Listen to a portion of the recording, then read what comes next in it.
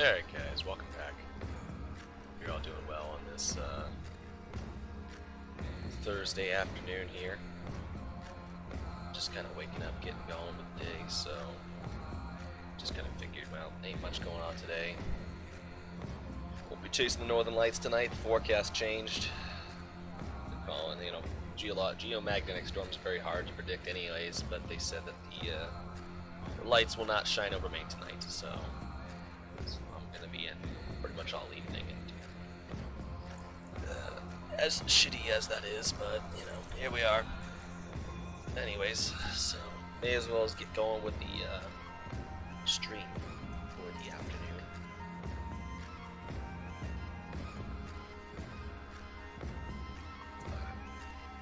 Anyways, so I worked a little bit on the route last night after the stream ended, just a little bit, just trying to get chain of ponds touched up, kind of figured out the rest of the town built up.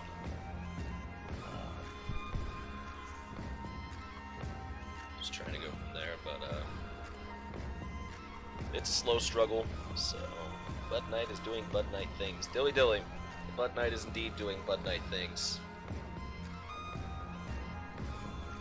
But one thing I learned last night when I was building the route, because all my railroad crossings and all the what is the thumbnail? Thumbnail for what?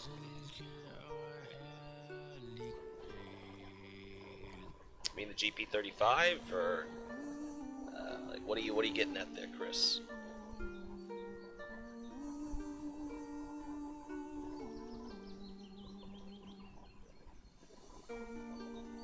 Either way, but one shot for Dilly Dilly.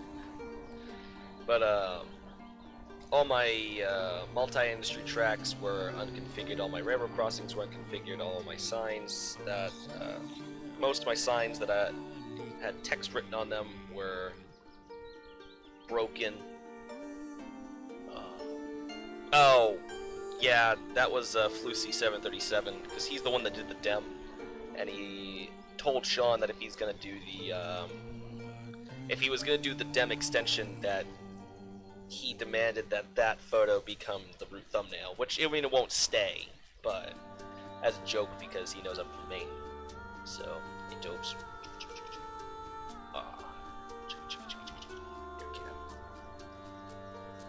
Get your claws off my couch before I drop kick you. With love, but drop kick you nevertheless. But yeah, I'm noticing all my signs were just no longer, they were blank, all my multi-industry tracks were blank, all the crossings were no longer configured. So I talked to Sean, I'm like, hey, when you merged the routes, how did you do it? Did you take the old dem and attach it to the new parts of the dem? Or did you take the new dem and attach it to the old dem? And he's like, oh, I attached the old dem to the new. I imported it to the new route. I just deleted the new sections and then imported the old route onto the new dem. I'm like, yeah, that unconfigures all the industry tracks, dude. So now I gotta go through and reconfigure every industry that I put down, which, I mean, to be fair, isn't a lot, and there's an industry actually I gotta rip out anyways because it's no longer needed in its current location. So I have to redo it anyhow, but at the same point, I'm like, yeah, that also it gets rid of all the crossings and stuff like that, and it gets rid of, you know, a lot of very important things. And he's like, oh shit, I'm sorry, dude, but yeah, you didn't know. But now you do. So, but yeah, so now I gotta possibly reset all the crossings and stuff like that, but anyhow. Welcome back to Chain of Ponds.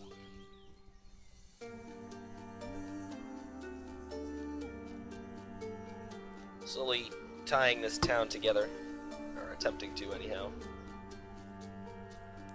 No, that's a baby riding a lobster. Because that's how children in Maine get to school, apparently, according to Felix. Lag. I do love me some lag.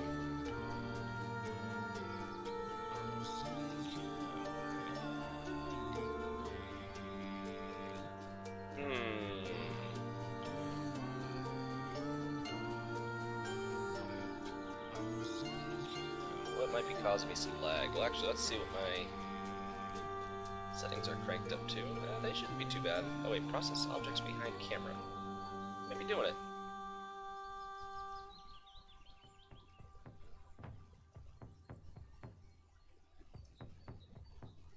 Still a little bit of stutter.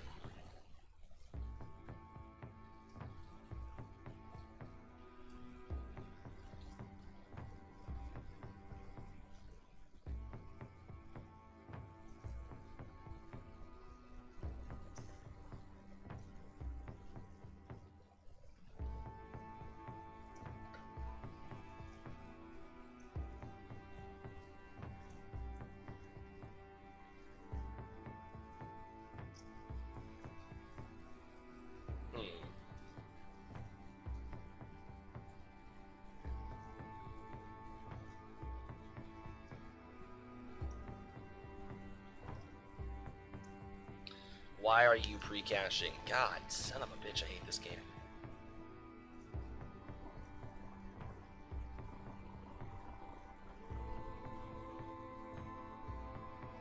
Alright, so that's a group. So we'll delete that, see if that changed anything. Changed just a touch. So maybe we can put just a couple in.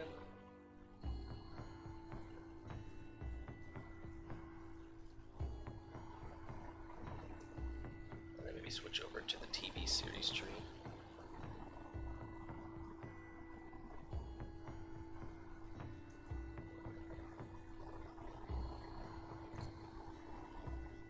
Because ideally, you know, I want everything to look good, but I also want everything to be able to perform very well. So if it's not performing well, then it's not going to fly for long. And right here seems to be a very large amount of stutter. I'm actually wondering if it's the kind of track I'm using, because I'm using this track right here, which might potentially be causing it, which, if that's the case, then I'm probably going to switch out the track for something, you know, that's not as fucking laggy. You know, I'm just kind of wondering if that's the case. Alright, are you done being a bitch? Yeah, you're done being a bitch. Let's see. No, yep, alright, you're being a bitch. Alright. See, oh, I also gotta finish that boxcar.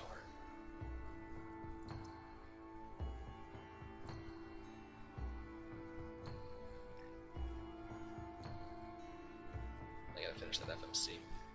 Alright, so it seems to be laggy through here, and I'm just wondering if it's this track, so let's see. Old, like an old rusty.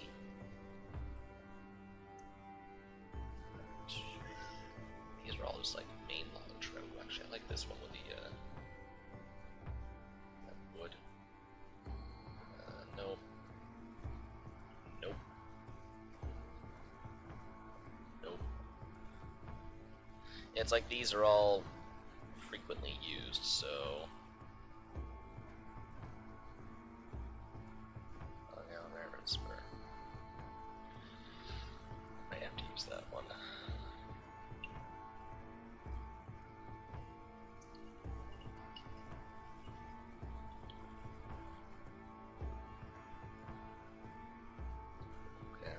Replace.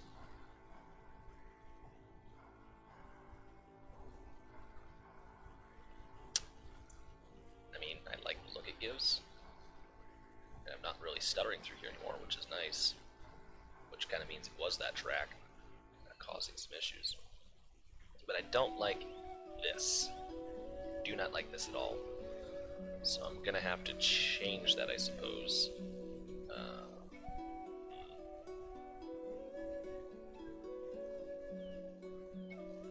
I didn't really want to change it, but I'm going to have to. Yep. Alright,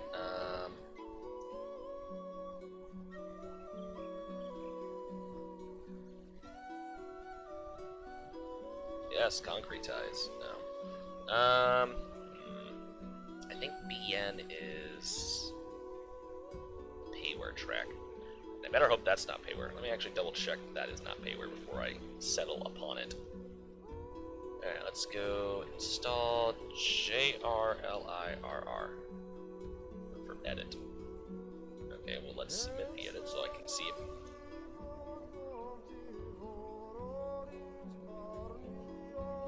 Yeah, so. Or better yet, let's just see list dependents. Gas dependence.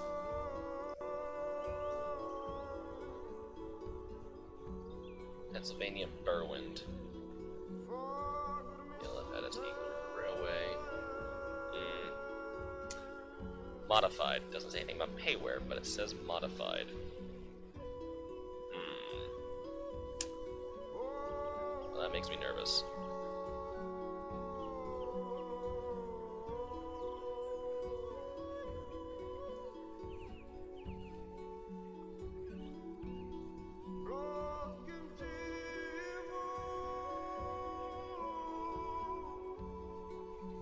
That's a tunnel.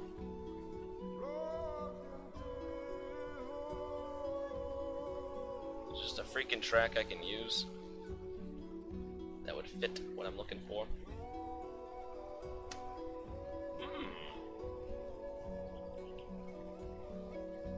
So apparently, yes. Yes, there is.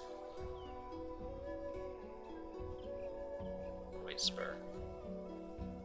See, I like that one. I don't like the ballast. Steel tie. They did that. Oh yeah, steel tie. And these ones are, yeah, those are gonna be pretty lucky.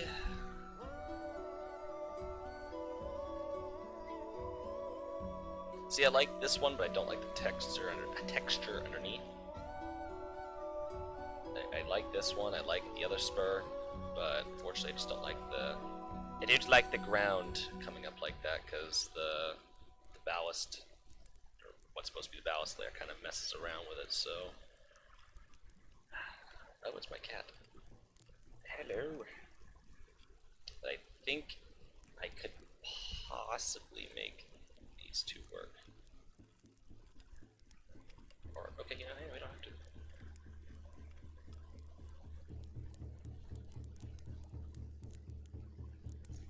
The ballast.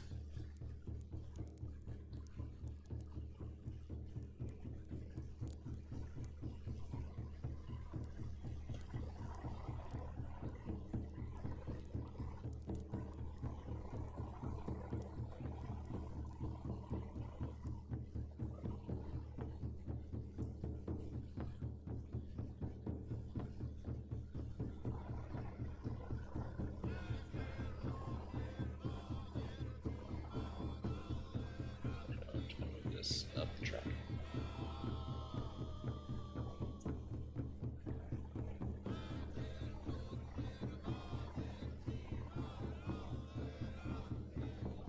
I just don't like how that does that.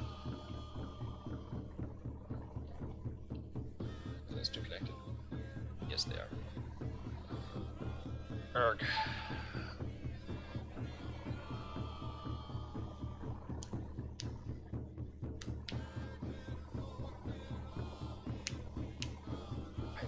Just rehab the switch, I don't know.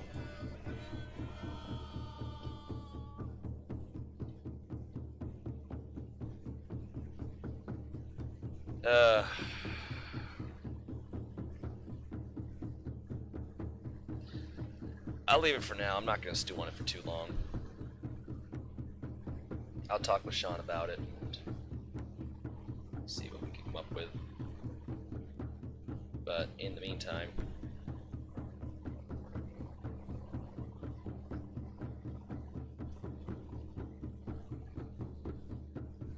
I just don't want to be messing around with this for too long. 50 head the other way. Actually, what is the speed limit through here now? Isn't it like 25?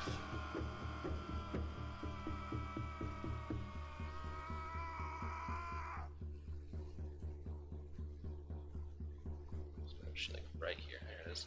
Yeah, it's like 25. No, that's 40.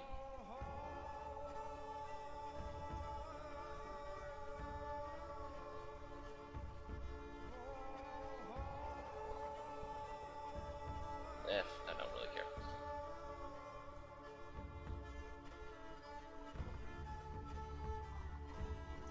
He says as he knows is there attempting to fix it. Alright, so that will be that. It's still kind of stuttery through here. Is it these damn trees? Shouldn't be. No.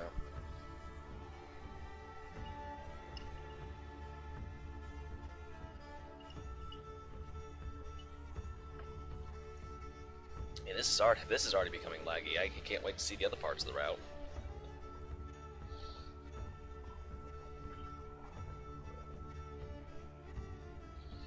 Alright, so need to get the rest of these houses built up. Kind of get the rest of the town together. I don't really anticipate putting too many more houses along here. Maybe like a house or two along Route 27, which would be this road right here. I might put like, I don't really know, like I want to put like maybe one house kind of back right here with a nice view of the lake. A little ways back up, like kind of just open up a little area for it and just create a road or create a little driveway that comes off. You know, really not too much else. You know, I might create a little scene. I could create like a little scene more over here for like a boat launch, like a public boat access and whatnot, like a public beach. But you know, we also have these areas too to consider, because Chain of Ponds is, you know, it's a pretty sizable little area. It's pretty sizable, so I think the only section that you can't get into that's connected is down here, but everything else is interconnected. All the little lakes are, the little ponds are connected up to each other, so I mean, I don't think I'd be sailing through this particular portion. It doesn't really go anywhere, kind of heads back up this way into a creek, but yeah, these ponds are pretty sizable. Getting some small boats in here.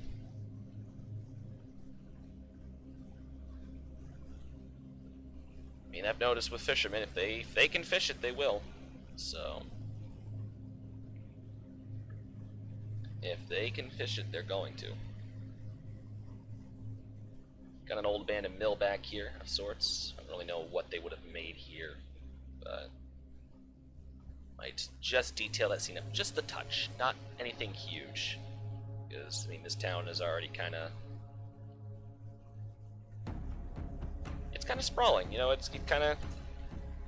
has its feel to it and stuff like that, and I think it's just about right where we're gonna be leaving it. So, but it is my goal here today to at least finish this town and call it good again, and maybe go over to the paper mill across the way and start getting that detailed up, and possibly reconfiguring it, and getting these crossings reconfigured and whatnot. But I feel like maybe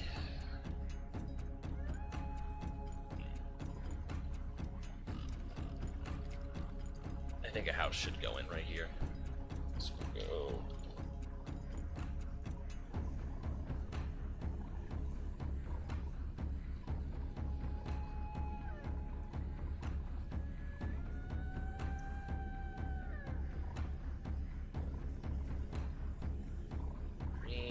Red,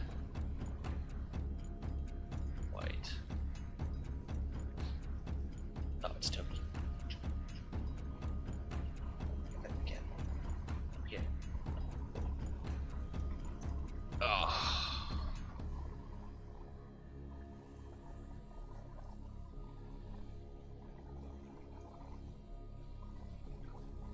Hey, buddy.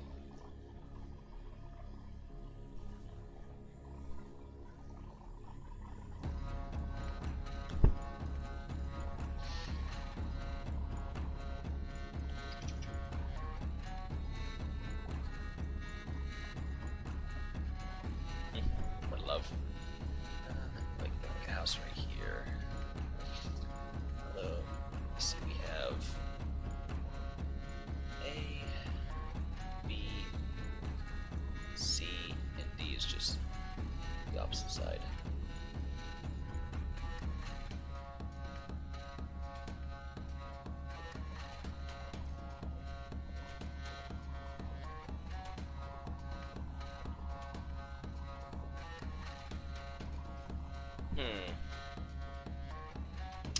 No. alternatively, I could do a different color.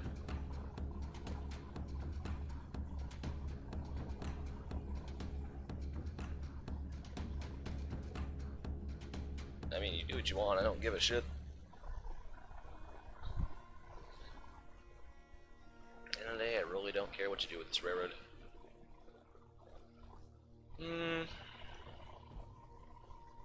Maybe I should, find a different house. Yes.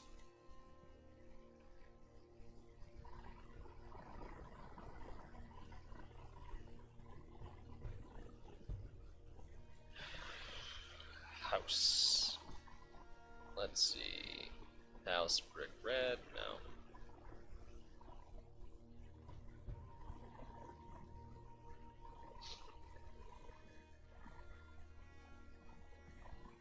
What the hell was that? Master house. Bridge house. Tamaqua. Frame house.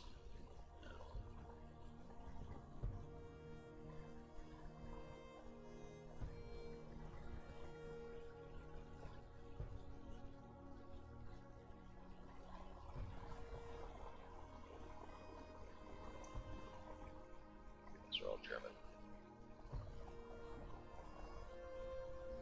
Ooh, but I like this house. I don't think it has any business on this railroad, but I like that house. I'd show you guys the Pan Am onto Carrabassett. I mean, it is technically on the Carrabassett, Chris. It just doesn't actually run on the Carrabassett. It's just, you know, interchange, and you will have portions to run Carrabassett, or I'm sorry, Pan Am.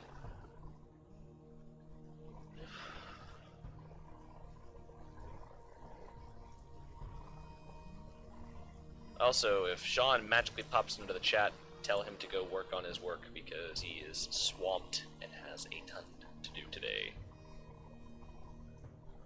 As much as I'd love to sit here and entertain him for a little while, but he is to focus on his work, and if he pops in, he is to be shunned from the chat because he procrastinated.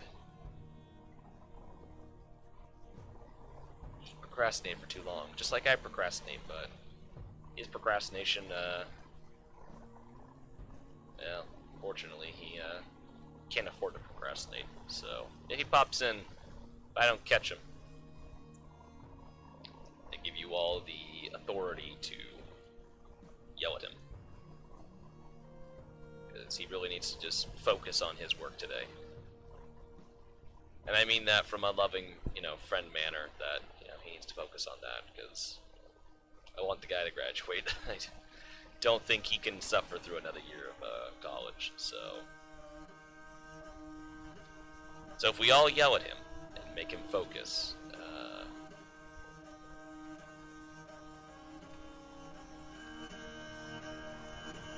kinda like this house. I don't have this house. I have this house right over here. Never mind. Hey, Trains Man, welcome back. How's the South Fall and Eastern? If I said the name correctly.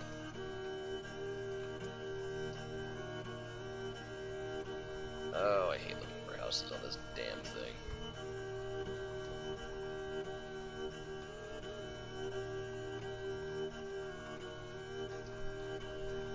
Let's scroll by all this, get that's to me.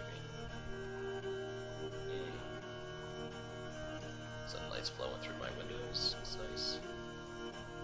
That's a townhouse, that's a farmhouse. Actually.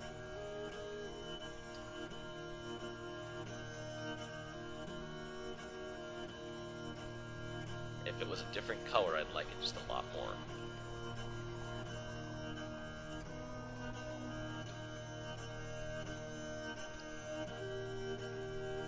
Like a bleach white, okay, maybe like not that particular shade.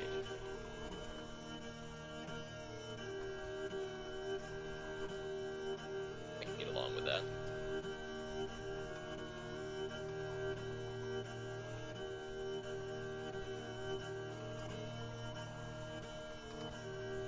Nice. Yeah, Trainsman, I was just getting done saying if Sean miraculously pops in today, you are to shun him from the chat and tell him to get to work because he has a lot of schoolwork to get done, and he should not be in here wasting his time on my live streaming. So Sean pops in, kick him out, or tell him to go get to work. That is coming from, again, the most loving, I care about him kind of way, because I want the dude to graduate and not suffer through another year of college, because I do believe it would be detrimental to his health, as I don't think he would exist much beyond starting another year of college. So, see Sean in here, yell at him.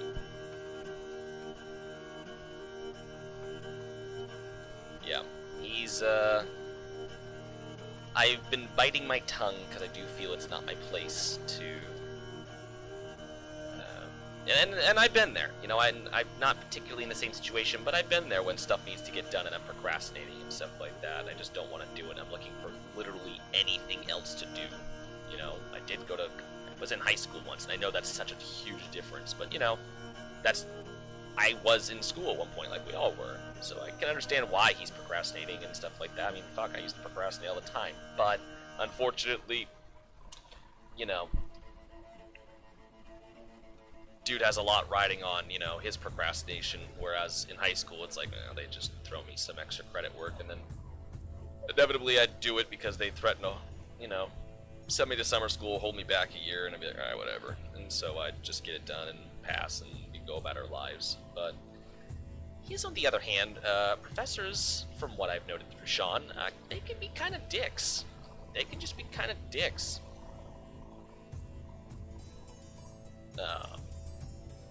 So yeah, so I just kind of need to make sure that Sean's getting his shit done today, because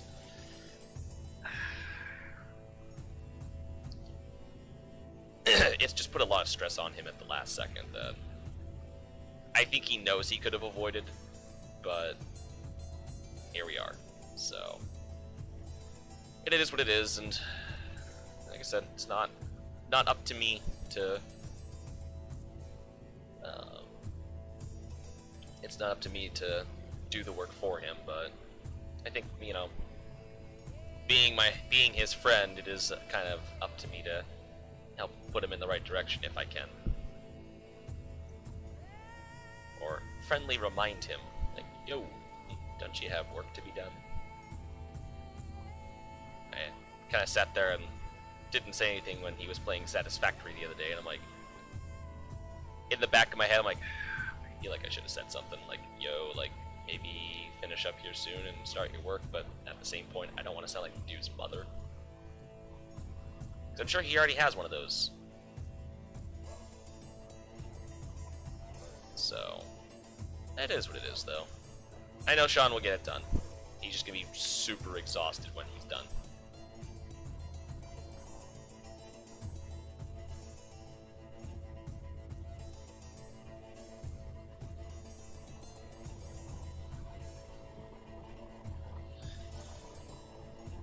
Alright, and I think I'll put like a small... I think I'll use Audie's white picket fence. That up against the tracks. Wherever the hell I put it. There it is. I do appreciate this. Mother Jade. Oh, I mean... like I said, he's my best friend, and dude's helped me through a lot and stuff like that, and kind of made sure I'm still getting along and existing in a, you know, somewhat mediocre state. Least I could do is make sure that he's existing still and getting done when he needs to get done. That's what being friends is all about. At least in my head, anyways.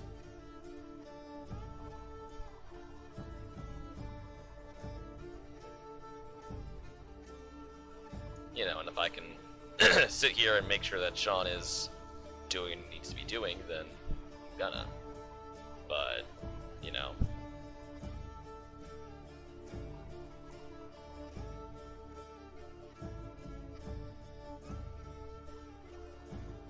I tried bugging him once about, because he was staying up till, like, really odd hours in the morning.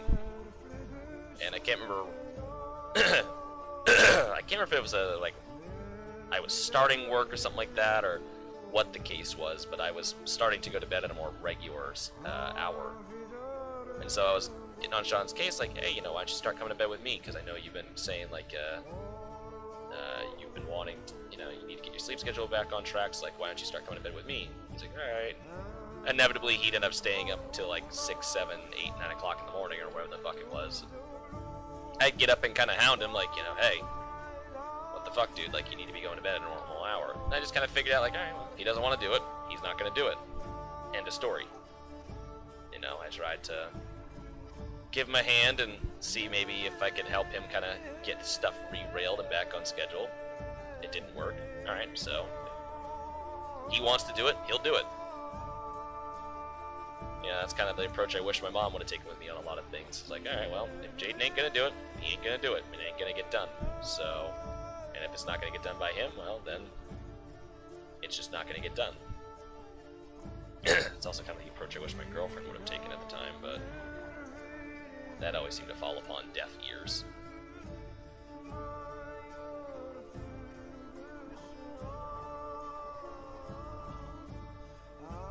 I kind of wonder what she's up to these days, my ex. Yeah, just kind of out of a more, it's more of a curiosity standpoint, if anything. You know, like I spent a good chunk of my time with that person. Not that it's anywhere of my concern to be thinking of those things, but, you know, you spend 5 years with someone and then one day you just kind of aren't anymore. You know, some years down the line, even though things didn't particularly end in a very flattering fashion, kind of makes me wonder, like, what is she up to?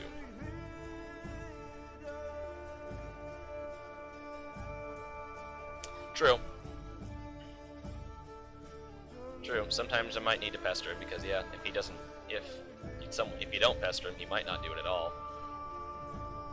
True. But at the end of the day, you know, I'm not Sean's parent, and you know, I don't want to say it's not my job to pester him, but at the same point, it's like, you know, I don't feel it's necessarily appropriate for me to continue to pester him.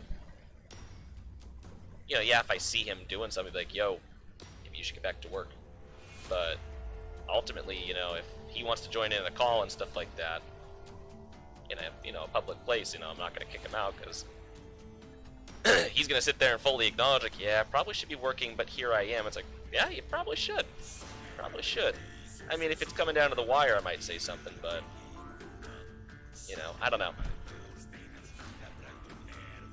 I'm trying to figure out how to be a friend, but also be supportive, and, you know.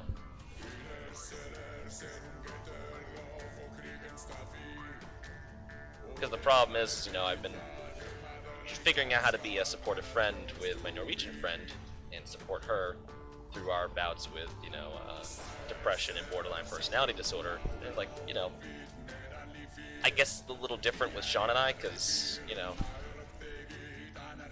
and I use this term lightly, he's mentally sound, where, you know, and there's not something preventing him as far as I'm aware. I mean, he might be depressed. We're all probably depressed in some capacity. Though I always hated hearing that reason. You know, be like, yeah, I'm depressed, and everyone goes, oh, well, everyone's depressed. Like, alright, well, that does not help me. I'm glad to hear that everyone's depressed, but that doesn't fucking help me. I always hated hearing that. That was such a bullshit excuse. That was such a bullshit reason that people would tell me, like, you know, when I was sitting there, like, well, what's bugging you? I'm like, oh, I'm depressed. Like, oh, everyone's depressed. And it's like, that doesn't make me feel better. That really doesn't. That's, like, really not helpful. But thanks. I really appreciate now knowing that everyone's depressed, but couldn't tell you what that does me, Chief. But, what was the other one? Yeah. You know, I'd be like, yeah, I'm just really, you know, really just sad, just not happy and stuff like that. And like, well, have you tried, you know, being happy? And it's like, wow, these are just really just out there things and stuff like that that I've never heard of before. I've never thought of that. Just being happy and I'm so happy I ran into you today, fucking asshole. Like, so happy that you had just came along and told me this great information. I'm gonna go tell the world what you just told me. But that one always pissed me off. That still pisses me off. People are like, hey, just try being happy. Oh,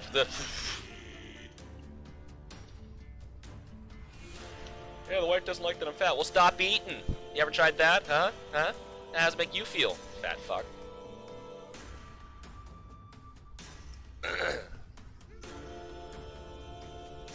Well, it's already like, what, a half hour in and I'm ranting? Great. I don't think it's a record of any kind, but...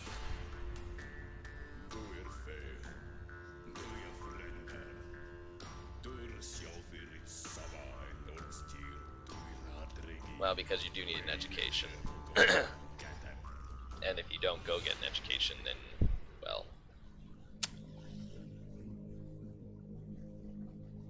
yeah.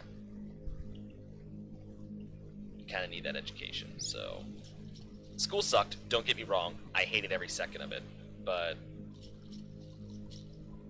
you know, I'm very glad I got my education.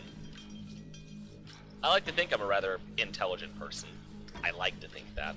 Whether that is the truth or not is yet to be determined. Jury is indeed still out on that fact.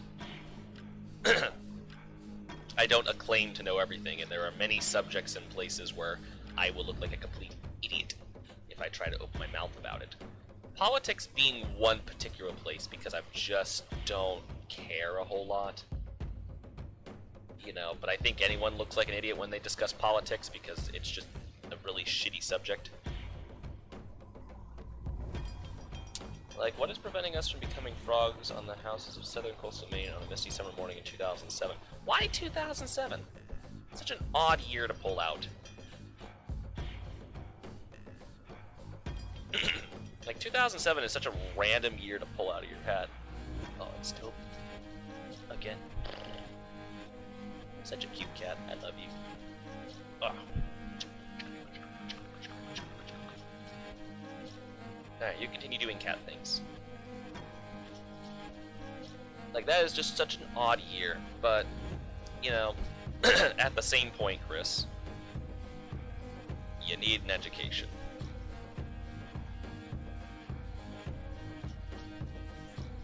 Were you even alive for 2007?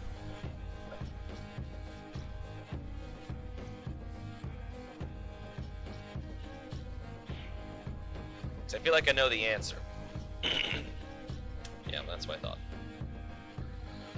thought. 2007 was a pretty mediocre year. Let's see, what was I doing in 2007? 2007, my mom... No. She didn't get engaged to Rick yet. 2007, I went to Hawaii in 2007, February of 07.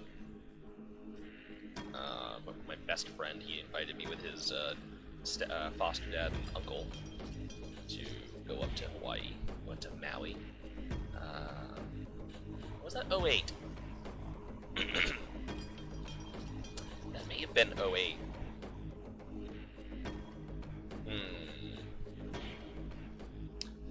No, 07 I went to Indiana, I'm sorry. 2007 I went to Indiana to meet my best friend's uncle and hang out with the rest of his family in Indiana.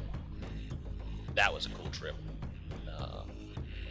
Yeah, I went to West Lafayette. Hung out there. It was... Hey, Ethan.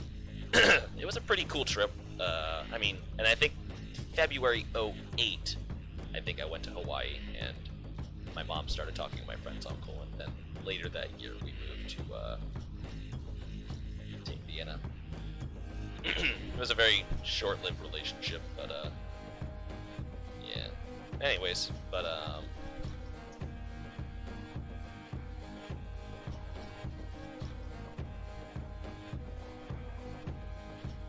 no, 07 was like an okay year. It was like the last major year that everything in my family was kind of normal. Because then we moved away in '08. Kind of missed all like the big family functions and whatnot. And then we moved back home October '08. went through my birthday, you know, Halloween, my birthday, all that crap.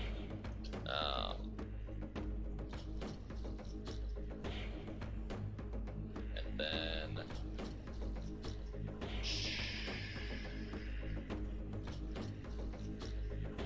December 31st that year, my Nana passed away. And then ever since then, my family's just been out of whack.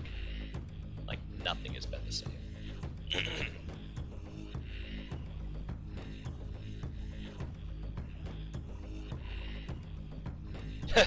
Volcanoes, COVID. Well, tell your parents to stop going to Hawaii.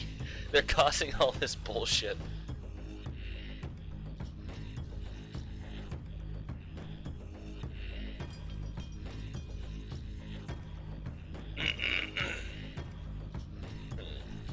These streets. So that's Main and Union.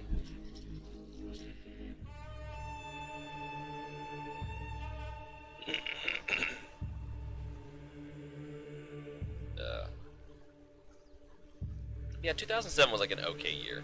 You know, I think back very fondly in 07. With a bit of, you know, sad reminiscence, just because it was the last year that my family was very normal still, and we were doing normal family things. Because, you know, we get to have the holidays together and stuff like that, and then on top of that, we had the birthdays in August. My cousin Erica's birthday is August 15th, my mom is the 16th, and my granddad was the 20th.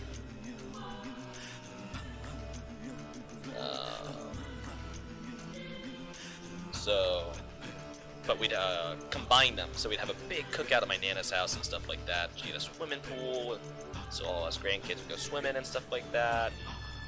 We'd do burgers and hot dogs and lobsters and steamers. Have sodas with the little colorful bendy straws and whatnot. It was always fun to go over there. And it was just kind of like that was the last big thing we did in the summer, because a few weeks later we'd all be starting up school again and whatnot. So like the birthdays in August was like the last big hurrah. Then I wouldn't recall if we do anything for Labor Day. I don't think anyone would do anything for Labor Day because no one really gets Labor Day off. But what am I doing here? Oh yeah. It's actually minor detail later, Jane. Focus on the buildings.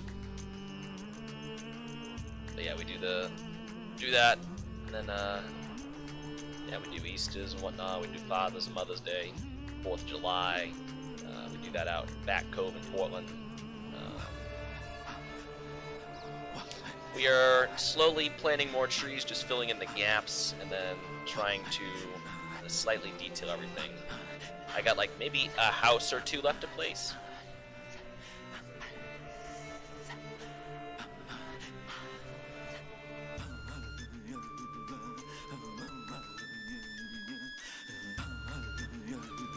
Probably have like a house or two left to place. Like I want to put like I said, I want to put a house back up here. I think my accent is kicking out something wicked right now. I need to put a house right up here. Kind of overlooks the lake, tucked back in the trees a little bit. I might put a house or two along Route 27. Maybe just a couple. And I want to put like maybe one house right here. And as for back up here, I'm not sure about the mixture of the spline roads with the hand-painted roads. Who just messaged me?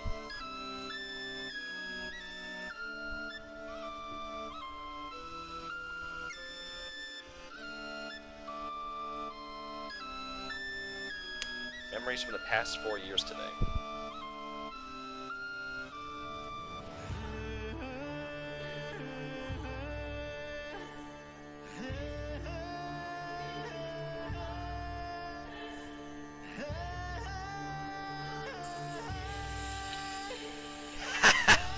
Oh no!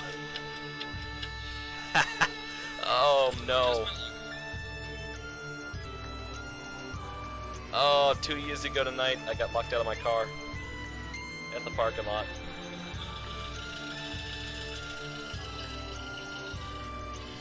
Wow, air taken off. Lambert. Wow.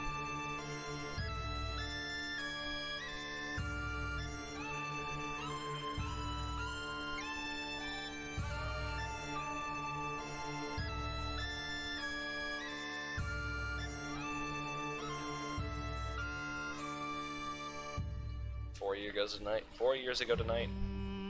Wow, the famous Bin Man photo. Nice. Wow. Jeez.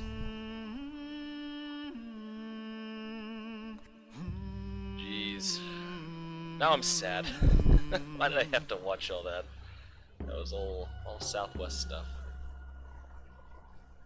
Jeez. It's funny how life changes.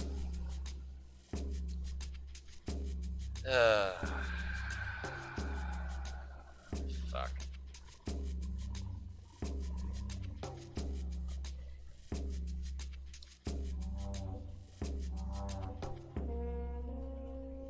Yeah, so I mentioned last night to some of y'all about the Northern Lights being very visible over most parts of the U.S. a little more further north. Fortunately, the forecast has changed, so we are not expected to see the Northern Lights tonight. They are not happening, and I've checked the Northern Lights forecasts from the NOAA and from NOAA. Yeah, it's like no Northern Lights tonight, so I'm kind of really bummed out about that. It's always been a big dream of mine to see the Northern Lights. Granted, I always anticipate I'd be up in like Alaska or, you know, Norway, notably. But I was like, oh man, you know, they're coming to me, you know, I don't have to travel and stuff like that, and especially in a year where I wasn't able to travel, you know, because right now, like, if everything had gone according to plan, if everything had somehow worked out to the master plan, obviously it's supposed to be a flight attendant and stuff like that, like, I would be planning a post-holiday trip to northern Norway, to go up to Alta or Hammerfest and see the Northern Lights. But of course, everything worked out the way it did, and this year fucking sucks. And although I am hopefully talking about getting a job right now with Home Depot, or hopefully starting with them soon-ish, the holidays here. Not quite a flight attendant, you know, and I don't know how long it's going to be before the airlines bounce back. So, but I was excited. I'm like, you know, hey, you know, finally a glimmer of hope out of this whole year. You know, like, you know, a couple of good things have happened this year. A lot of shitty things have happened this year. Like, a ton of shitty things have happened this year. Finally, a glimmer of hope. You know, maybe see something that I've been wanting to see for an incredibly long time. And I went out last night. And I think I saw some Northern Lights. I'm not sure. I'm not quite sure. Because they were saying that no Northern Lights were visible over the state of Maine last night, so I'm a bit on the fence of what I saw. But yeah, so I'm like, alright, well they said tonight was supposed to be a good night to go do it, and I'll go out and chase the lights for a while with my cousins and have a fun night out of it. And looked on the WCSH News 6, the local station up here, and you're like, yeah, no, hate to break the news to y'all, but the forecast for the geomagnetic storm has changed, and there will be no Northern Lights visible over the state of Maine. It's like, well, that's a bummer.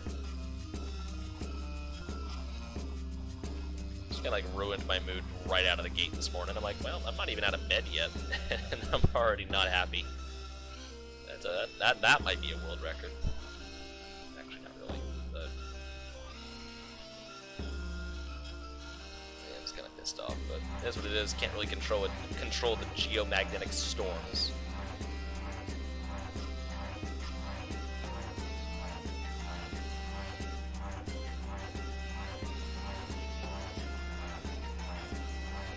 Can I grab this tree? Thank you. Alright, let's get some textures in here.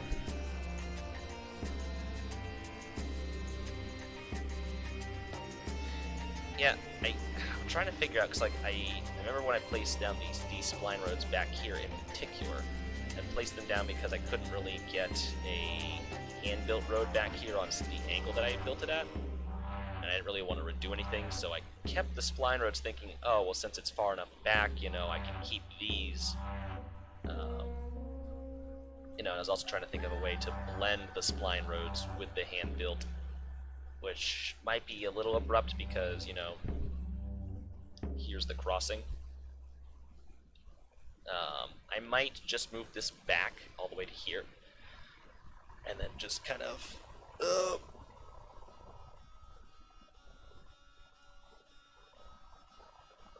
hold on one sec.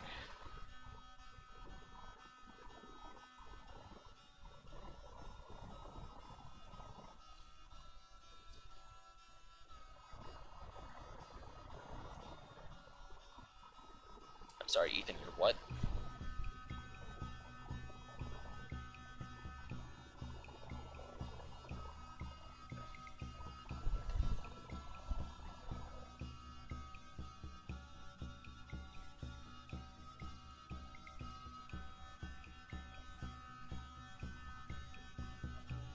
Yeah, I mean, like, it's not the best. It's not the worst.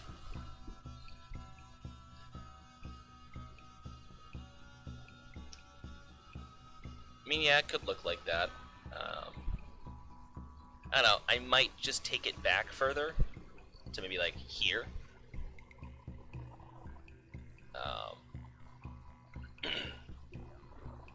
Like, I might just take it back to here. I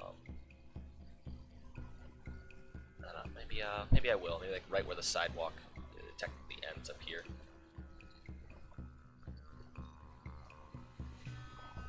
Just to kind of hide it a little more.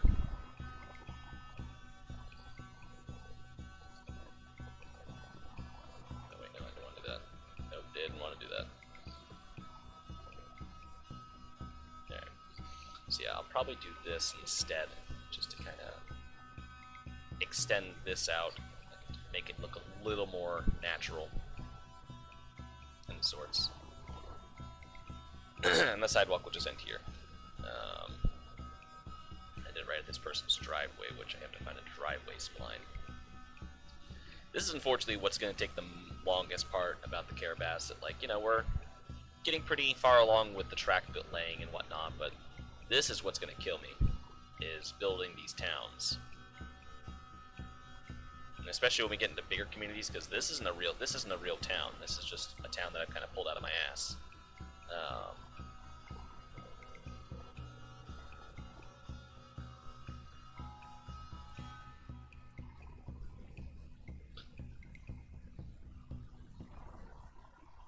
If I can get my butt in gear, I should have a website made for my trains group, Down East Trains.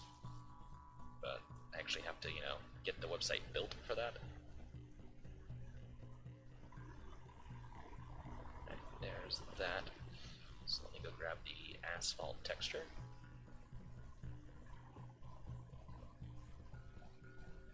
Just because I don't want to build, because I don't want to do hand-placed roads anywhere else. Like, I can get away with it in places like over here, because this naturally more intersects, you know, intersects with this road in particular.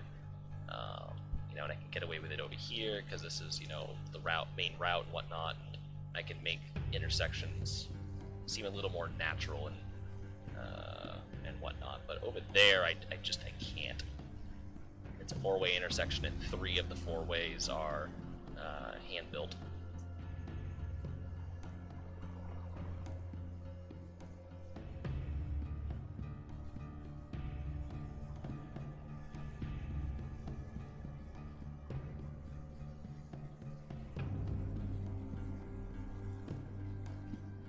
That's the only thing I don't like about doing it on such awkward angles, is because, you know, that was kind of inherently the problem, was I'm building on such an awkward angle that it kind of spills over on the sides.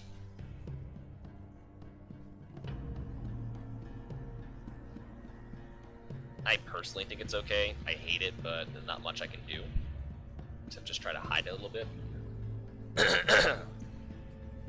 Or not be too terribly concerned with it. You know, 'cause again, it's a limitation within the game that I just can't help.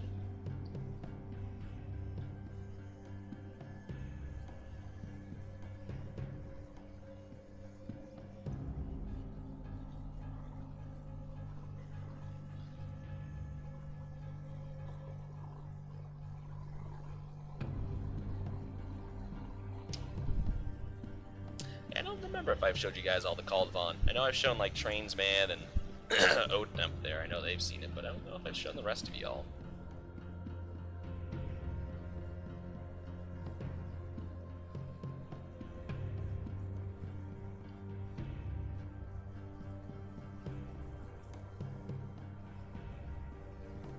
Well, like, the grid probably worked at some point in time, but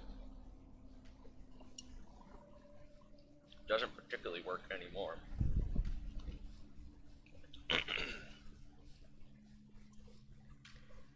Yeah, this I'm probably gonna have to leave a spline road just because there's not a lot I can do with that.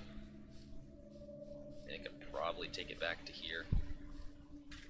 Just the further away I can get it, the better. I actually probably will do that. That probably means I'm going to drag this just a little further along. As such, I'm going to have to move a few trees and grass lines.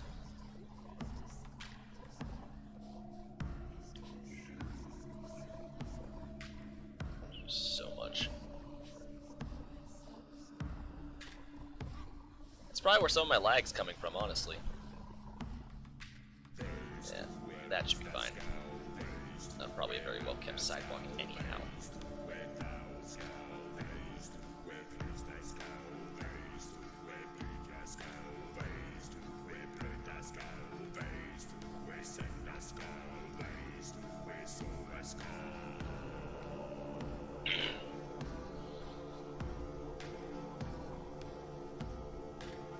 Pulled that out of my ass, but it sounds about right.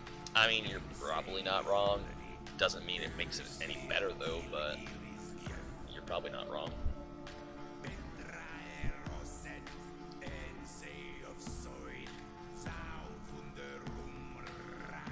Oh. Oh, fuck. Goddamn neck. Yeah, it's a process to try to tie the rest of this town together. And over here, I mean, this is such a different road that I can probably get away with having that right there. That's more of an older, decrepit road, so obviously the asphalt would look a little different, so I can get away with that. Plus, I think the dirt road here offsets it a little bit.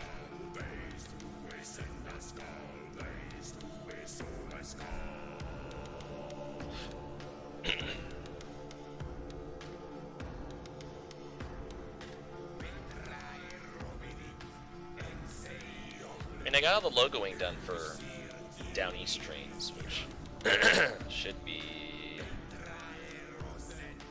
just miscellaneous. There it is.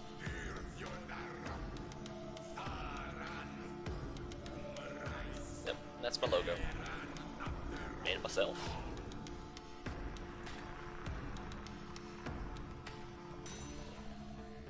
Now, hopefully in the next little bit I should have a website up for it, but I kind of have to actually get that built to actually be able to have that done. So, this intersection back here, what did I do? Because I think I deleted these old intersections. Or something, I can't remember what the fuck I did. It's driving me crazy, because I'm trying to remember what the hell I did here is...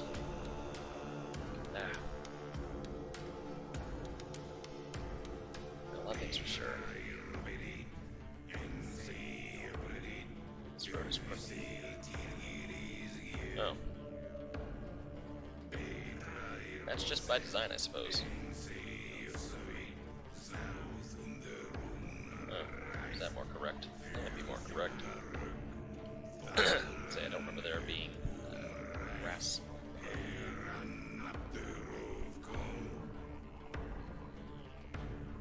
I mean,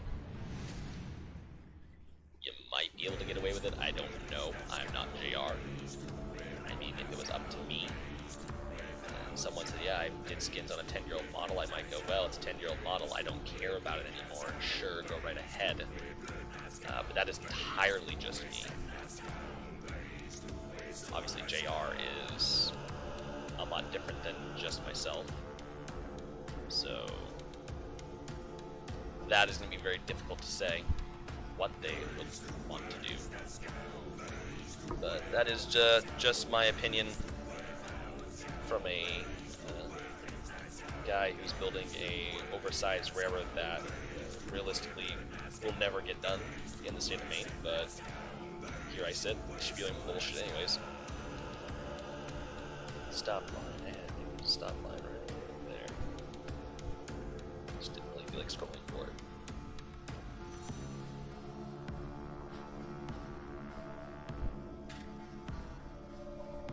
Oh, hell. Oh, and the sun's going down. Ugh.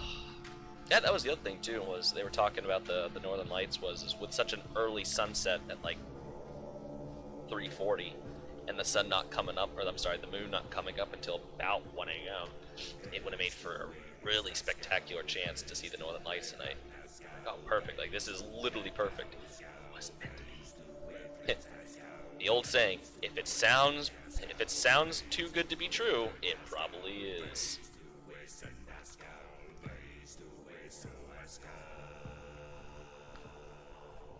You guys are killing me with these comments that I have to keep approving.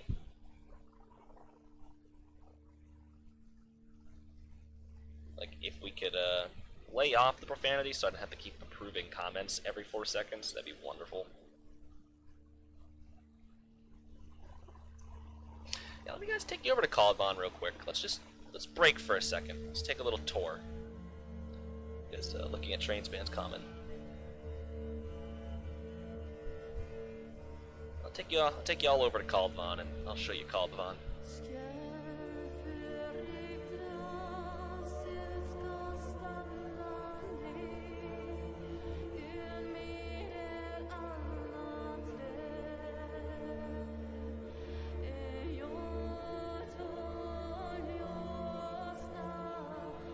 If it wants to load.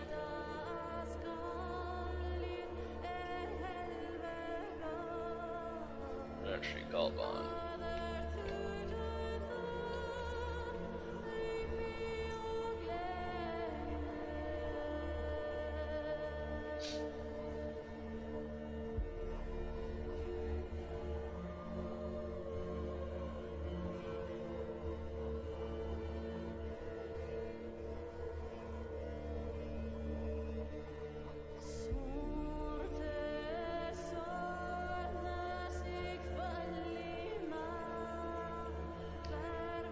Yeah, I mean, I don't have an issue with you guys swearing, it's just every other comment is kind of getting annoying because I don't have the extra help here to approve those comments for me.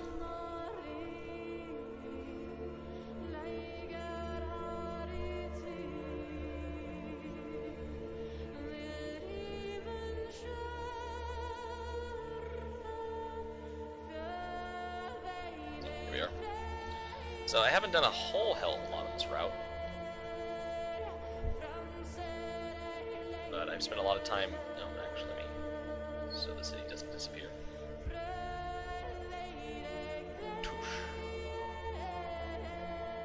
So it's taken me a considerable amount of time just because of the amount of detail here in the downtown core. But this is Trondheim. This is the capital of Caldvon, which means I've even gone as far as to make custom interstate signs, custom road signs.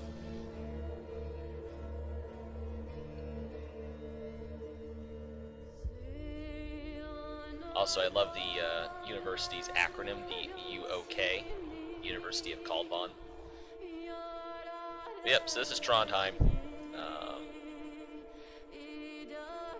in all its magnificent glory.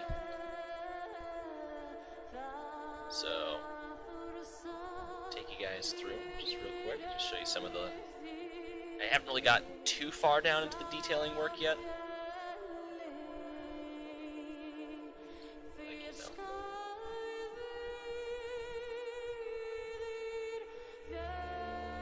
Oh, actually, you guys want to see some, I tinkered with the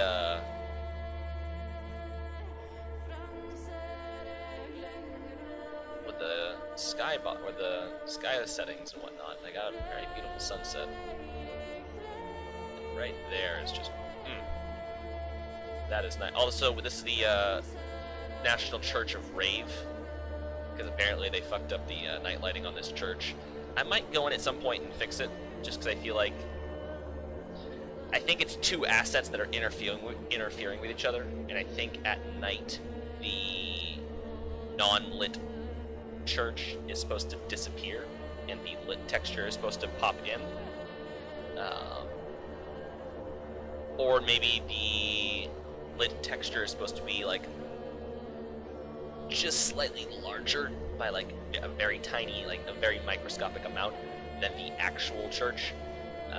So it's kind of broken. I'm gonna fix it, or I'm gonna figure out or poke someone's ear. Actually, I was more thinking like, Crab Rave. Crab Rave is on blast in this church. It's just the National Church of Rave, because, makes the most sense.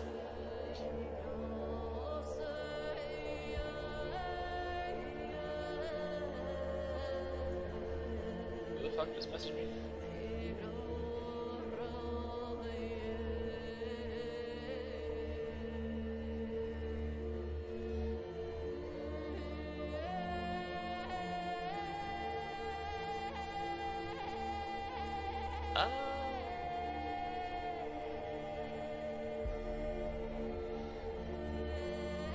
Oh man.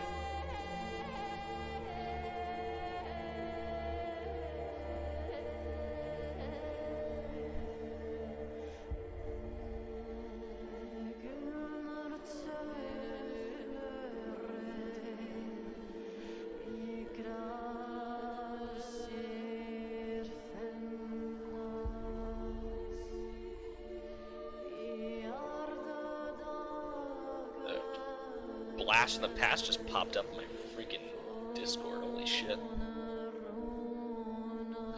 Anyways, but I'll show you guys this. They're having a rave in this country loves to rave. That's it. This country just loves to rave. God damn it. Rave. We come across the bridge and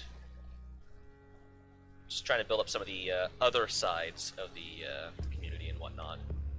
It's slowly coming together. It's just taking its dear sweet time. Let me go to nighttime. And then sunrise. Right here.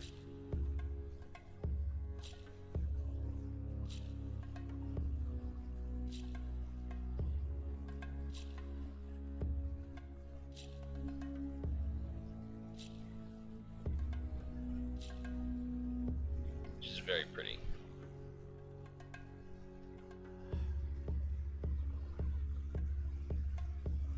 But all in all, got just some of these small areas built up with some moderate trackage. Like this is our passenger line. So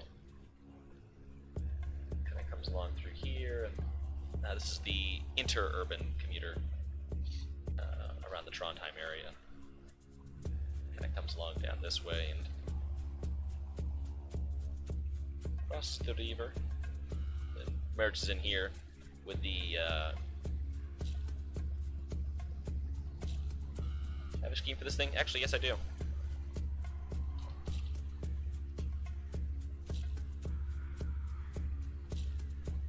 Unfortunately, most of the engines don't work, but the SD40-2 does. This is Calvon. Oh, and then a Kabush. So yeah, this is the national railway owned by the government. Or well, the tracks are owned by the government, but this is the large railway. So that's Calvon. Then we have ooh, we downloaded.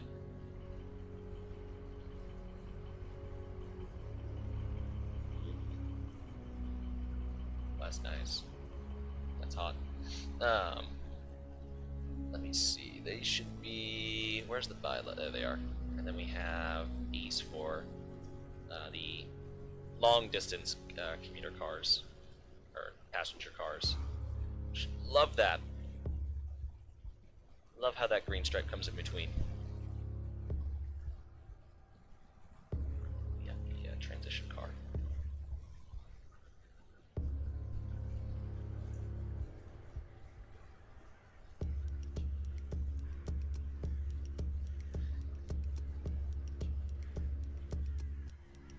But roster is pretty simple. I'm just kind of looking to see what I've done here. It's been a hot minute since I've been on the called bond, so this is the long distance passenger station, or heading to the other sides of the island or larger towns. Haven't painted these yet; those are just different rail, as well as obviously these. But this is the larger passenger station here by the ballpark. Cab.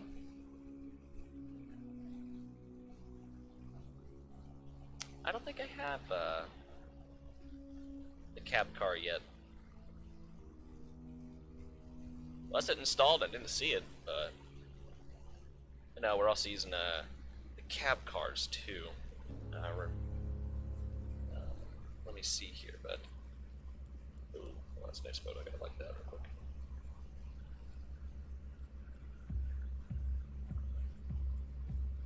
Let me see. Roster. Nope, that's not roster. That's the dating app.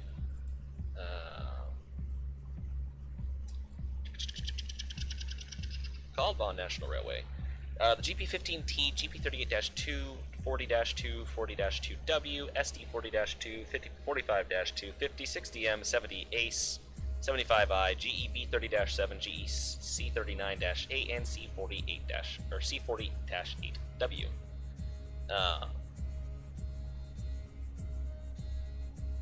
But yeah, so those are what we're using for our passenger or our freight roster. Passenger roster is mostly just the cab cars that trains will be sending over here in a second. So I'll kind of hang out on this route for a moment, then I'll get back to the fucking Carrabassett. Also been making some flags. So this is the national flag. We're a former Norwegian and French colony, so to dedicate to our heritage. And then being the capital, we have embassies kind of around here for nations that consider us sovereign. So we have Canada and United Kingdom sharing the same embassy, because they're just like the same thing. May as well as throw Australia in there in the mix or whatever, but that's kind of the Commonwealth area. I swear I had an embassy somewhere around this ballpark.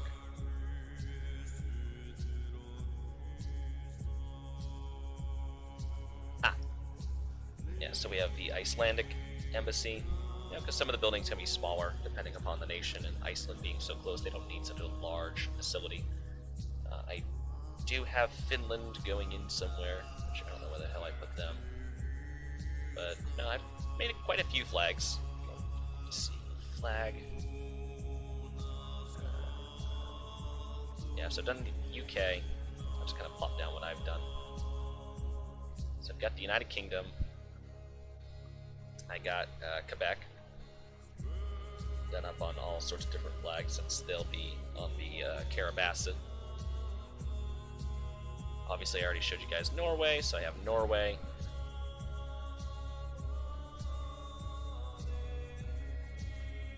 I have the main state flag, because, you know, Carrabassett, so I have to have the Carrabassett. Let's see here.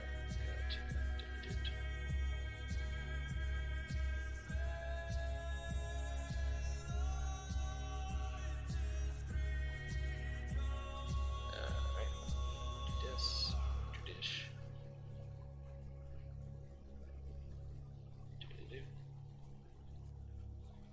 Let's plop it in.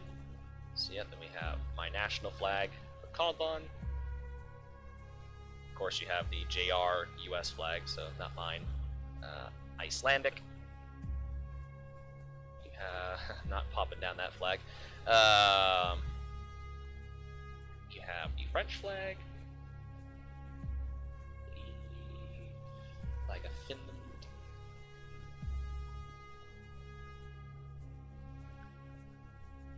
Canada, and that's all I've done. So these are all my flags. I, just kind of make them as I go.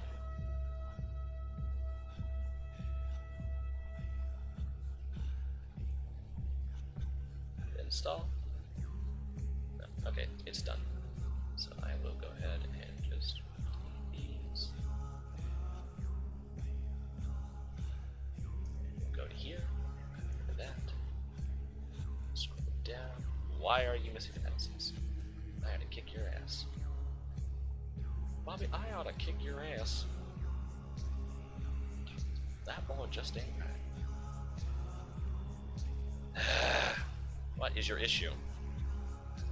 7. It's missing a Sean horn. Of course it is. Hey, trains man. Missing one of Sean's horns apparently.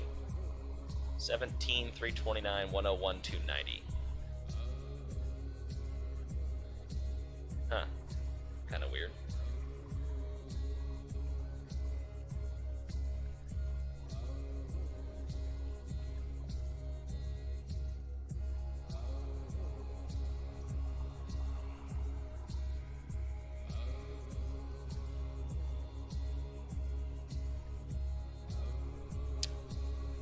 I'll have to go find that.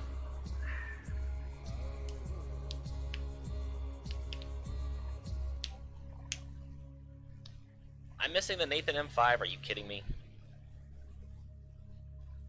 That's bullshit. That's bullshit on my behalf. I call party foul. Alright, if it doesn't work, I'm going postal. Oh, it works. Okay, cool. Yeah, I don't know why I'm missing that one, of all things, but either way. So, and then leading the rear end of some of our trains, because we have F40s and stuff, is a cab car. Point it into the sun.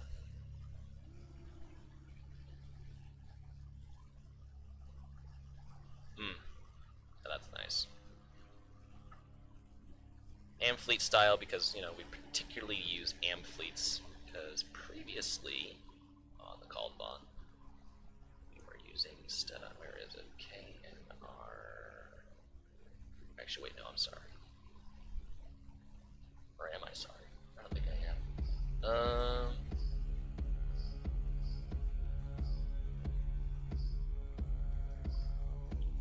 I was using something.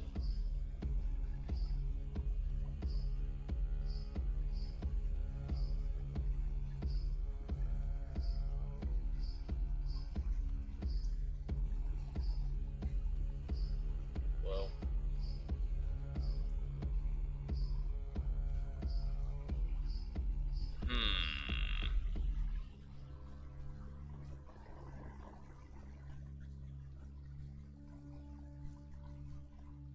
Alright, interlights work good. Well, here, I'll just build a small train real quick, and we'll just run it, so you can get an idea of what this looks like. So, we're doing something along the lines of this. And then Amfleet. Ah, yes. So, there's one. No, I forgot to delete some catenary. Shit. Oh well. Actually, wait, let me just plop down the call bond consist, because that gives me the exact number I want to use. And then I'll just add the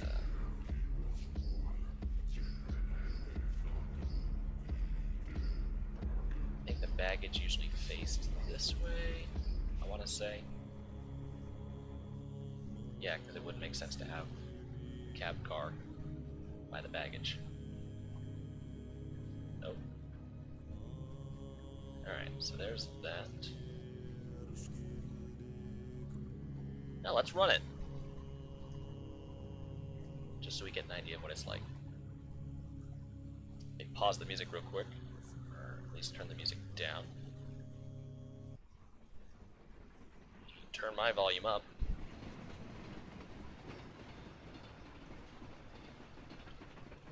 And let's run the train real quick. Then we'll get back to the Carrabassett.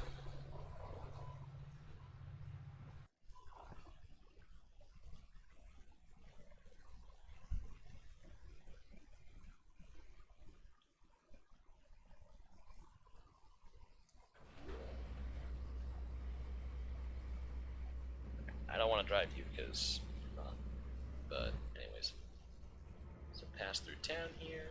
Oh yeah, how do you like my funky intersection? Isn't it beautiful? I've yet to add more pavement textures to make it look more used and worn out, but rest be assured that is coming. So we will turn a dish around.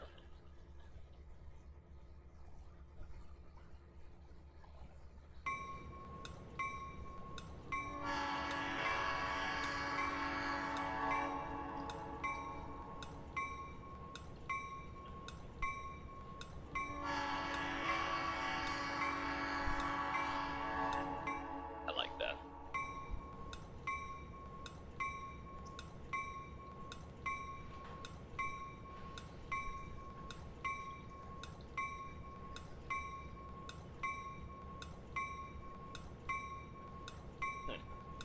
Oh, I know why.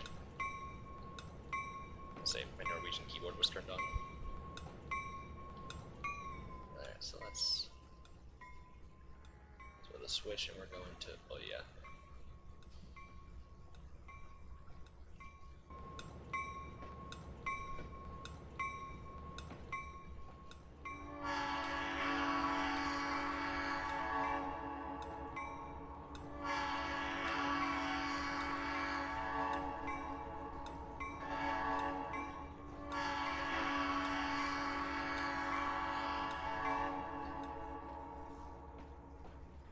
So we slowly roll out of the station.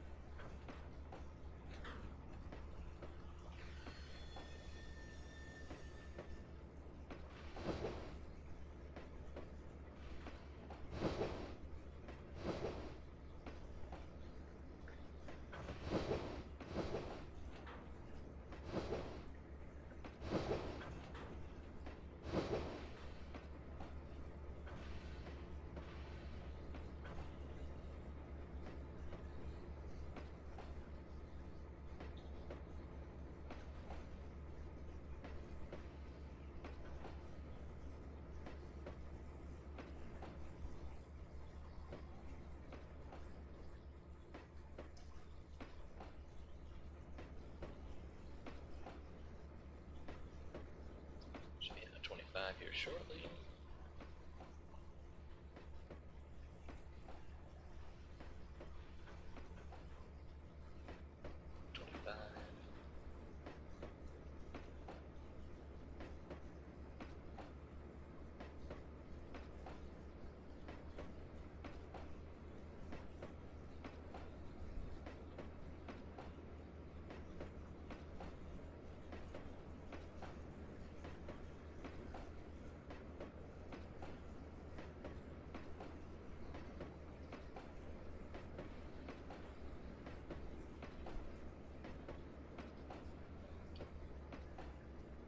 Sit down here in this crossing because I enjoy this crossing.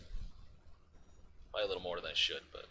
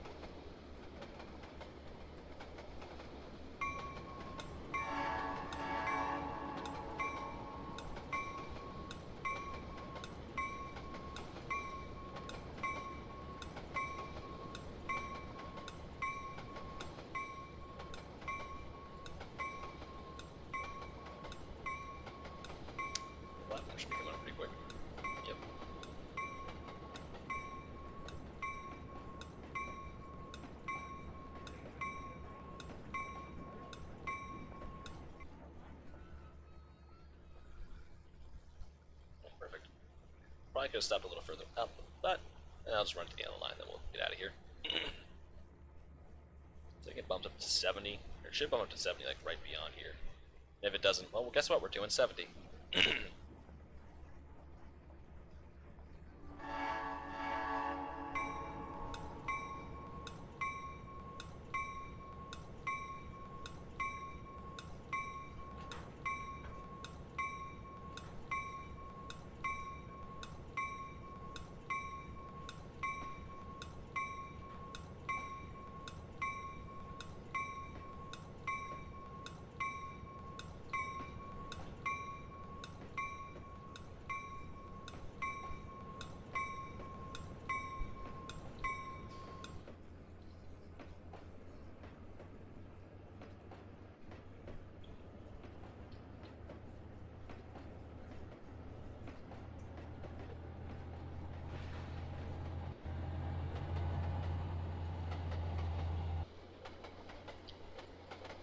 There's the government building right there. Just kind of hanging up off in the background.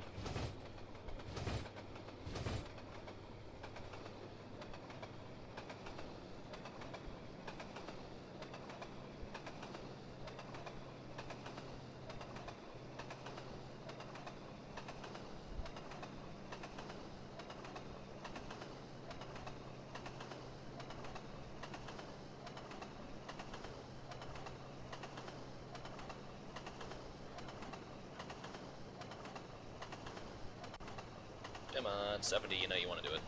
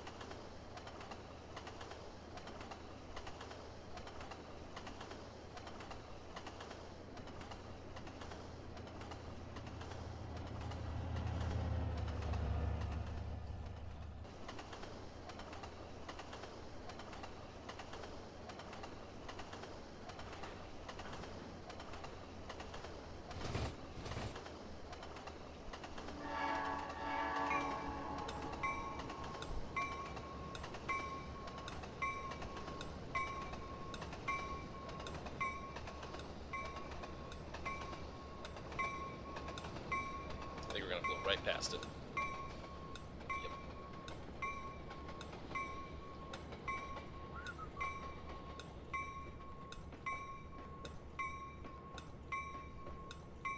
That's fine. First day on the job.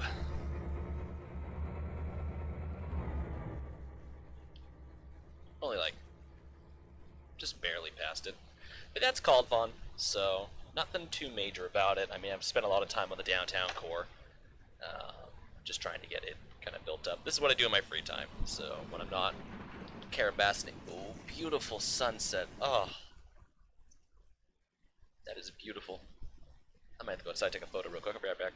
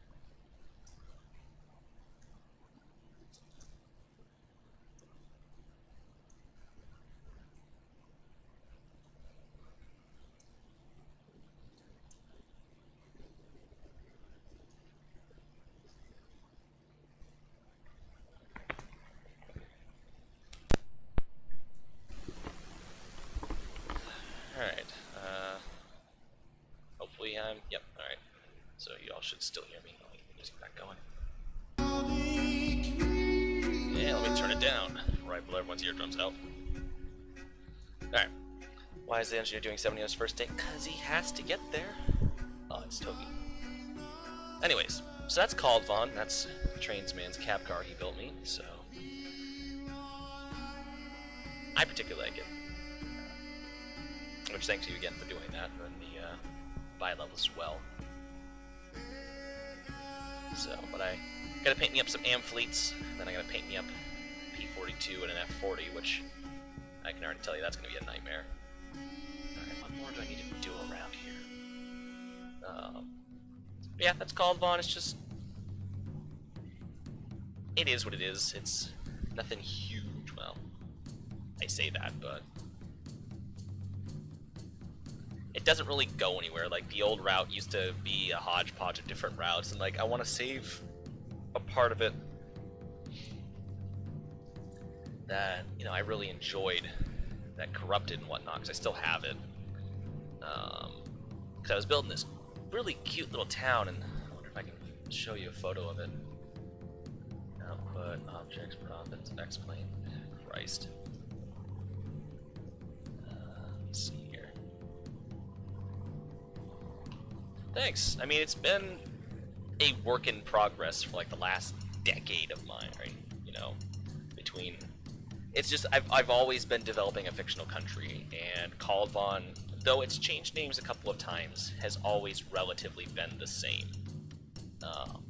I'm just trying to bring it to life in something, and Trains is kind of where I want to do that. Let me see if I can't. Screenshot.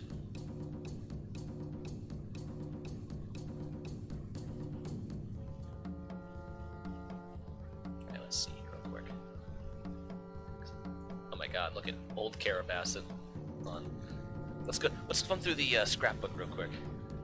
Oh no, this is Casco Bay. Yeah, this is Casco Bay. This is Called Vaughn, or this is Carrabassett, like really early. This is old Carrabassett. Wow. And this is when I first built Flagstaff. First in paper mill. Alright, before I get too sidetracked, because it's not what I came here to do. Hold on, actually, let's do a before and after. So this is Chain of Ponds. This is when I first built Chain of Ponds. This was the first iteration of Chain of Ponds, alright? This is, you know, the first version of this town that I had built. Like, this was the first thing. And if we go here now, from relatively that same angle, is what we have now. I think it's from the same angle. Just about, anyhow. Actually, probably a little further back, but still, I mean, this is before and after.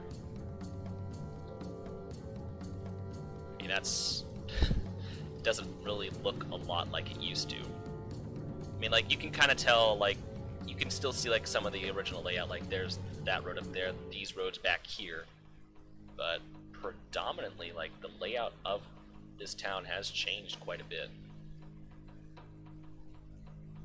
And there's that road up there in the back, and then they have the road over here, but most of it is covered by trees. So that's kind of a cool before and after. But let me see, the scene in the Called Vaughn I had built that I was really proud of, then it corrupted not long after. Like, I know I took photos of it.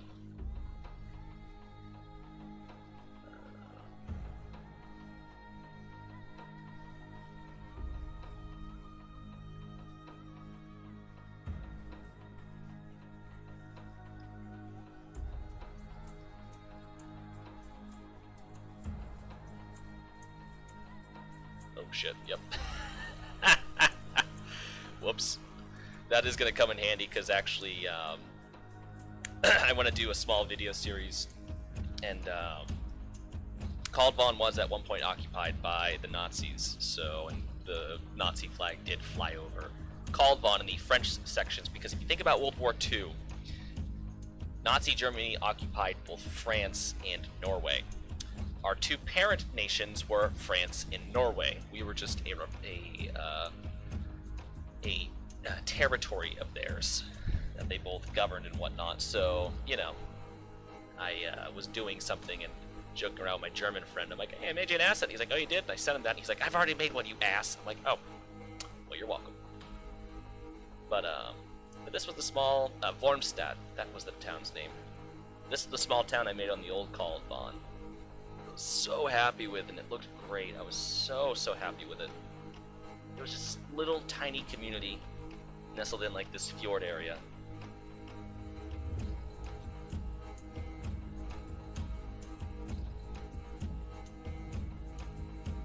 I was so happy with it.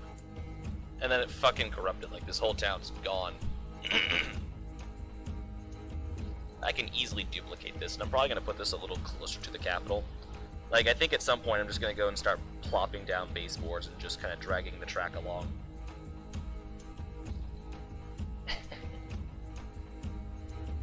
This was Reykjavik, which was my large city. God damn it.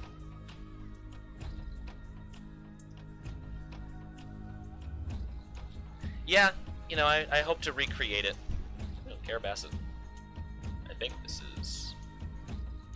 Yeah, this is,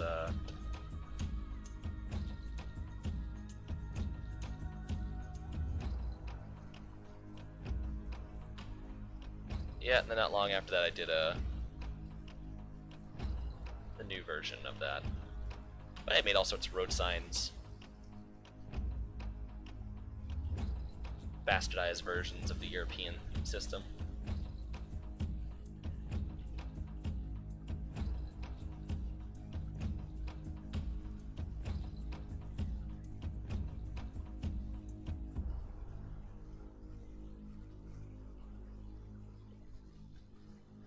Yeah, and this was creating the region for Wormstad. Where I happen to scroll by that again. But yeah, so that was that version of the Caldbahn. But I'll attempt to recreate it. But I mean, I would love to do a photo history thing. I'd make like a small little docu-series about it, about Caldbahn. Because you know, I've is this a dem? The Caldbahn is not. The Carrabassett is. The Carrabassett is a dem. All 90,000 baseboards of it. Or 9,000, I'm sorry, 9,000 baseboards, not 90,000. 9,000 baseboards of it. But yeah, the Caldbahn, I'd like to do a docu-series on it. Using photos, I mean, try to tie it into world history somehow to make it kind of cohesively fit. Being in the North Atlantic, you know, it's not too hard to say that German U-boats did kind of occupy our shores, and then eventually German troops did send out a small armada to occupy what, you know, was kind of, in their eyes, rightfully theirs, because they invaded Norway and France and occupied them and had conquered them. So they're just conquering sovereign territories. So actually, you know, the Germans did that, and then the Americans caught wind of like, oh shit, there's this tiny little island nation which belongs to Norway and France out in the middle of the North Atlantic that sits really close to, in between Greenland and Canada. We should probably go, maybe, you know, send out a small, you know, occupation, kind of like a expeditionary force to, you know, kind of just make sure the Germans don't go after that. Because if they go after that and, you know, occupy that, they can put U-boats there and they can be really close to the U.S. You know, they can put their planes at the air bases there, and they can be within striking distance of the United States, which is essentially what Hitler wanted to use Caldbahn for, was a point to use to strike the United States and bring the war to the homeland, which could have very easily turned the tide of the war. But being closer to one nation and, you know, heavily fighting the British, it was a little bit of a challenge to get over there, but some German troops did end up landing in Castine, which is the French capital of the island, the French side. The Norwegian side had fierce resistance. Eventually the Americans landed unopposed and were extremely welcomed, and so on and so forth. But, you know, I do need to skin up some flags of, you know, the Third Reich for that docu-series and whatnot. I do have a flag of the Third Reich. I'm not ashamed, I've just forgot it was there, like, oh, yep, might not want to show that off in a live stream, because YouTube might have something to say about that. But, you know, I'm very big into history, and I've been enjoying creating this island's history for the longest time.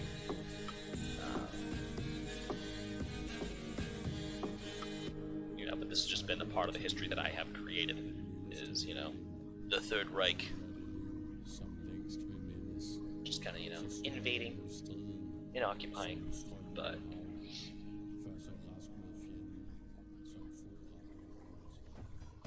yeah, I just, you know, unfortunately it's one of those things. I don't think they're gonna go and say something about it just because I'm such a small YouTuber. Although I could be wrong, but, you know, all it takes is one person to go, swastika, and then next thing you know, the stream gets taken down, which isn't an issue for me. That's, you know, that's just a couple hours of my day wasted. But it's no big issue to me. All I gotta do is just turn around and make another live stream, and, you know, there are just certain things that it's like, you know, I don't particularly think it's gonna be a problem, but if I just don't gotta, yeah, oh darn, I'm already demonetized. And although they're claiming that, you know, YouTube has the right to monetize whatever video they want because it's on their platform, which I can't necessarily say I disagree with, but I think that's pretty shitty after everything they put us through and stuff like that, and, you know, taking a lot of people's, demonetizing a lot of people, only to sit there and turn around and monetize whatever video they want on channels that aren't, you know, may not have chose to monetize their videos and whatnot. I think it's pretty shitty on YouTube's part. You know, because I was monetized for a moment, and I had big hopes, like, wow, you know, I can earn, like, a couple of bucks. You know, and I think it'd be, like, $28 from the ads I used to run on my channel and whatnot. But then I was like, cool, I made 28 bucks, that's kind of cool. You know, that's 28 more dollars than I had when I began with, you know? I thought it was kind of cool. I'm like, nah, that's kind of nice, you know? But then, as quickly as that happened, it was ripped away. And I don't think I ever saw that $28. Yeah, I don't think I ever saw that $28 and whatnot. But it means like 28 bucks. I'm like, by the way, you should turn random rotation for the trees. Yeah, I might. I don't know. It's kind of a pain in the ass to, you know, because I've already sat here and done this, but. Random rotations, where the fuck is that? Just gonna forget to turn that off for other things.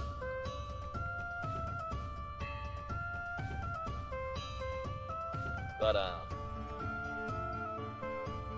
yeah, and I'm like, alright, whatever, you know, I can't monetize anymore, it is what it is, like, you know, nothing ventured, nothing gained. I just thought it was pretty shitty, because I'm like, wow, you know, that's kinda just great on YouTube's part, but like I said, whatever, it was what it was. But then to sit there and turn around and, you know, the several adpocalypse and whatnot of YouTube and all that bull crap, and then yeah, it's just YouTube's been one thing after another. Like in recent years, it just seems like every time I turn around, you know, YouTube's always doing something that's just causing everyone to freak the fuck out. And it's, I don't know. I can't say I'm shocked because YouTube has such a large community. And I know it's hard to keep everyone pleased, but at the same point, it's also like, you know, just seems like they're always pissing people off.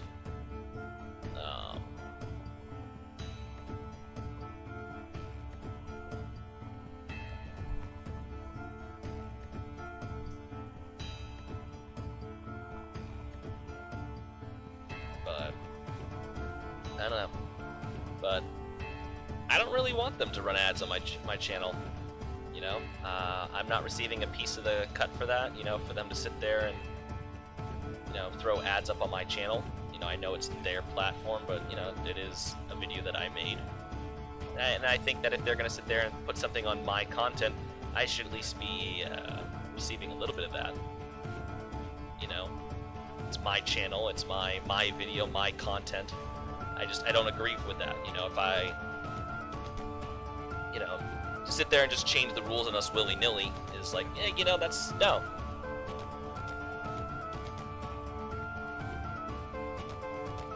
You know, I'm no longer receiving any revenue from you guys for the advertisements you want to run, so I choose not to run advertisements. Because if I'm not being compensated for something that is being run on my channel, then I don't want it. You know, I don't want those to occur. I don't want my viewers to have to sit there and watch, you know, an advertisement. Especially if, you know, I'm not getting paid for it. That's just kind of how that works. You know, I'm not getting paid, I'm not going to do it. But then to sit there and turn around and readjust the rules, oh, well, we have the right to run it because it's our platform. Well, no, because I didn't agree to that. You know, unless you snuck it in there in some email and stuff like that, but I didn't agree to wanting to have to run ads. I don't know, it just makes you wonder, you know, will YouTube do it? You know, is it just YouTube saying that they have the right to do it and that's about it? You know, it just makes you wonder, like, you know, where is this all going to lead to? And I've heard of people, like, saying, like, no, migrating to a different platform and stuff like that, and I don't know. Like, who was it? Burger King was taking advantage of a system. It was like, you donate $1 or something like that, and you can have something like on a text-to-speak on Twitch, I think it was. And someone up in Burger King, like, put 2 and 2 together and would donate like $1 to basically have Burger King, like, to like have the text to speak run an ad for Burger King, but only would compensate the user like $1. So basically they were getting almost a free advertising campaign, because if you think about how much money Burger King rakes in versus how much they're, you know, actually spending on advertising, you know, it's kind of shitty if you ask me.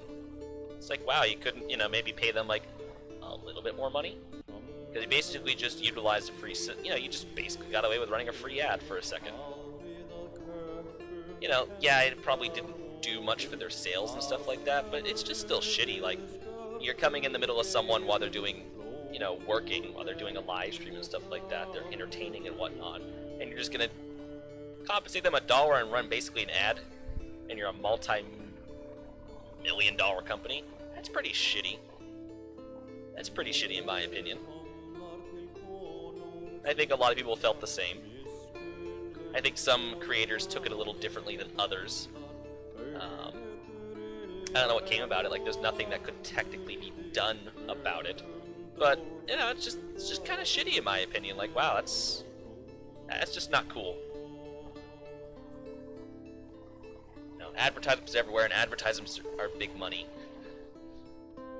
So, I don't know.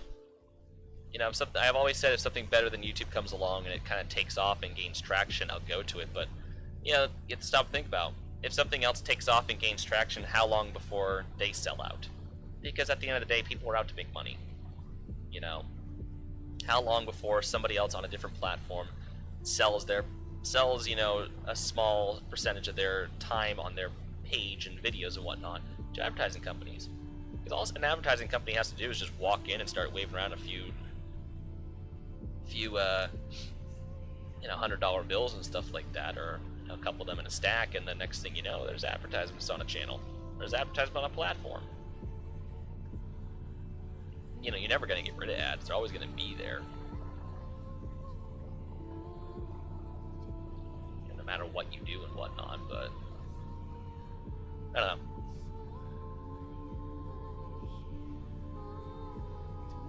I just don't think we can ever get away from this.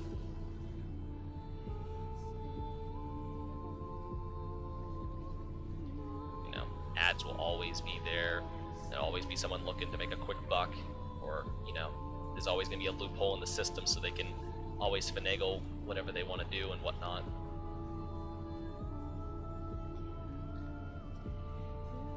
You're never going to get away from it.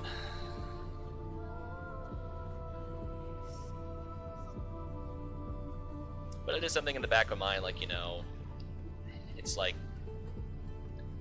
is your content made specifically for kids or not for kids? It's like, well, it's not for kids, but what happens if, you know, YouTube decides to start doing reviews of channels and stuff like that? Like, okay, well, what's your age demographic and whatnot? You know, or I don't know. It just, I didn't like that. I don't particularly like being asked, well, is your content for kids or not for kids? Like, what does it fucking matter? I'm just making content. I can't control who's watching it. Maybe you should do something about that, YouTube. Because you knew about it for a long time and you hid the fact that was happening.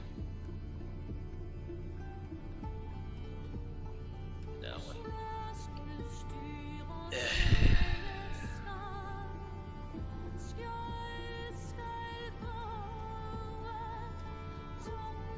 What number rant is this for the day? Anyone keeping tally?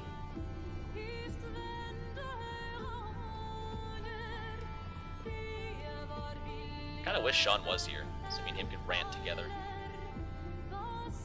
Alright, somebody go tell Sean to stop working. I need to rant with him.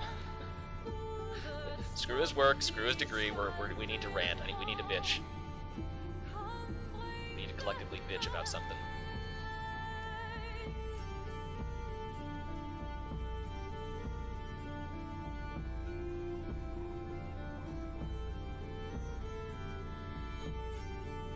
Yeah, I invite one of you into the stream, but then I have to start doing that for everyone, and yeah, I just don't see that going well. Weather channel, what do we got going on today? SpaceX ships explodes during test. Huh. The unnamed rocket burst into flames as it attempted to land. Well, that sucks. But, just like aviation, you know, commercial airline flying, with every accident, safety improved. So, hopefully, Mr. Musk researched this accident and,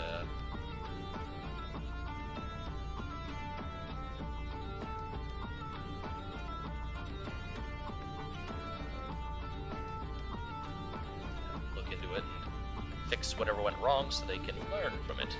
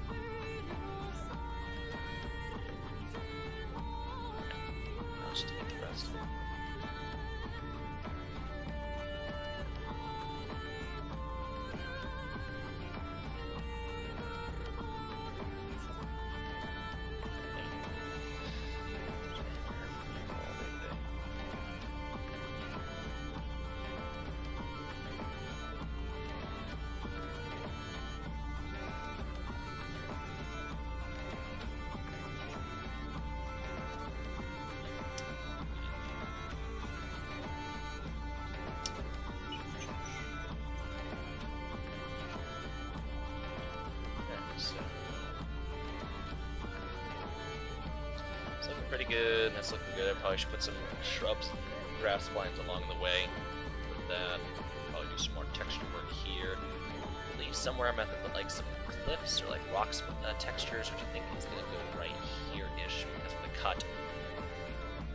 I'm not sure if this whistle post is too far back because they're gonna be slowing down for the crossing. So let me see here. A little more forward.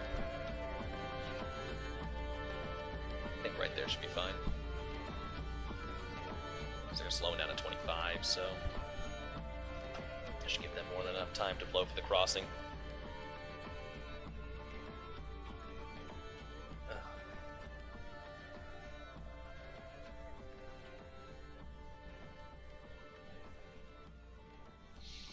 Alright, the house should go right here.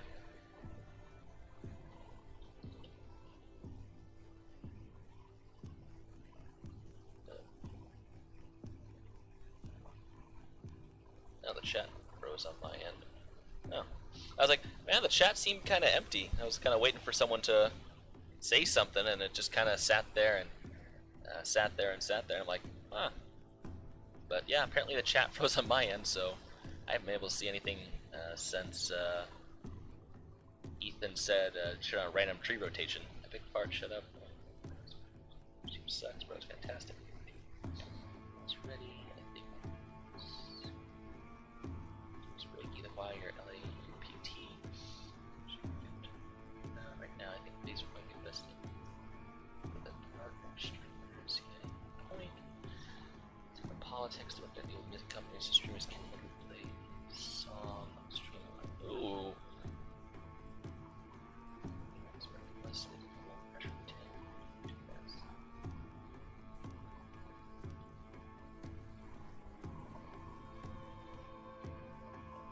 Okay, well, now that I'm caught up, because yeah, I'm sitting here learning like, huh, maybe they don't like it when I talk about this kind of stuff, so maybe I'll just stop talking. But, no, I, wasn't aware that Facebook was doing a streaming service. I mean, I don't really know how it would work particularly, just because, you know, obviously with YouTube, it's like all my videos get re-uploaded to my channel. Not that I would think anyone would ever come back and watch a, you know, several-hour stream, you know, on playback mode. It's like, I really don't think you guys come back to my channel and watch some of my streams, because when I stream, I go for hours. You know, they're mostly there just in case someone wants to watch them, which is a big, you know, if. That's a big if moment, like, you know, if someone wants to watch it, but it's there, it's always there. It's cleared for the option, but you know, but I don't know how Facebook would really work with that kind of stuff, so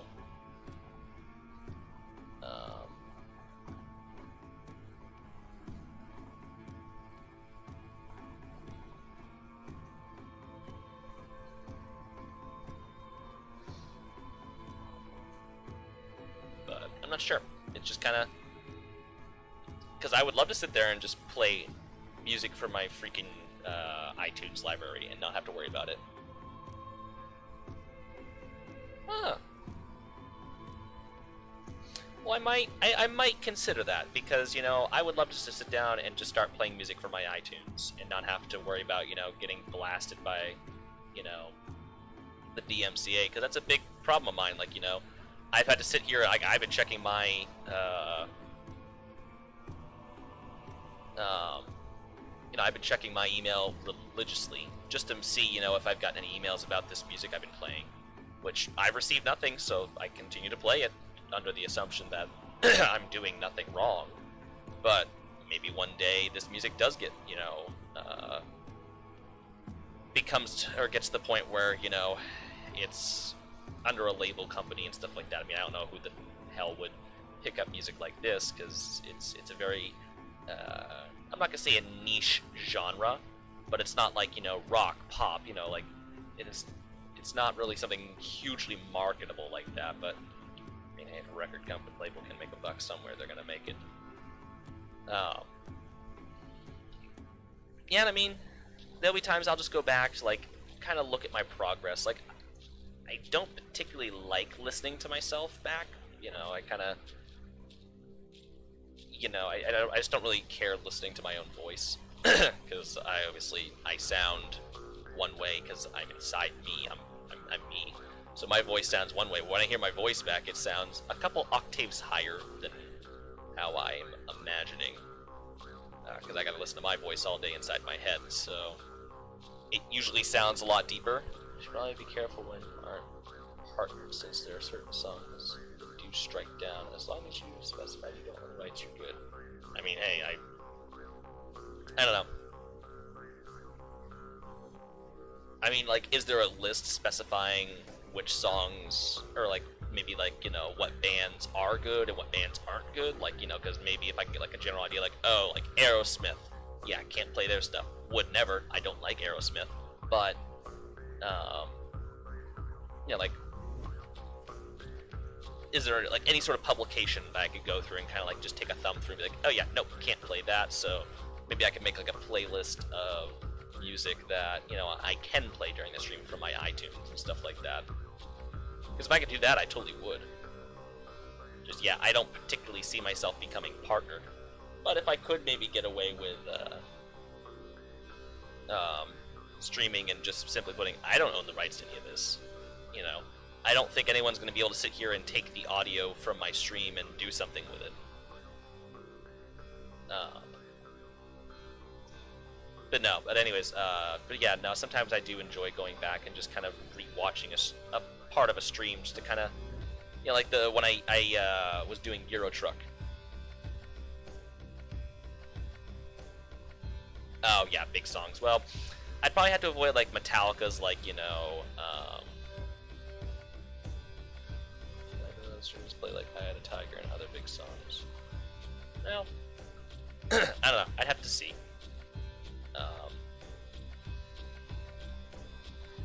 Yeah, if you could, because like I said, I mean, I listen to a lot of like. I mean, I'm sure you guys get the memo. Like, if I like a song, I'll just put it in there. So like, I do have like a bunch of like a song from like an artist. I'll just quickly pull you through my iTunes real quick.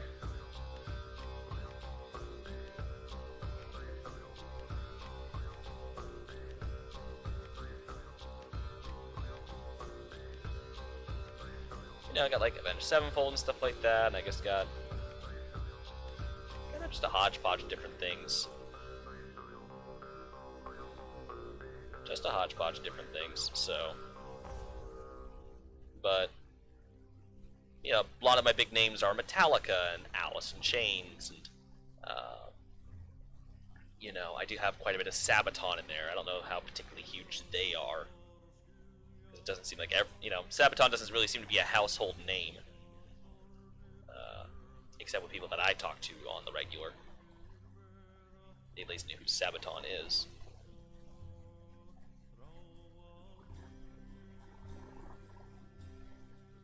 Yeah, the thing is, like, if I upload you know, if I were to play a Sabaton song right now, I'm getting hit.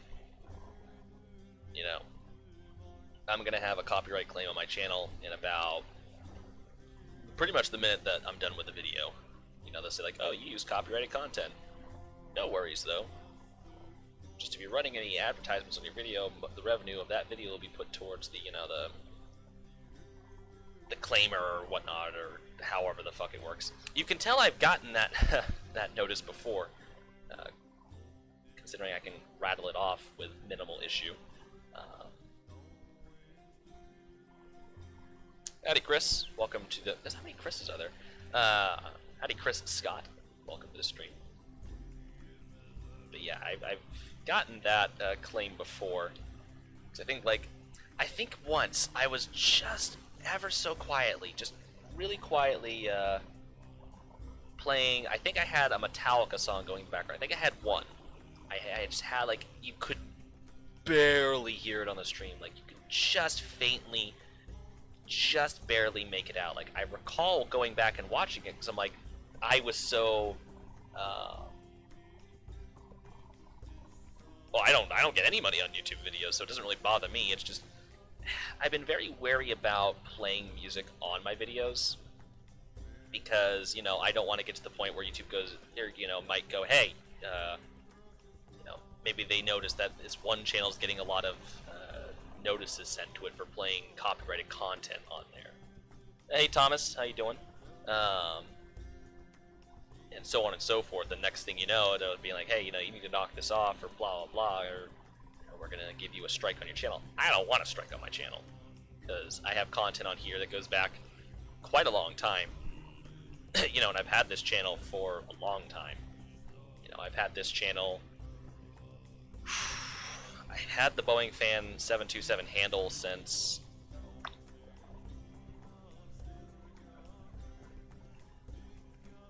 I know I've had it for a long time. I don't know when. I had it before Google. I think I had it before Google bought YouTube. I don't want that small tree. It's going pretty good, Chris. Just hanging out, doing a little building, ranting about life and everything. So feel free to join in the conversation. But you know, I don't really. Is there an option just to not try and make money? Well, I mean, I'm not in it to make money. I mean, I don't know about other people. I'm not in it to make money. I just don't want to get dinged for playing the copyrighted music. More so than I already do.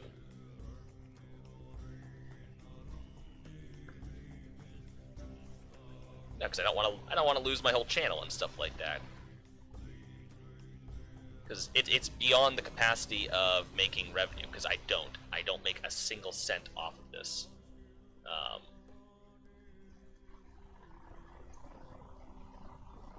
Okay. I'm gonna add a camping ground. I mean, here would be a good location. I could probably try and add one right here. I might try and do that. If not, it seemed like there was a campground that was situated, I believe, down over here. I think it was like, so there was like cabins right here. I think it was like a small campground right here. I forget. Well, there may have been one like right over here. It makes me wonder, does this road like actually connect? Let me see real quick. No, that dead ends.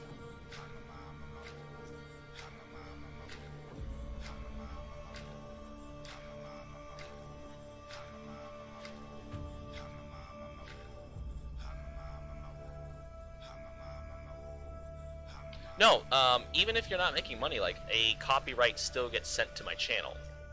So if I sat here right now and turned on anything on my iTunes, if I turned on just any Metallica song or any Sabaton song and stuff like that, anything, I will get a claim to my channel saying that a copyright notice is being sent to my channel because you use copyright content. Now, it really only affects me if I am making revenue, because what's going to happen is that video is going to get basically, I think the revenue will be sent to the claimant, or whichever, whoever basically filed the notice, which no one did. It's all automated, but it's going to go to where the system recognizes the music, and they're going to send the record label the money I make. So it really isn't a big issue unless I'm making money. Now the thing is I don't know, if I were to sit there, well, okay, hold on, Ethan, I'm trying to explain this to you. So, but the problem is I don't know if I can sit here and be like, okay, well, I don't make revenue, so it's no problem, and just start spitting out music.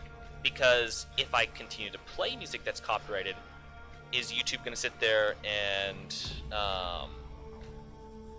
start forcing me to remove the audio from my videos? My audio could get muted. Could the entire video get taken down because I played that content? Or could my video no longer be available in certain countries because, it's like, I think way back I had uploaded a Pink Floyd song, like a music, like one of the little lyric videos, and after, like, it was available, it had views, but then after a certain amount of time, my video became unavailable in almost every country except like Gambia, Zimbabwe. It was like really random countries. I think like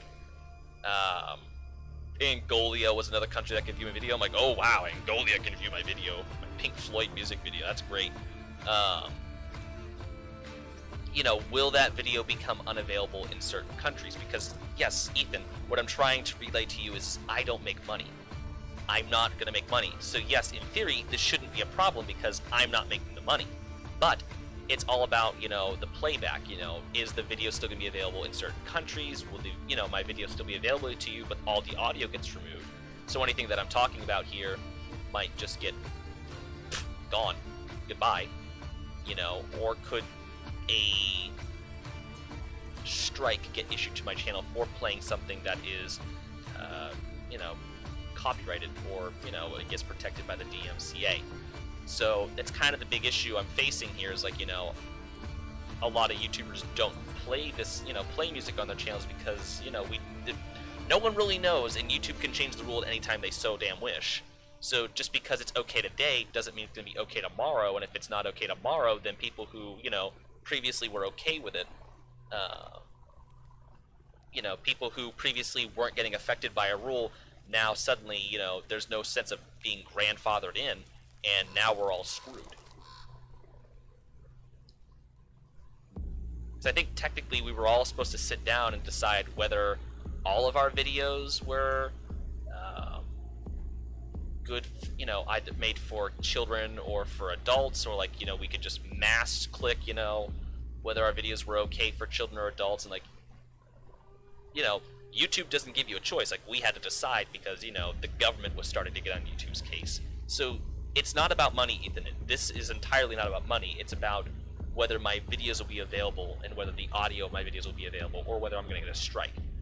Because I think you're too focused on the fact of the revenue, which is pretty shitty for the people who can make revenue, that they can't sit down and listen to music on their streams.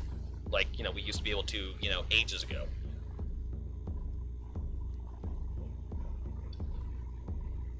It's just, like I said, the rules say one thing today, but tomorrow is uncertain, especially with how YouTube's been acting. And because there's really isn't another platform, I'm kind of just stuck here streaming to y'all on YouTube because that's where, we do that. Oh, it's terrible. And the fact that makes it terrible is it's all automated. There's really no people behind it. None of those copyright claims that I've ever gotten. Like I was saying, I had Metallica's One playing faintly in the background, and the microphone off my headset just barely picked it up. Like, you could hear like 3 notes, but enough succession of notes could be heard that the system determined that I was playing Metallica's One in the background, and it was being broadcasted over my audio and into my video just ever so slightly. Like, if I hadn't had said maybe at one point, or if I maybe had never said to you guys, oh hey, I'm listening to Metallica's One, no one would have ever known. And I don't think I did say I was listening to Metallica's One. I never said a damn thing. But because the system recognized the song and the tune, it hit me with a copyright claim. And that was at a point that I was making revenue and stuff like that. I'm like, well, that's pretty shitty. Now, you can't even hear the song, and it just hit me with a strike. And it was automated, and I tried to appeal it, but they said, well, no, the system can hear it, and if it can hear it, that's, it is what it is. Like, if you're gonna stream, you can't be playing music that's copyrighted. I'm like, so because you heard 3 notes, that means I get, a strike? Like, yep. I'm like, that's fucked. Or if I still have that email, I'm gonna need to dig that email out, because that was I was flabbergasted. And I remember my ex being like, really, I wouldn't say up in arms, but she was pissed off about it. I remember her being really pissed off. She's like, how the fuck is that fair? And I'm like, it's not. And she went on like a rant for hours and stuff like that, which it was nice to feel like, she actually understood something that was going on in my life for once, but neither here nor there, because that's a whole other set of issues. But it's shitty. This whole system is shitty.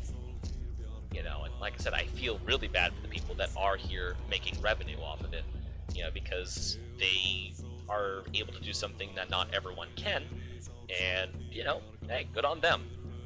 Use it while you can, get that free money.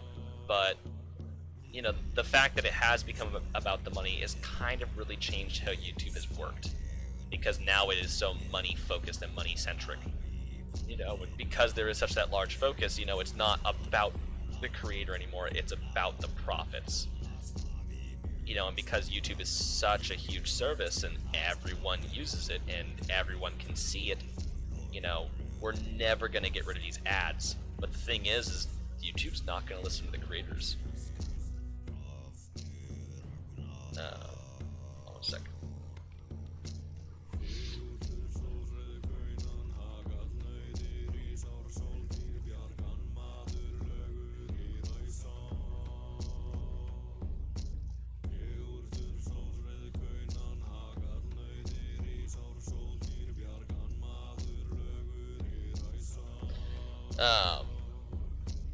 Thanks, Rain Man. I actually will look into that.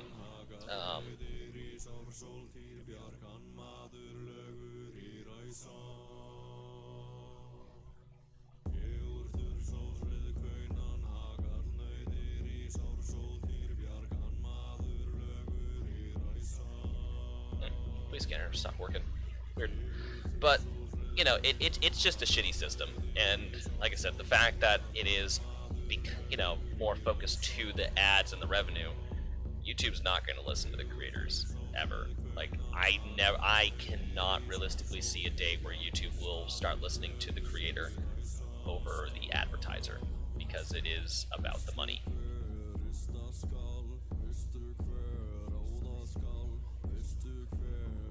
You know, I'm pretty happy with the music that I am playing. You know, I have found a lot of enjoyment streaming and playing this kind of music, and building to this music is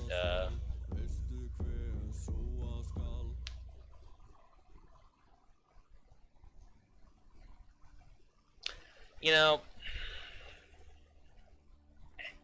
and that's where I don't like a lot of these big YouTubers or these people who are bigger in the community, because YouTube sits them down, and that puts a lot of pressure on them to sit down and try to talk with YouTube and make the right decisions, and try to basically be an ambassador for all the people who are here just using the platform like I am, or using the platform trying to make a small gaming channel, or trying to make a channel of some kind and stuff like that. They're representing a lot of people.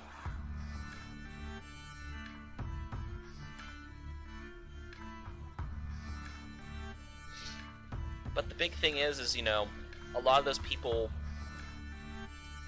because they're bigger channels, you know, or they're a channel that makes specific content, they're not looking out for everyone. You know, and sometimes they might not be looking out for other people. As humans go, they might be looking out for themselves, which, you know, hey, if he's looking out for himself, then good on him, because that's what most of us are gonna do anyways. You know, I don't like the fact that YouTube sits down and just kind of talks with a creator here and there and says, oh, well, we sat down and talked with so-and-so, and people get hope, because nothing's gonna change. Nothing's gonna change. You know, and yeah, he doesn't make a lot of particularly family-friendly content.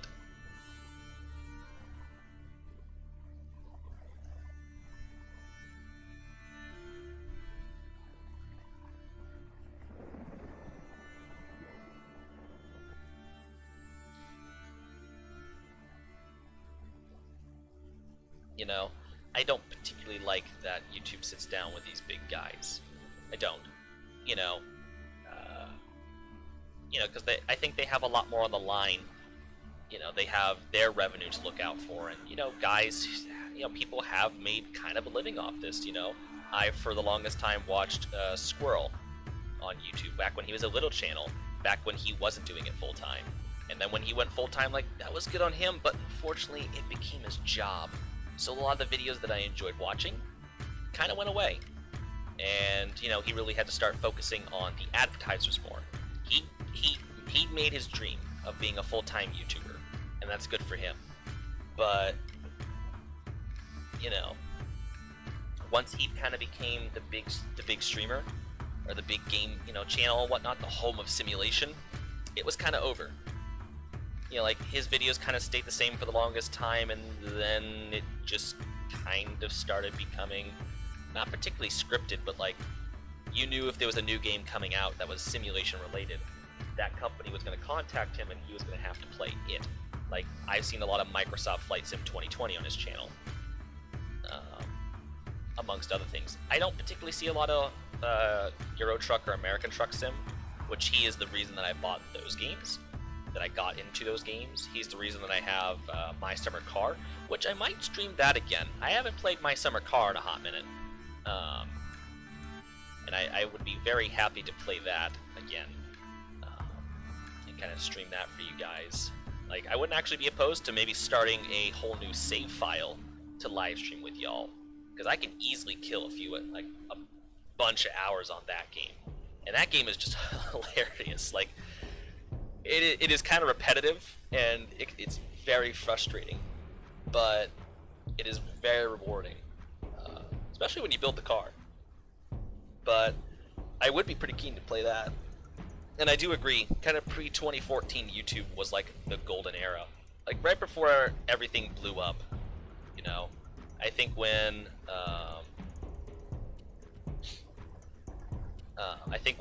you know, gaming channels were amongst the regular, you know, there was just these big two YouTubers everywhere. But like when the scandals started happening, like I think Elsa Gate was a big one, which I'm still a little unsure of what that was all about. But I know that's kind of a big event in YouTube history that I'm sure the YouTube execs would love to forget about.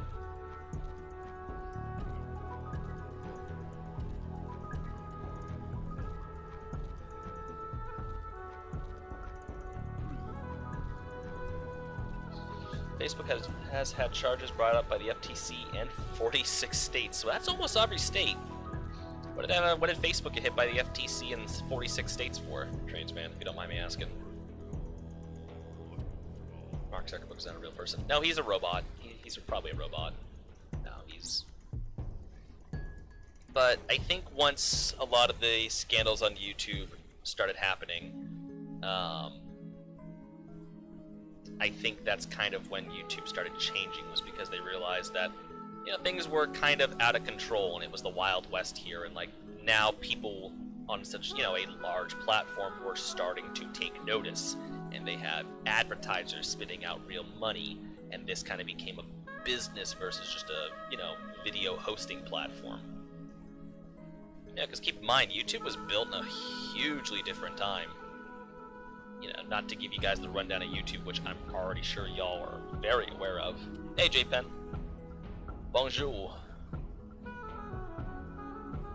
Antitrust, they're getting too big and starting to have a monopoly on social media. Oh, for the love of God. Well, actually, they have bought a lot of other social media platforms. Like, what, they own Instagram and Snapchat, I think? And then... Or does Twitter own Snapchat? Basically, if it was ever a social media platform, I'm pretty sure Facebook probably bought it, or Twitter bought the other. I don't really hear about Twitter much anymore. But, I kind of want to keep this. You can look down the track and kind of look straight across the lake.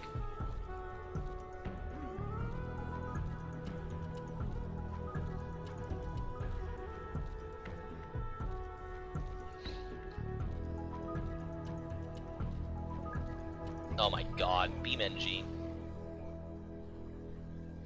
I think on this little space right here, I'm probably just going to put some bushes and shrubs and maybe like a tree or two, but I kind of want to leave it open to kind of peer out across the lake.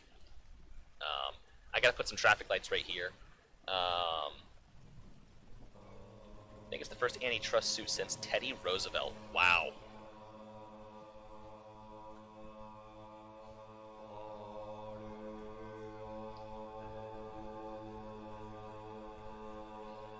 Yeah, I'm definitely happier with how this community looks now.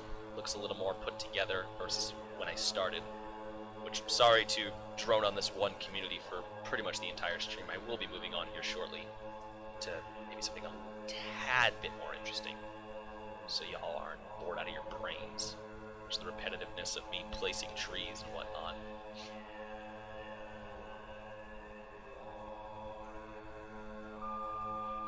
There's the police scanner. Yep, that's working now. Is that in a curve? It isn't a curve.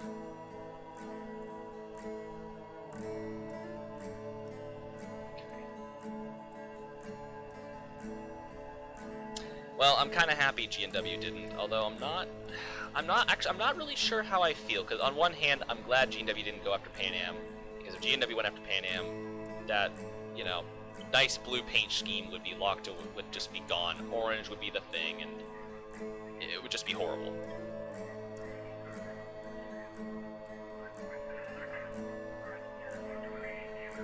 Ooh. Car hit a pedestrian. That sucks. But, and then all the rights to the Pan Am name would be locked away behind the G&W vault. So, us airline guys really wouldn't have a bright future for Pan Am stuff. But, the other thing, though, is G&W would at least still operate the line. They would still, you know, all it would be is just kind of what, its own kind of company, just subsidized under the G&W name, as far as how G&W works. But, you know, because Providence and Worcester it's G&W. Indiana and Ohio is G&W and whatnot. At least I could be for certain that all the little branches and whatnot, or the industries around here, would still get serviced. Where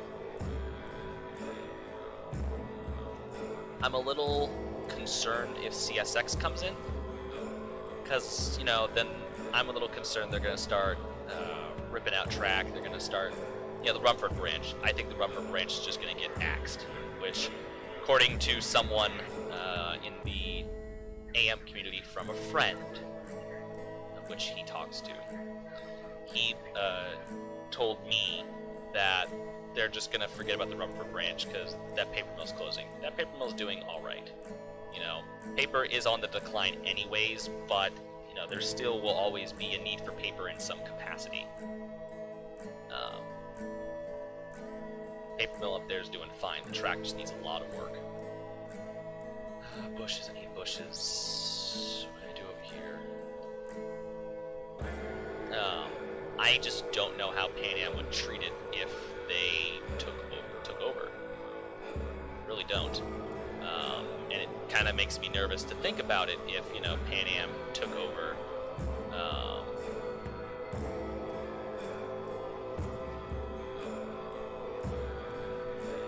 And bought, or CSX took over and bought Pan Am. What have you. It's not a very comfortable thought in my mind. It just makes me very nervous about, the longevity of that railroad and that operation and whatnot. And, to me, it gives CSX a very big monopoly in the region, to which, according to this person again from the Approach Medium server, NS has stopped pursuing. Well, yeah, but who the hell's going to buy it? Who the hell would buy the Rumford branch?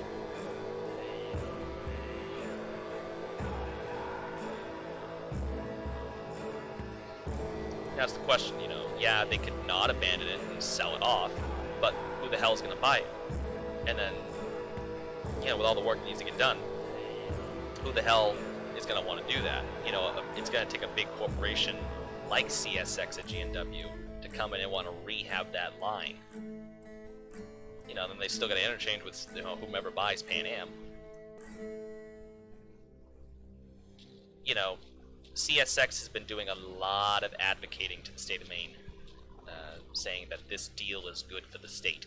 Because some horns started getting raised early on about CSX coming in and buying Pan Am. But CSX did kind of come in and start assuring the state that this is a good deal and this would benefit the entire state, and the state has been saying that.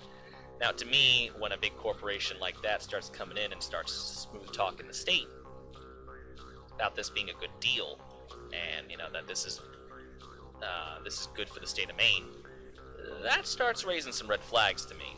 I'm like, why are they advocating so much to the state about that this is going to be a good deal? This kind of reminds me of the power line they're trying to build through all this pristine, beautiful land up north and stuff like that I don't know if they're doing.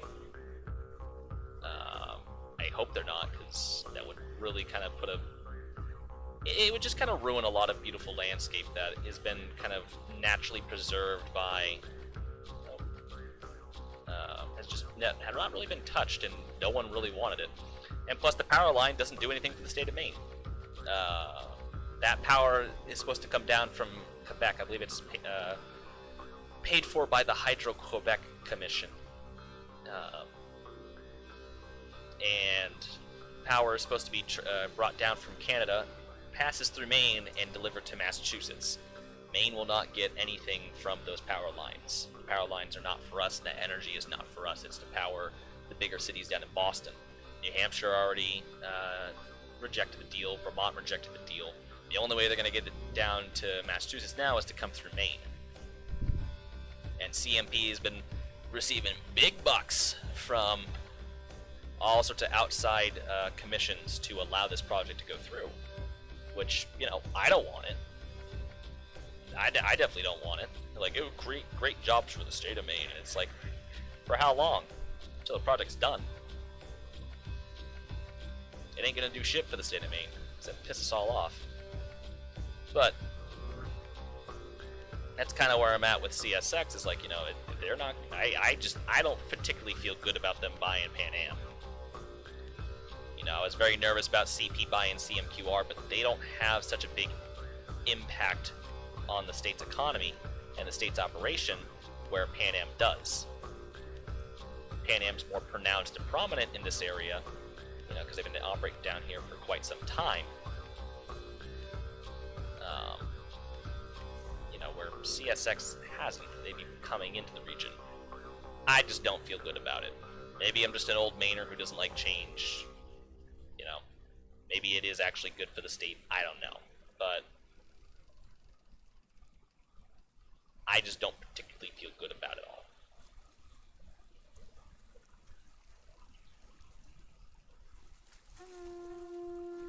That's how I stand on the matter.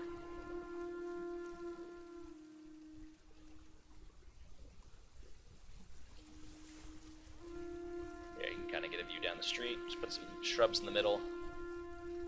Just kind of break up the monotony of trees.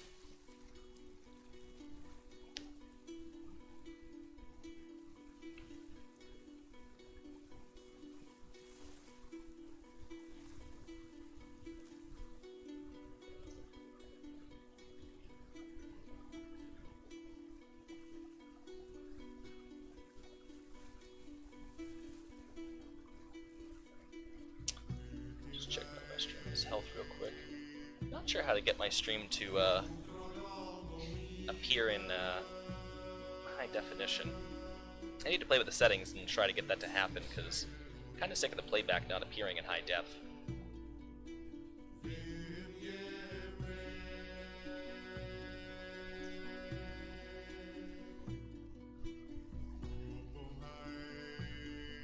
I use P25 USA 5. It was that club car track that I'm still believing it's there. We could double check it real quick. I think once you used it, or once you got it, you had the right to use it on any route you wanted and just redistribute. Okay, chat, go away. I want to... Okay, I'm gonna punch my computer. Give me a second. Club car content. Different rail. That track should still be there. Let me see.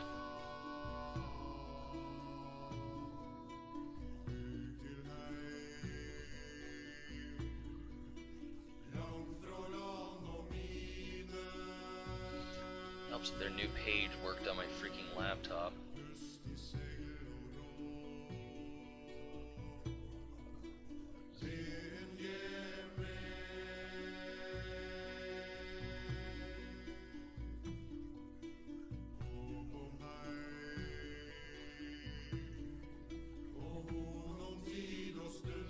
I can't particularly check, but as far as I was aware,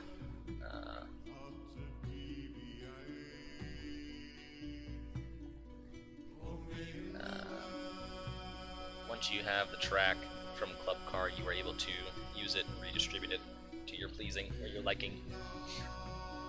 But yeah, that's the P25 track I've been using here.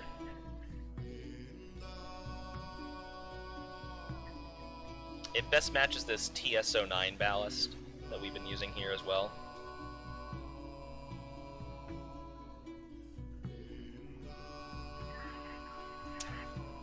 Oh, wait, I need to change my ballast because we're using different ballast up here than we are everywhere else, and I think this is the snow texture ballast that I particularly like.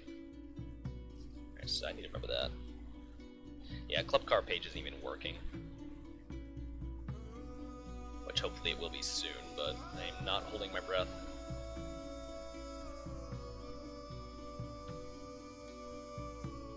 JR has been up to a lot lately, but...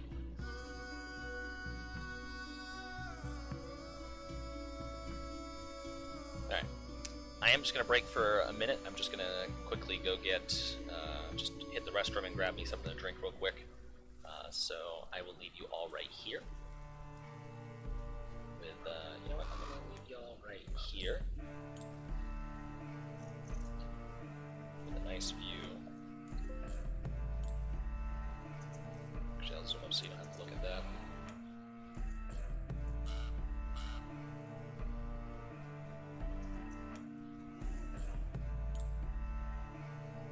Actually, what I'll do real quick for y'all.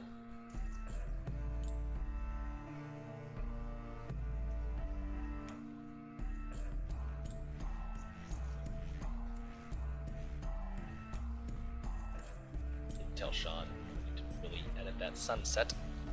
So, you know, actually be a sunset.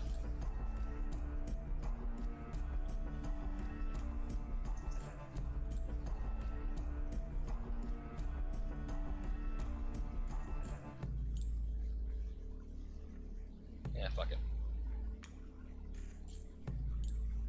Right here. Alright, I'll be right back. I'm just gonna go do that.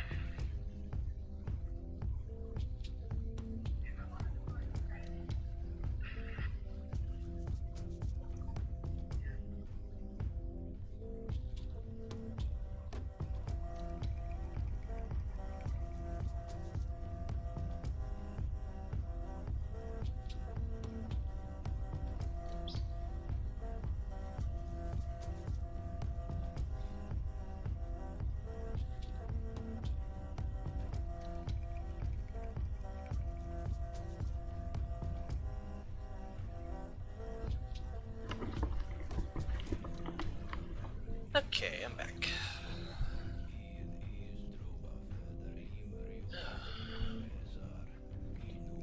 Alright, so what was I doing? There's that. Let's zoom back out.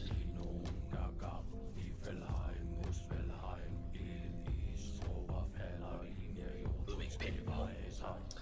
Alright, so let's see here. Just add some extra road detail. Just to do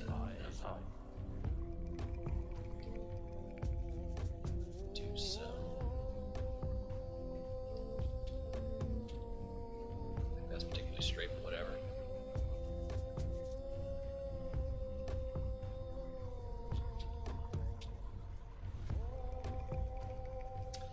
I'm beginning to notice that I think my intersection is a little crooked.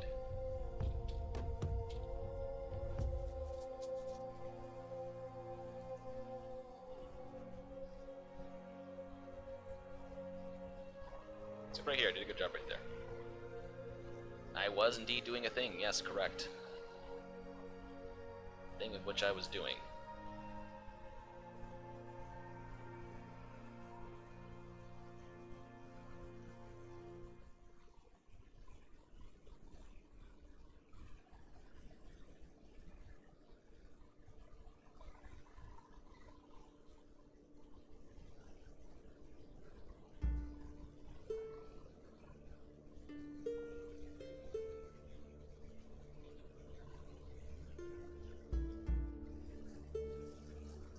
Forever to figure out to use the split spline tool, because I would always watch Joe, and Joe would make these fences, and then he'd click this button, would make the fences really straight, and I'm like, how the hell is he doing that? And it took me forever to actually realize, oh, he's using the split spline tool. Okay, like it took me way longer than it should have. I'll put it that way, but. I was honestly pretty embarrassed when he did that. I'm like, oh, that's what that tool's used for. Okay, I see now.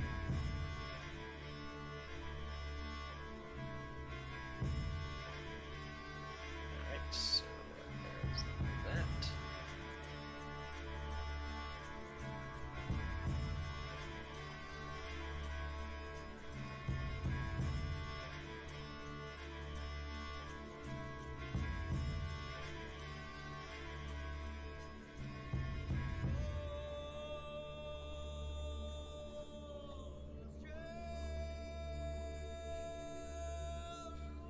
Perfect.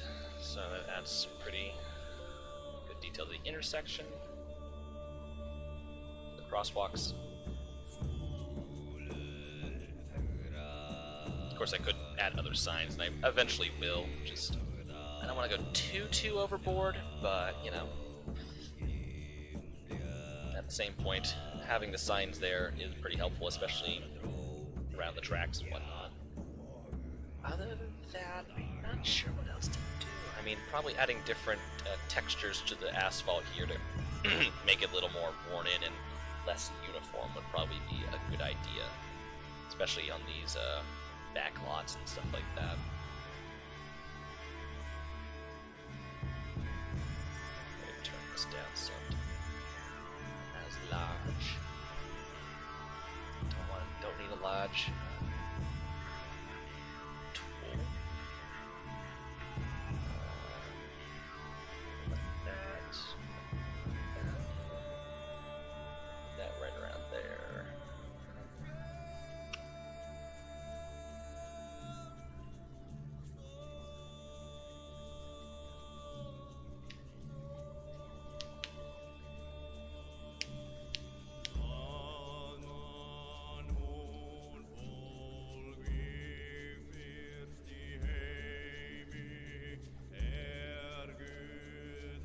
Wow. That's great resolution.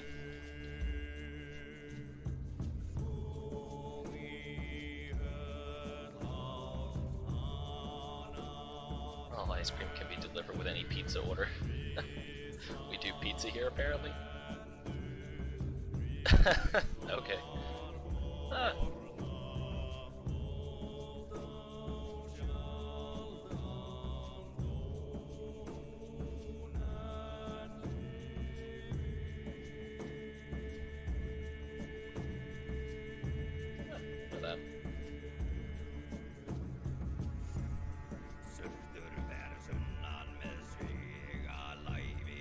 April through September. So this time of year it'd be closed.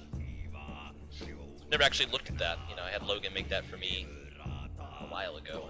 And I was quite happy. Quite happy.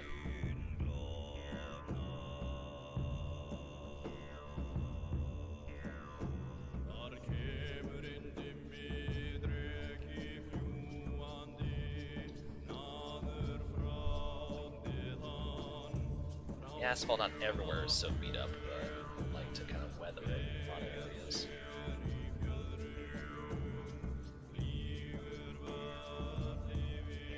Less right there.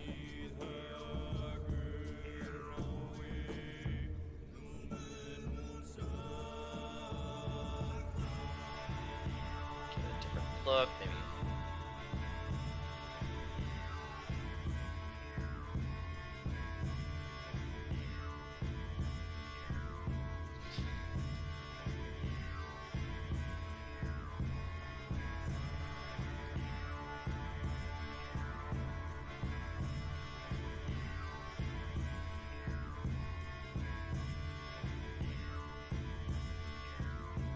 Try and make a nice blend of it all.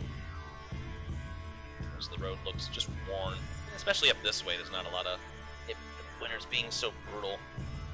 You know.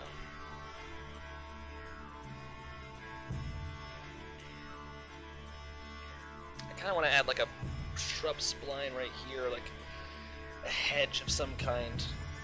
Problem is, I don't know if there's any seasonal hedges. Let's see, hedge. Oh, oops.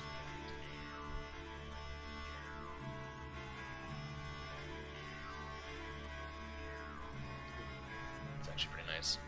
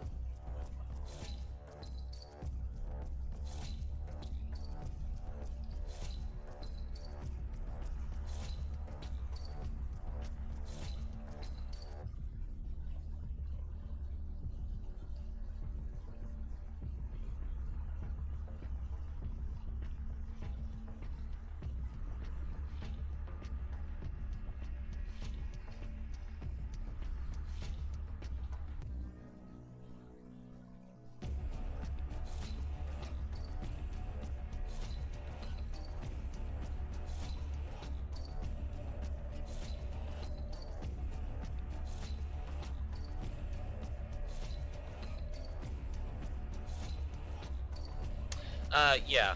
So a lot of the trees I've been using here are the TV trees. And they are seasonal, so they do change textures in the wintertime. But they're the only tree series that I know that do that. I don't really know of any other tree series that does change textures in the wintertime. You know, I'm sure there are others, but you have to be very, you have to just kind of look and see. I know speed trees that are built in will do that, but they are so horrible on performance that it's not even worth it, because they suck. Or just that lack of performance is just really kind of what does it in for me. But you know, these will change texture in the wintertime, the TV trees, and then the textures that I'm using as well. So let me see, I'm set to, because I think I moved it forward just so I could, yeah, I'm set in June. So if I go to December, let's say 10th, if I zoom out, yeah, it should already be changed over. Yeah. So you'll see those trees will change textures. Some of the trees around, like these STRMM trees, don't. I'm not sure how I particularly feel about that. If they look like they fit in. I don't know. But everything else does change textures. Like, I think for the STRM, it's okay when they're in like a group, but when they're just kind of alone standing out, not particularly so much. Like, I wish these pine trees didn't change texture, because pines really don't change color in the wintertime. Like, there's still a lot of green. You know, like, a lot of the trees outside are barren, and I like that, but I don't particularly like how they have the dead look to them already. But if I fast forward a little bit to, say, yeah, like January, a lot of the trees lose their...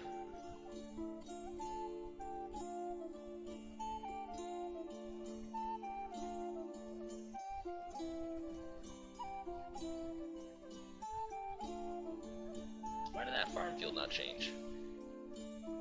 It's FX, isn't it?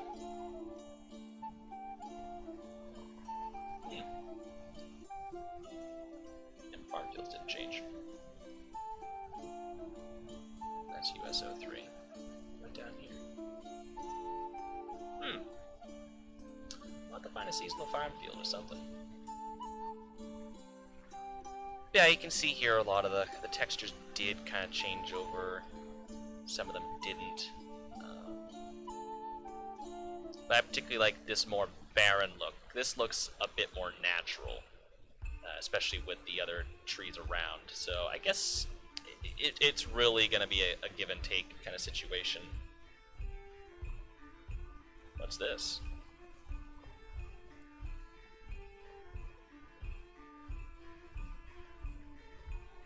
So this STRM tree changes? Huh. Yeah, seasonal in this game is very... It's a nightmare. I wish an X-Plane, because there's an add-on in X-Plane, my flight simulator, that when it's doing something out, like snowing or raining or something like that, it'll actually add the textures to, like, it'll add snowy textures to the objects around. So, like, you know, so like if it's snowing in game, like the bus will have snow on it. Like it'll just lightly place like a snowy texture over any other texture. I think it'd be hard to differentiate, especially like the flag, because you wouldn't have snow on the flag and stuff like that.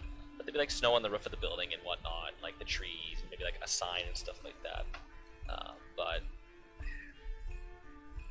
of course, X-Plane has had more time to figure it out, and there's more development to that because it's a larger community. But long story short, yes, the textures do change and whatnot. It's just trying to find which ones do and do not is always the question. And same thing for the trees. Trying to find which trees do and do not change is always going to be a hard task. But I digress. So...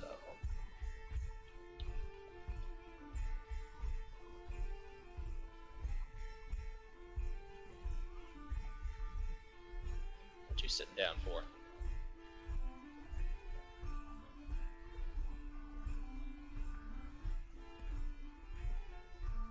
Businessman going to get his dunks.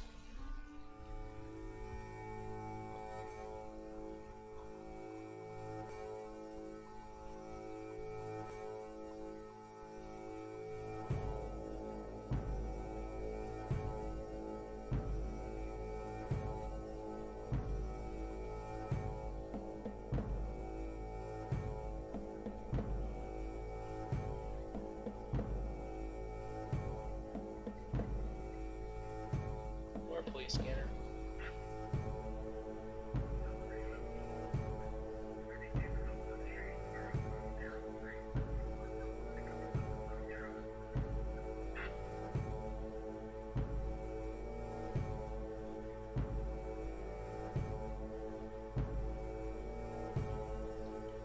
So you don't like to populate the parking lots too big, just because I don't.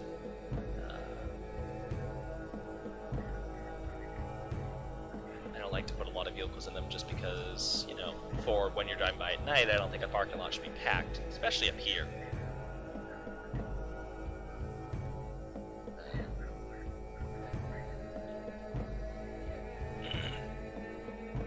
See, I downloaded some cars the other day.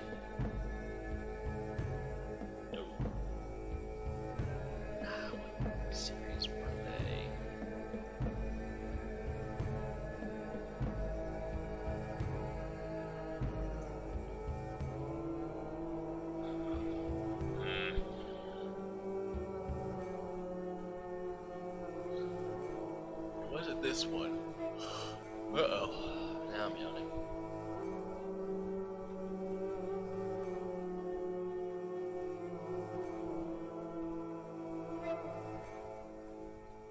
Hey, Transman, what were a lot of the cars you were using the other day? Because I never did, I don't think I downloaded those.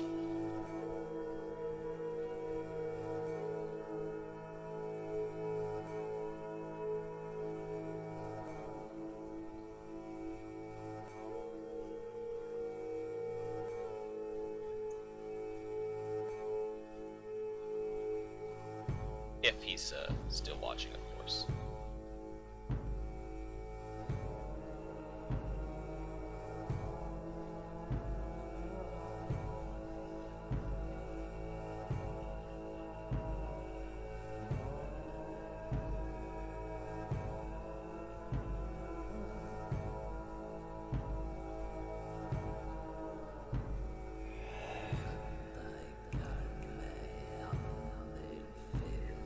Yeah. Say, I remember seeing those cars, and I wanted to sit down. I don't know, I just didn't write them down or something, or I don't know what the hell I was doing, but I didn't download them. And I should have, because that would have been very helpful if I did. Marls. Marls.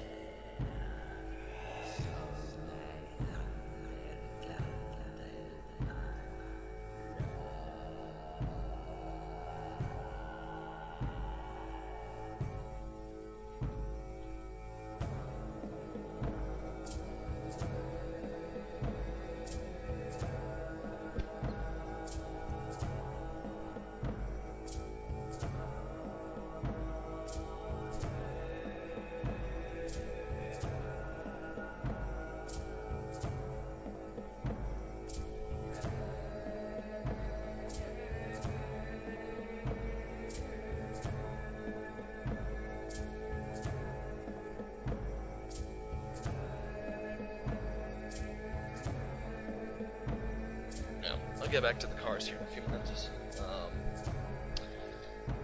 Let's see, I need to add probably...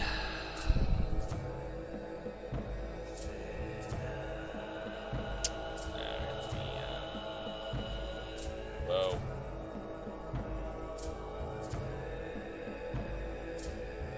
Just take that over here, go to download station.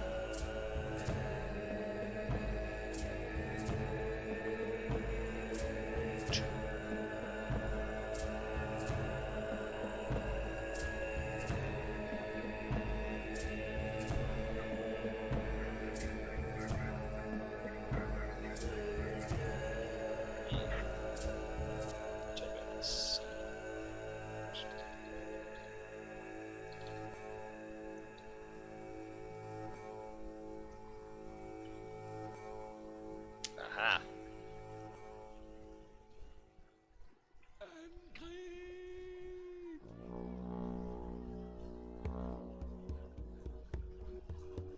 Kind of big beefy cars, I'll tell you that.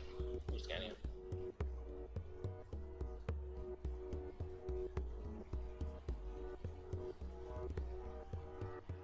Is that a Supra? That's Supra.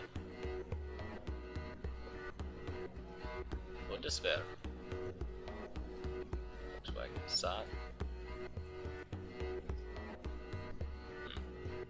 And it was what's the other half? That message real quick. J Carrabassett. I think I have some of those assets. Ah, Nissan 2Z. Suzuki S40. I actually have some of these.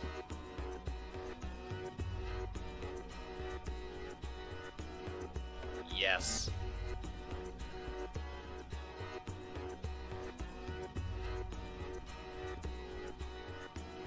Yeah, 500. Okay. A Honda Fit. Yeah, I see those down here. Zuzu. Might need that. Yeah, might need that.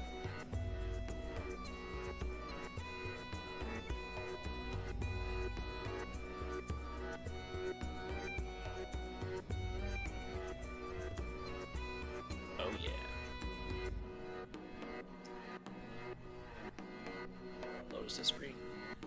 Nice.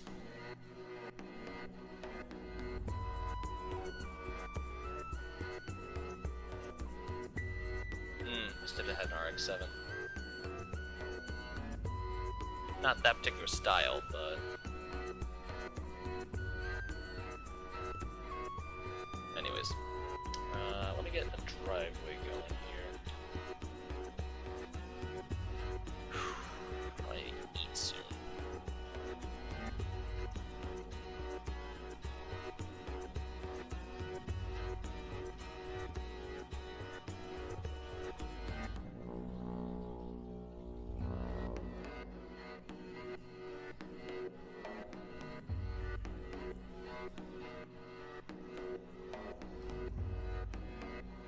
Drag that out a little ways just for a moment.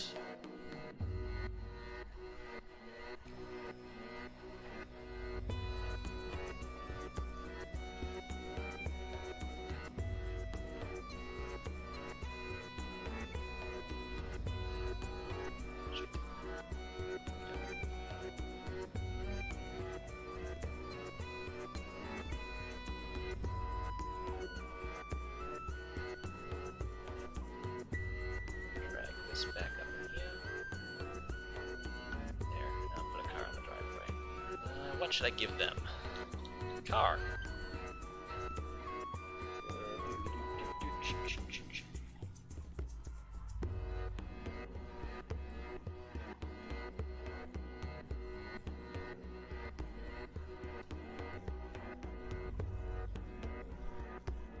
Car dealerships, we get a lot of cars ordered by customer. Maybe some car dealerships. I think there's more down towards Skowhegan, some of the bigger towns. Not particularly up this way, because we're like right on the Canadian border. Let's download it quickly. Isuzu.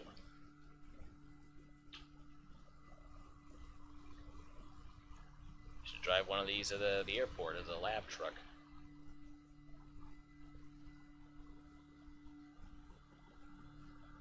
Yeah, let's just have one of these chilling around in Maine.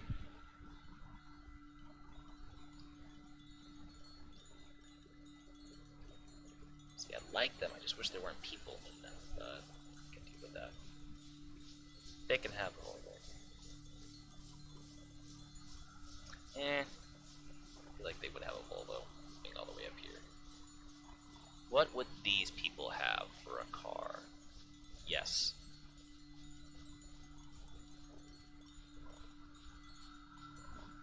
Yes. Petro Chicago. Oh, fuck. Just gonna... There we go. Perfect. Makes sense.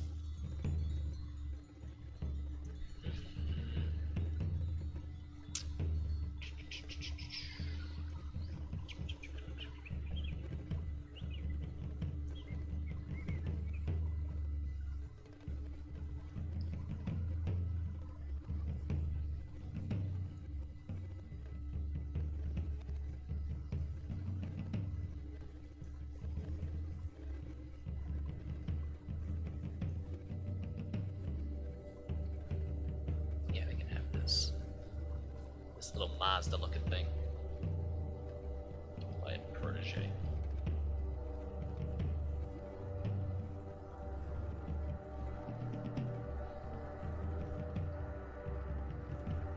Alright. Maybe the 4-foot rusty fence will come in handy here.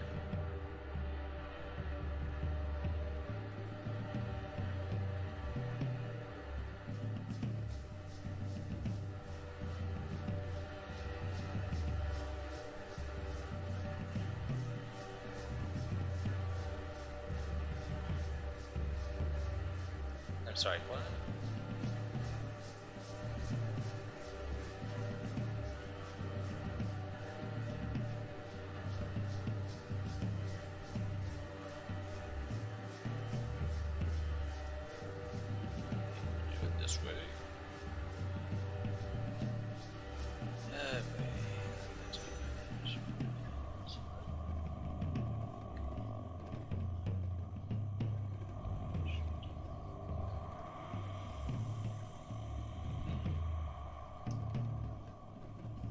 Disconnect you. Disconnect you. You. Unfortunately, I have to keep you. That should work just fine.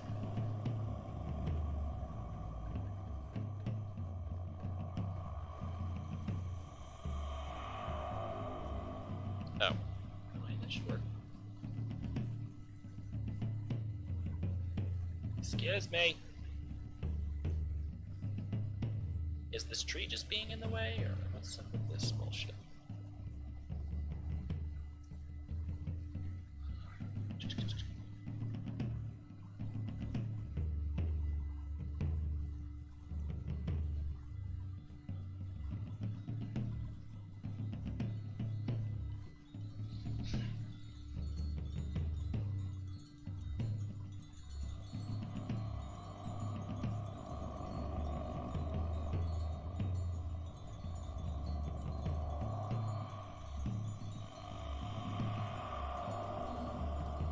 There. That took forever in an afternoon. Took a lot longer than it should have. So, is this all connected to the CP main line? Yep, if we go just a little further north. So if you go to the tracks and head this way, and you go maybe about 25, 30 miles, I think it's about 25 miles this way up the line, you'll reach Loch Magantic, which is where we interchange with CP. Alternatively, if you head about, let's see, it was 90 some odd miles, so 106 plus the extra 25. If you go about 180 miles this way, down this way, if you go about 180 miles this way, you'll reach our other yard, Wheeler Yard at Northern Main Junction, which is where we interchange with CP and Pan Am. There. So, 25-ish, 30 miles this way to Loch Magantic, and then 180 miles that way to Northern Main Junction. Guesstimation, all guesstimation, because I have not yet reached Northern Main Junction yet on the route, so I don't know.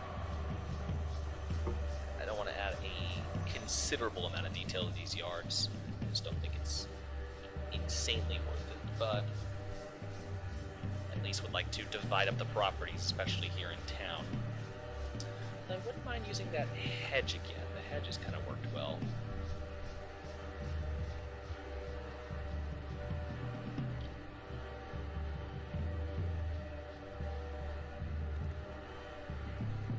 Like a wooden fence. Oh. Yeah.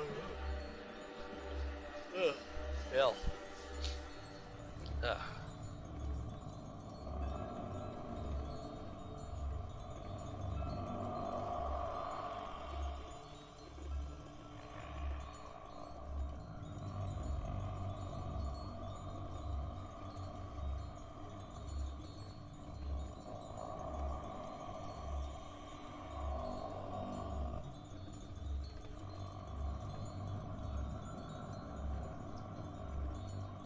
Use Audie's white picket fence again, but I might have to.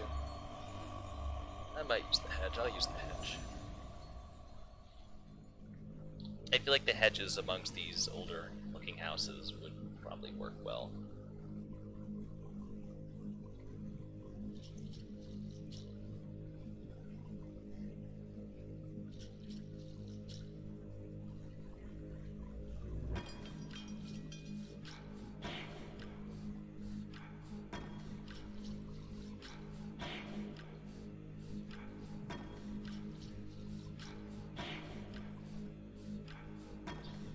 Driveway right here.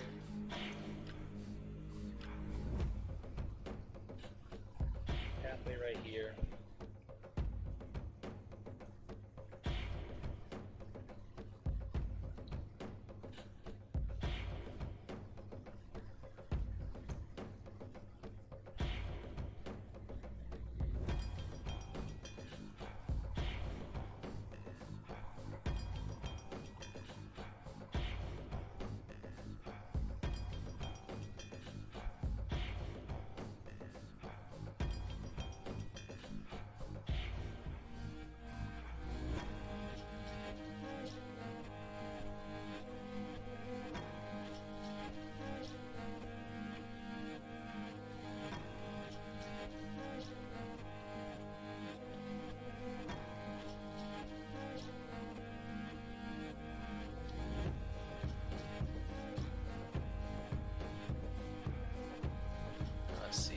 cobblestone.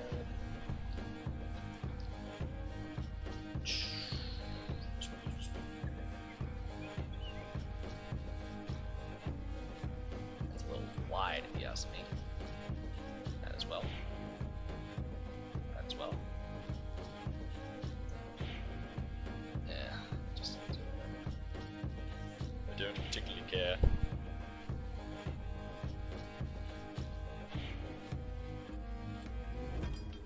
These are the fancy rich folk.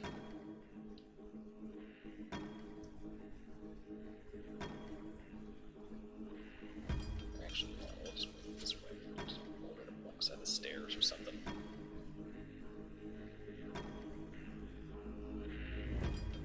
I have to lower this. Not be so obnoxiously tall. Unless I'm a tall girl, then there is no such thing as tall, obnoxiously tall. Oh, that's the hell out, damn. No.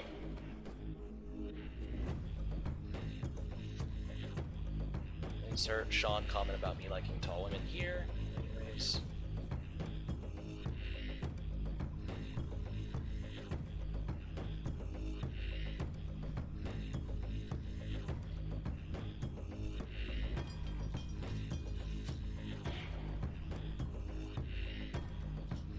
There.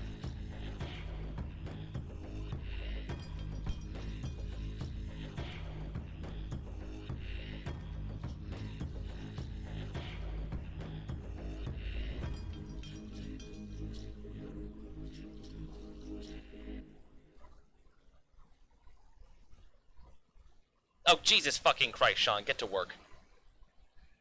Everyone, shun Sean, he should be working.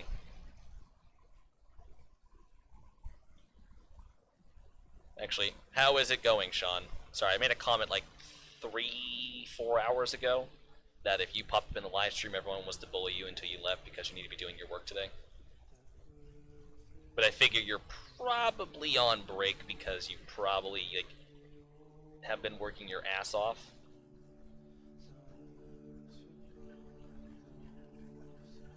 Okay, false alarm, everyone. Actually, don't jump down Sean's throat. That's, you know. Yep, well, actually, there's a delay, so, yeah, probably. Yeah.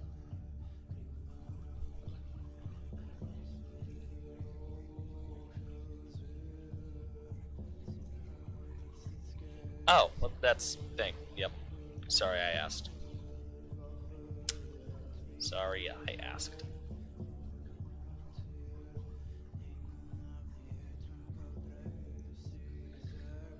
False alarm, never mind, we don't need to know. Yeah, I'm getting chain of pawns put together. It's pretty much looking cohesive. I'm just doing the little minor details around here, like driveways, and just trying to add some hedges around the town.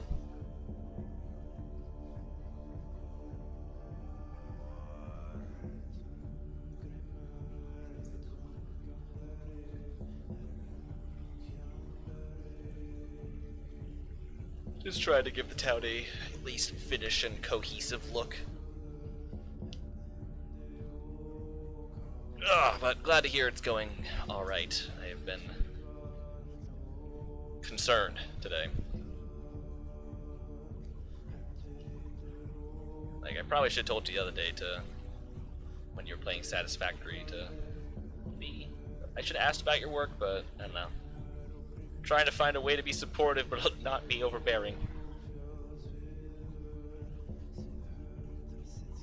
Because the Bud Knight fights for you, but he also doesn't want to fight you, so...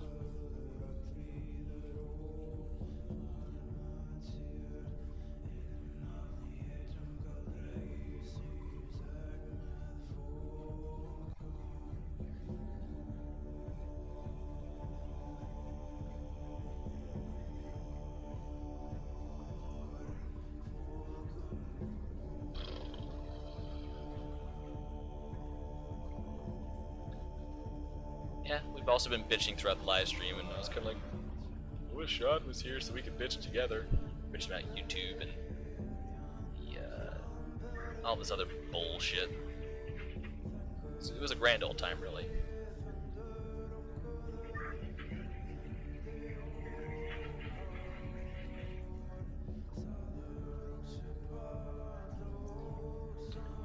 forest back in there, not too thick because it's in town. Ugh.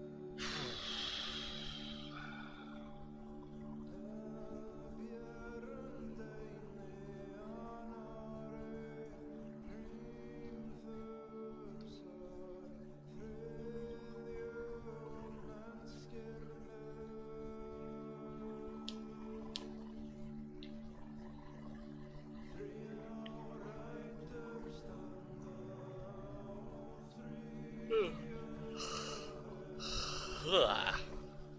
Shit. Tired suddenly.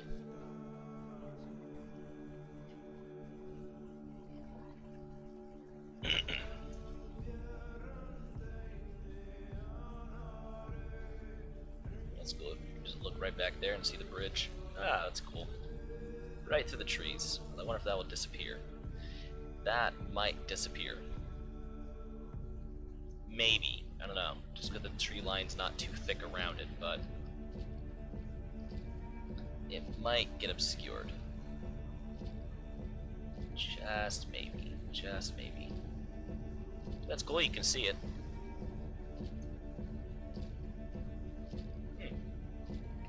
That is some nice views around here. Although once I add in a little bit of just kind of shrubs in here and try to get some brush, I mean, you can't really see the train line unless you're like right here.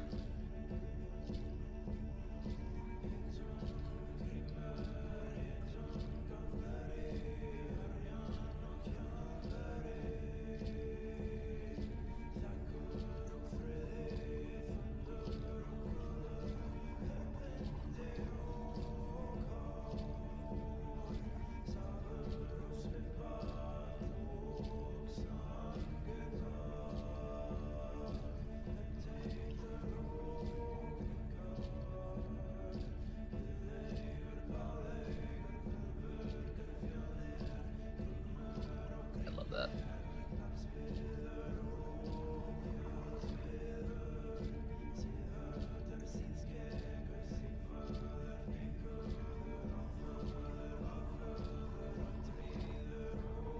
Alternatively, I could have like put the tank like right here, and the road still went through, and it was just a parking lot now. But I like kind of having the tank there, like, oh, no road, guess we can build a tank here.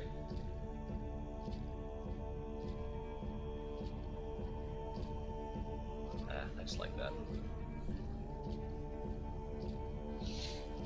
Guard something that is no longer there.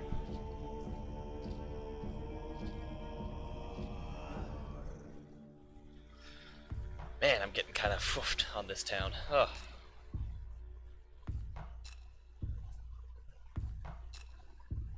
Let's pop across the way real quick to the paper mill.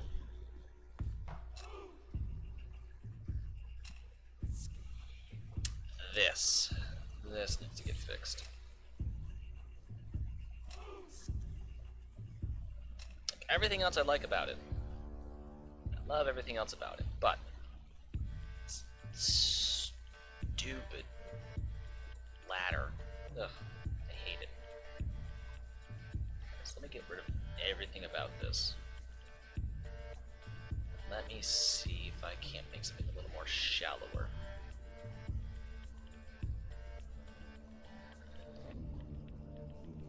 The problem is I need to be conscientious about the hill over here.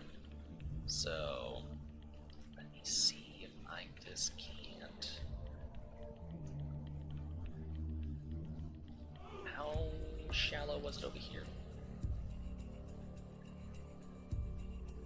Okay, so I should be able to. I just kind of do.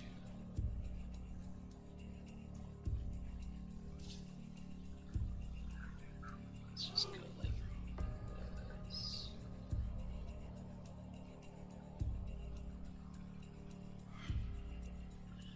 Let me drag the,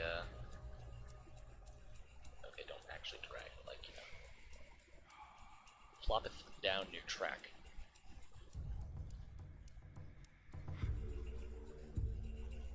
Why are you all...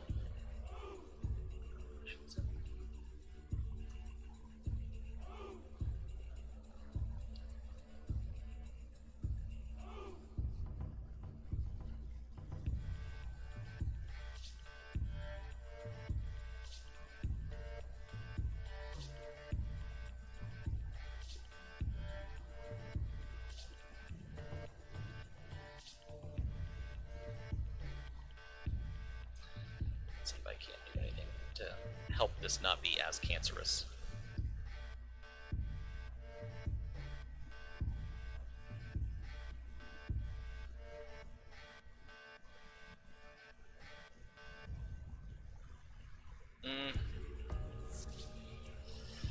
If I drag it out a little further.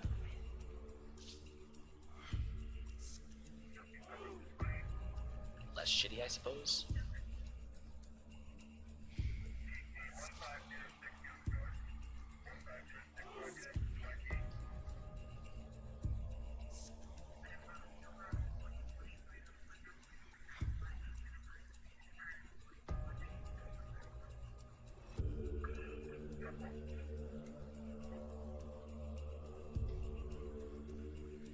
This will probably do much better. The only problem is I need to now kind of get it to gently curve, which I could probably do so, and just loop in right where it is now, which will I then will have to bring this track in and make it a little more cohesive. I should be able to do that. That'll be fine. Ah. So I'll delete this. Ow.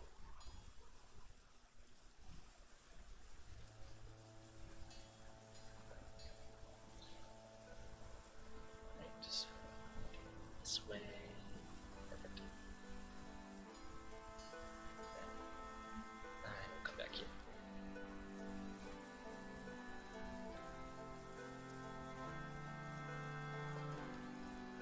And I'll need to come in at my own time and just reconfigure the industry tracks.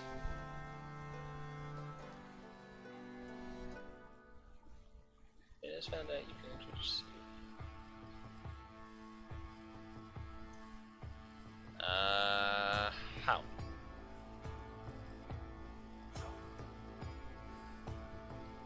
I mean, I just throw a 73-foot center beam on there and just check, see if it's too tight. And if it looks good to me. But I just know those turnouts were way too sharp. Especially if, you know, I did want to get a 6-axle in here. I don't really think I could get a 6-axle down in here, particularly with corners like these. Like, I don't believe I could comfortably get a 6-axle down in here. Like, let's see,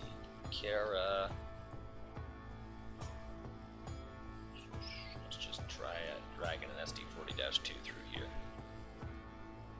I mean, I don't think that's too tight. Another advance next to the set track height button.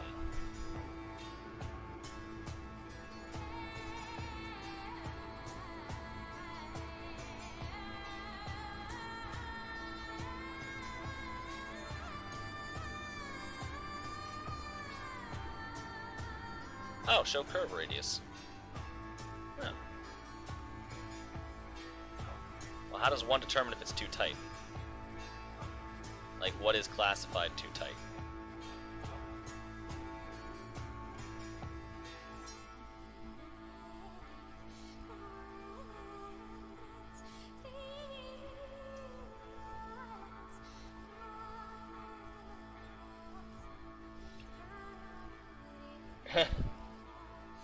front row.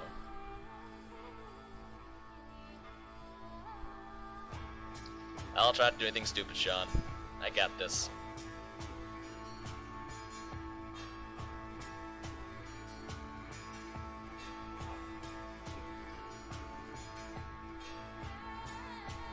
I mean, I'm just trying to figure out, you know, what exactly in its eyes is too tight. Or like, you know, where exactly do I determine something is tight? So, I mean, it's a nice tool, it's just I'm not quite sure how particularly to use it. Like, it seems like here in the middle of the corner it's about 117 corner, whatever that means. Like here it's 115, and you know, the closer we get to the end of the corner, it turns into like a 55, which I think honestly that is pretty tight. This, which I could probably extend this a touch.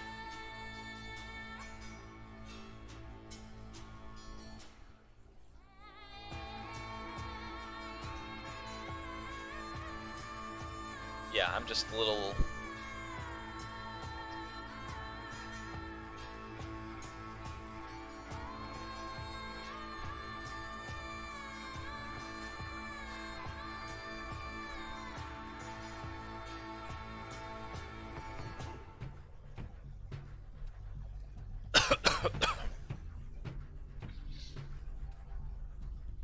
I mean, you know, I can kind of tell what corner is good, what corner is not. It's just, you know, I'm not sure on what kind of scale it's working off of to kind of tell me that it's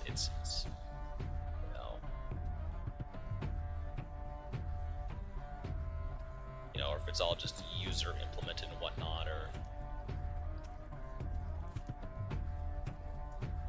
what have you, or, you know.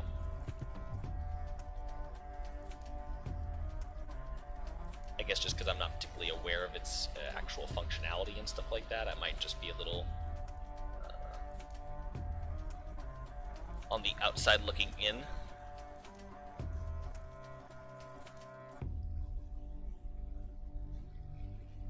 But I mean, visually speaking, the corners should be okay. You know, I usually just take like a 73-foot center beam and just see how much it kind of swings over the side of the corner. Plus, I just know that that corner was way too tight. But, and then this right here, I could just grab as such.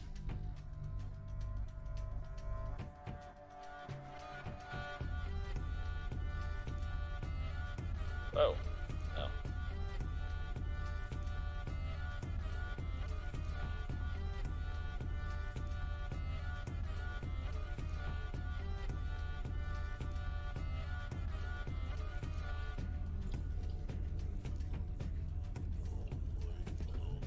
Slight curvature, Tim would be happy with me. Yeah, like, I feel like an SD40 could get around this corner with very few issues. It would be a little tight, but I think an SD40 could do it. Because I'm just trying to think about, you know, eventually it's, you know, it's pretty taxing to have a lot of the 4-axles come up here. Just because, you know, a lot of the grades are just shit. The grades are absolute shit up here. So trying to get a heavy train up here can be pretty taxing. So if I could fit a 6-axle up here, yeah, that would help a lot. It's just, you know, a lot of these corners are pretty tight. Like this, I think is I'm just trying to make it to where, you know, the 6 axles could realistically fit up here.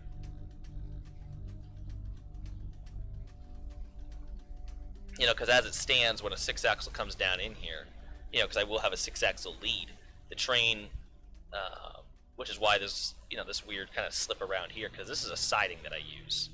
This is all a siding. This is a part of the Chain of Pawns passing track, or the control point, but in all reality, the control point's back here, because I use this track right here as a siding, because this is the entry into the mill right here.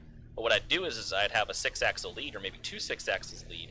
They would then pull up to here, disconnect. There'd be 3 4-axles behind it. The 6-axis would pull forward, tie down just beyond the signal right here, and then the train would then pull in and go work the mill.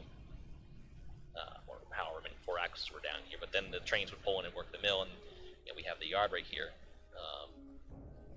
The thing is, if I could get a 6-axis down in here, I'm gonna, because that power is kind of needed. But I think these turnouts are just fine. And I think now, honestly, I can get 6-axle power down in here because none of these turns look too tight.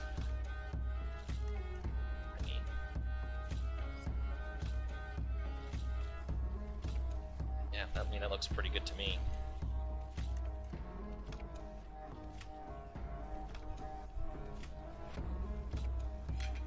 Even these corners over here don't look particularly too tight.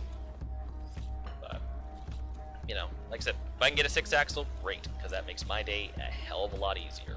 And that makes running up to here a hell of a lot easier, too. There's going to be a switcher up in here, and, maybe a 4-axle can get brought up here and placed up here to kind of, help out, but, predominantly I'm going to want a 6-axle to run up here just because the trains are long and they are heavy and the grades suck. The less work we got to give to our 4-axles, the better. The way I see it.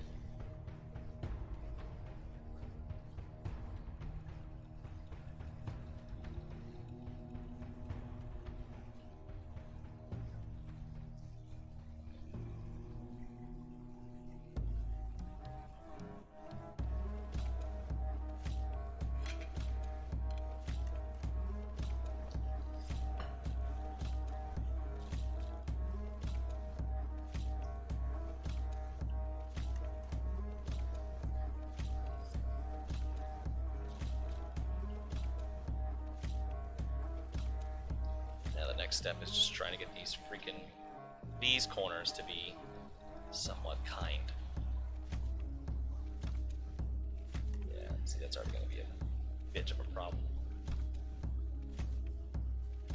Welcome back, Odin.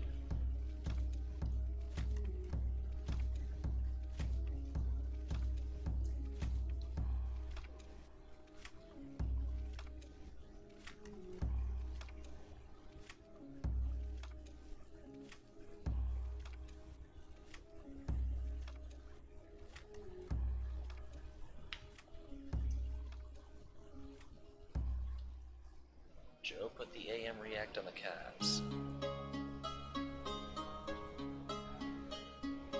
Oh, hey Toby. Oh, what are you gonna do? Give me a cat. That's good.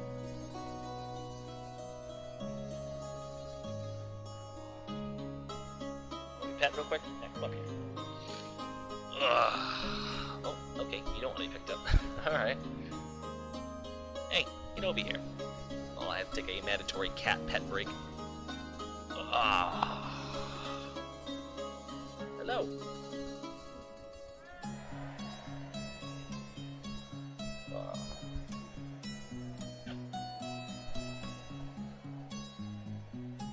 What are you gonna do, huh? What are you gonna do? My boy? You're my boy. Hey, go be a cat. Go be a cat, go attack things. Run amok and purr and eat food, meow a lot, whatever cats do.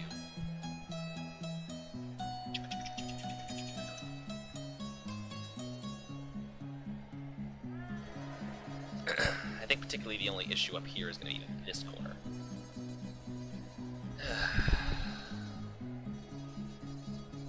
I mean, alternatively, I could bypass the additives track, but that's going to be a problem. Maybe I just need to get out the radius measure.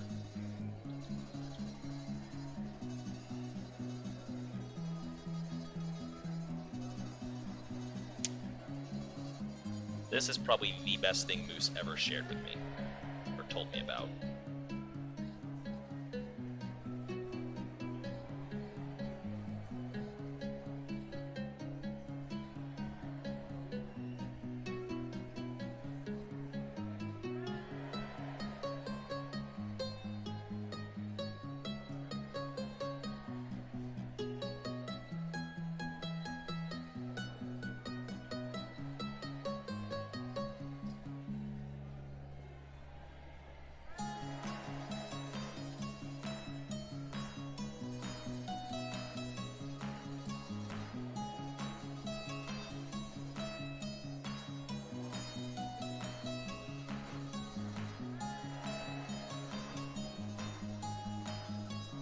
I don't know what this music is, but I love it.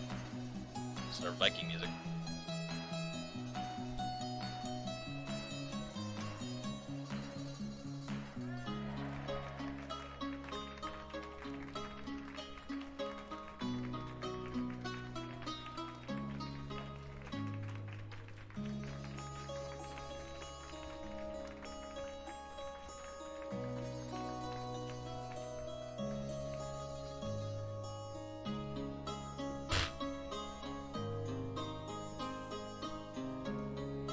Oh, God. What in the hell? The blast radius. If this mill were to blow up, how far would things get fucked? Well, if this tank right here were to explode, 600 meters away would be absolutely fucked. Which, impressively enough, is not on the other side of the lake, so that's good. I need a new hobby. Anyways, just excuse me, I'm not done with you.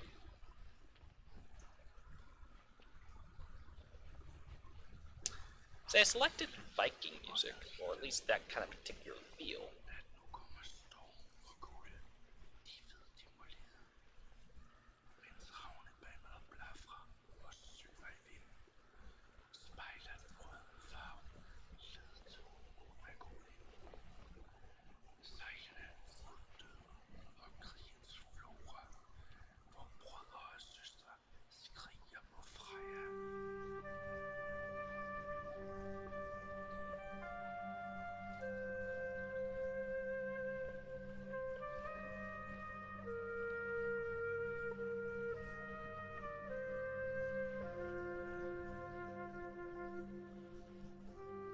I feel like I'm watching a documentary about, like, the Falklands War. Because oddly enough, I watched that the other night. Learned quite a bit. It's actually watching something on, Battle of Passchendaele. And I kind of got sucked into a few more documentaries. So on and so forth. Alright. We'll be right here. Yeah, Moose recommended me. They're all curve radius. There's like a whole series of them. Like, you even have like 5,000 meter, which is just an absolutely ridiculous amount of space. But like, you know, you could have a curve that's up to 5,000 meters in length that will help you measure it, and it'll be very smooth and whatnot. It's a very great tool, and I'm very thankful Moose. Hold on.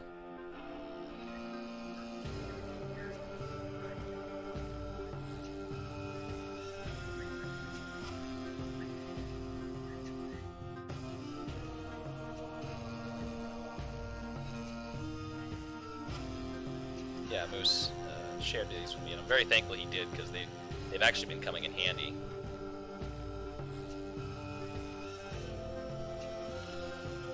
Which, I think this should be okay. This curve I'm not too concerned about. I think it should be alright.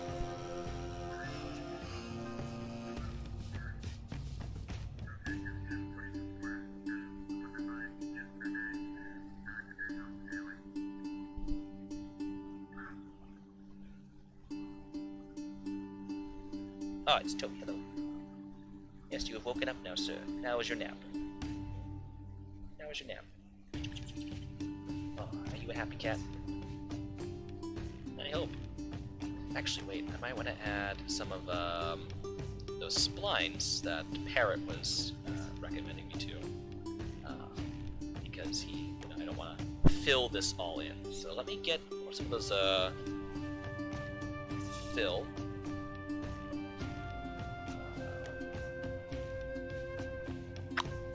Shit, where are they? Better yet, what are they?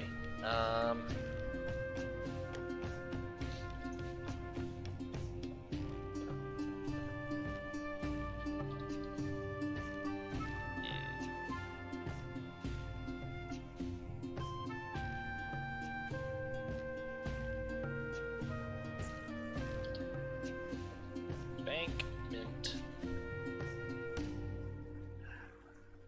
Is this it? I believe it is. Aha! It is. Alright, so we'll use some of these real quick. I been meaning to use them because Parrot wasn't getting on me, but he was saying, you know, your fills are too wide. Use some of these gravel, those spline fills.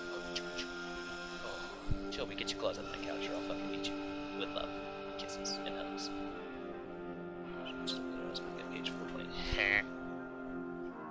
Yeah, I can't guarantee I'll be streaming too much longer because I'm gonna probably be getting some food here myself because I'm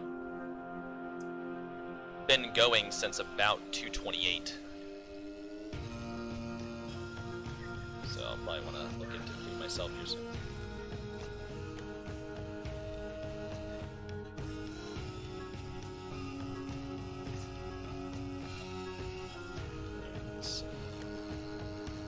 Close that up. Close that up. Close that up. Raise up a little further. Ruh-roh. Ruh-roh, Reggie. Why is it so deep up here?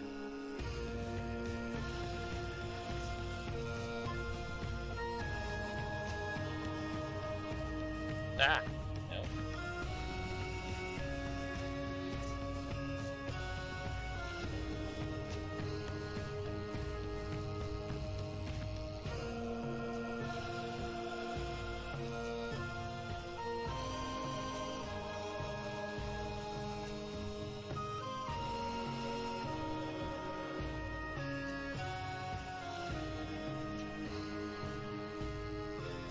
Just these little details. Ah, welcome back. Pains realizing there aren't a good enough amount of K5 LAs. I mean, you could make your own. As people have told me forever, trains, when I, you know, like, yeah, there isn't much of this. Like you could just make your own. I'm like, you could just shut the fuck up.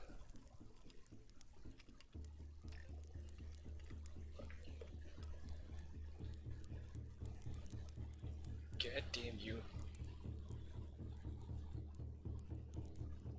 Actually, I just realized I got some adobo fish and mashed potatoes from my aunt yesterday. And now about you, but that sounds pretty wicked right now.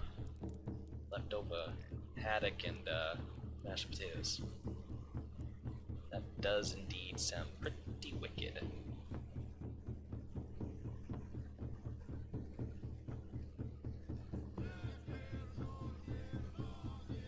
There. So I think this embankment will work fairly well as we kind of swoop around.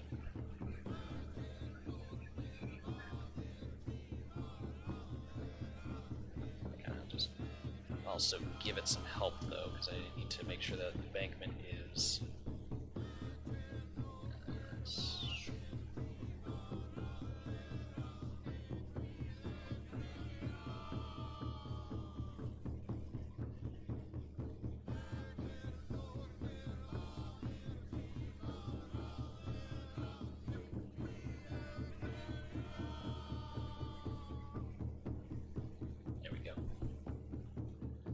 that's actually there. I probably should put like a storm drain tube right there. Fried potatoes in it. Mama made handmade marinated hamburgers. Oh, oh, that sounds wicked right now. Oh, son of a bitch, that sounds good. Oh, it's toast.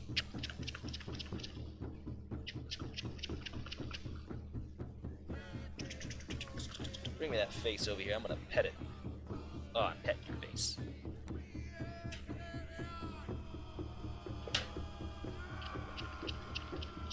What are you gonna do, huh? What are you gonna do? You're gonna be a cat.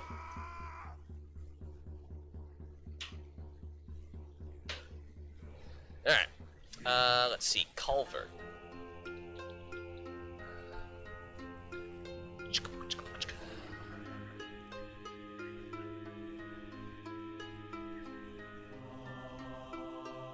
This could probably work. So about the middle of the corner, I'd say, is actually probably the tallest part's right about here, so we'll just kind of...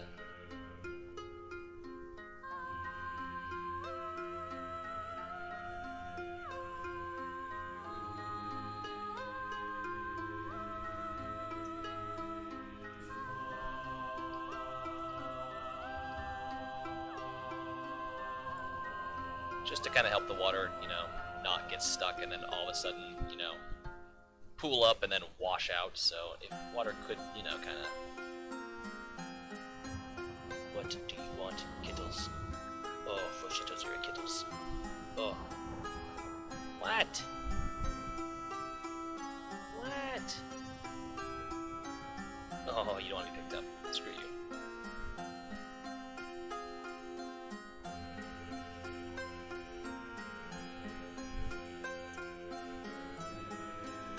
Oi!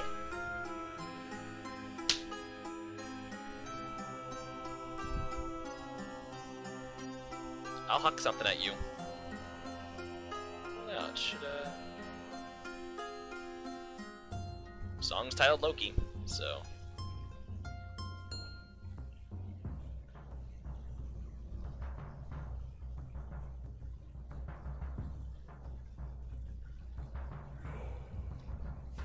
Which, this is the channel, by the way, which I get all my music from, as of late. Danheim, I believe is his name, or Danheim. Do consider giving him a look if you enjoy his music that I have been featuring. I will probably leave a link in the comments below. Hey, Toby. Yeah, do consider checking out his channel and his work in the music and whatnot. He's been the one providing us with some of the nice entertainment and the nice tunes to listen to while we are route building streams as of late. So do check out his channel. Give him a like and some subscribes for his work or the work that he shares with us. I have thoroughly enjoyed his music, and actually his work is it's just been nice to have something to listen to while route building. You know, that's not heavy metal, so on and so forth. Because otherwise it's all I listen to, which, you know, nobody worries, that's what I like listening to. But it's been a refreshing change, I will say. So, do consider checking him out.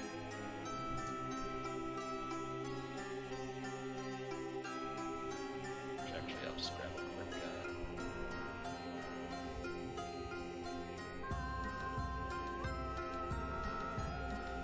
yeah, just go look for that. So, he's been live streaming all the music that he has on his channel and stuff like that. It's just on a random order and whatnot. It's been nice. So, alright, so there's the embankment over here, which will suffice. One thing I need to add, or I need to find assets for, is water treatment, because this big facility would use a fair bit of water, and it needs to get treated before it's, you know, spit out wherever, or drained, or what have you.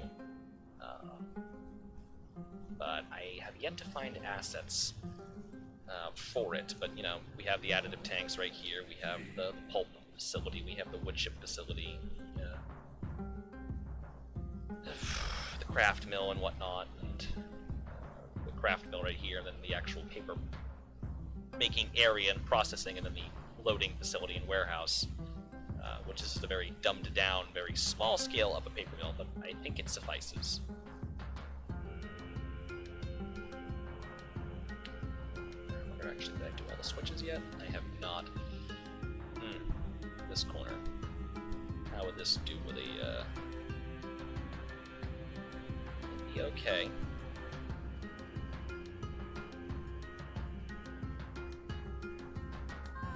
Okay.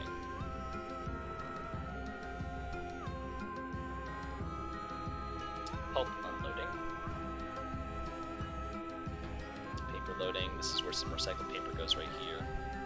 Which I probably should make this track go all the way through and connect back up. Because it's kind of a pain to. It's like out of everything else that connects here, this one dead ends. But it is what it is.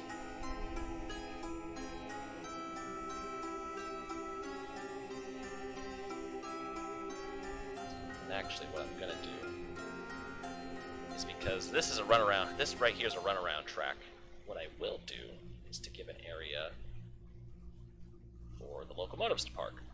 So we can get those out of the way and retain our runaround track, because I did note that it was kind of a pain in the butt to do my switching moves when all the locomotives that were not active were parked on this track.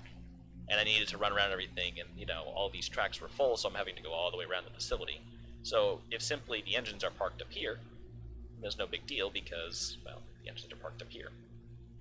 So, something I have noted.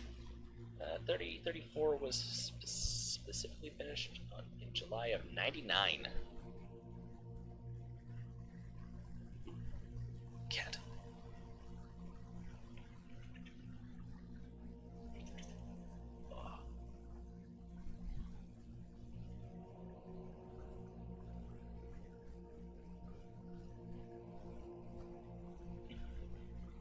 Oh, flop. You're a very happy kitty. Yeah. Oh.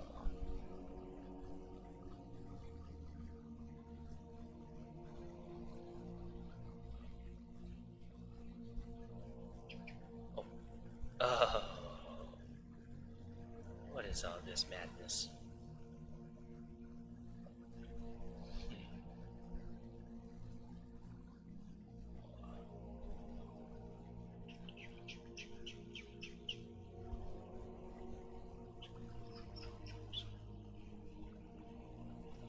You're too lovey. You're just a lovey cat. I wish everyone could have a cat like Toby.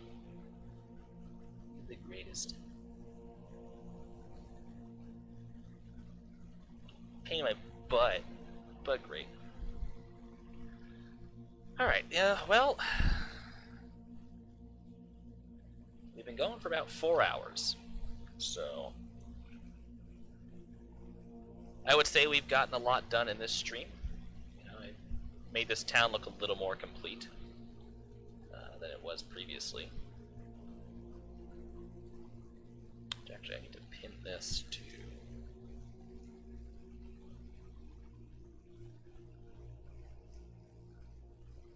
There, so that's pinned.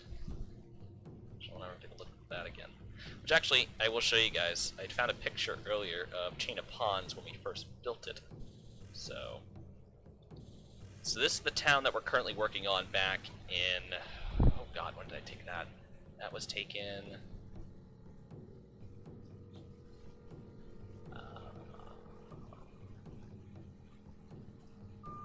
Let's see if it tells me. It was created on August 29th, 2018. Right before Hannah left me. Nice. So this was created August 29th, 2018. So this was... I created this town, built it on on that day. So this was the first day that I had built this town, kind of laid the track through and made it all look as such. So this is the town then. And from roughly the same angle point, you know, trying to get everything up in the background like it is there, this is roughly the same view, I believe. So... Actually, that road right there... Actually, no, Oh yeah, because that road now goes over there, so...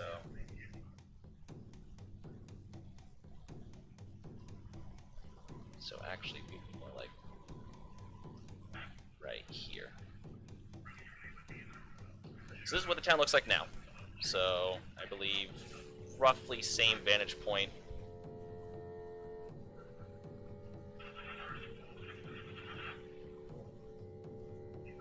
Which I think is huge. It's just absolutely huge.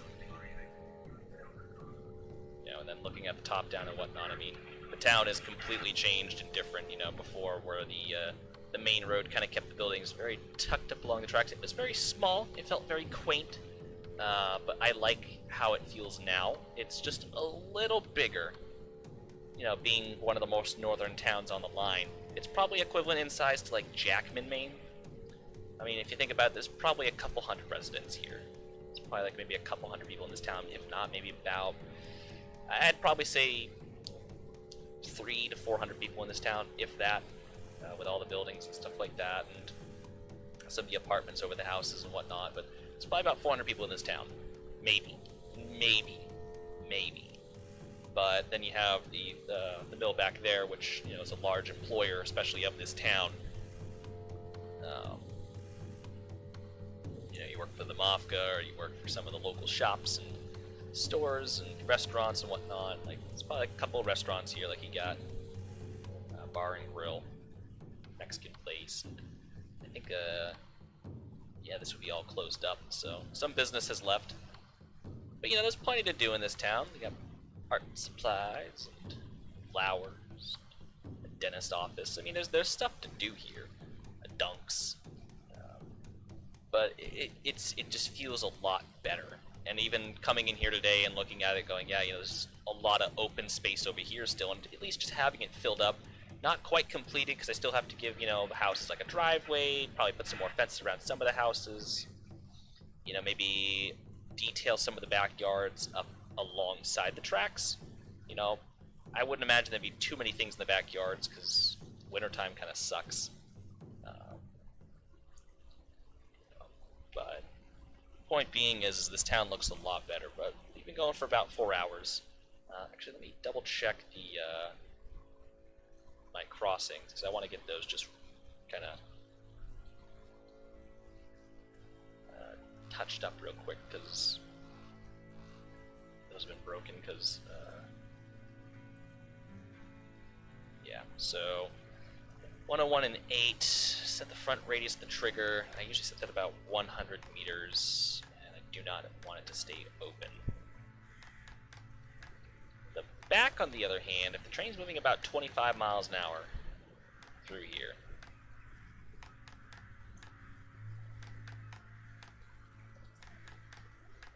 if the train's going about 25 miles an hour, what's a good, like, I would like this crossing to go off when the train is kind of coming through right about there. So that'll give it more than enough time to kind of get ready. So let me switch to my units real quick. Just so I can measure properly. So from here,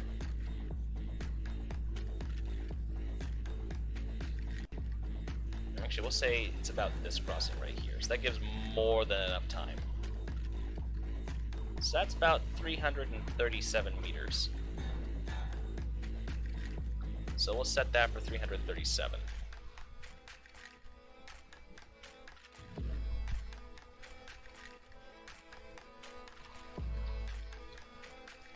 That might be too much, might not be enough, I don't know.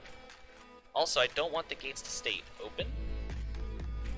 Because what I've noticed is when, like, the train slows down, like, by like a couple miles, so like I think it gives like a 3 mile an hour leeway, so if your train starts to slow down just a little bit without braking, it'll stay open. But if it gets below like a 3 mile an hour threshold from where the crossing was first activated, the crossings go out.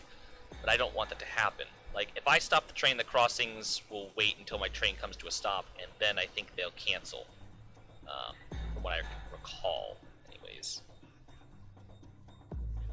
And I think I'll do the same back here. I'll just go 337 since the trains are slowing down.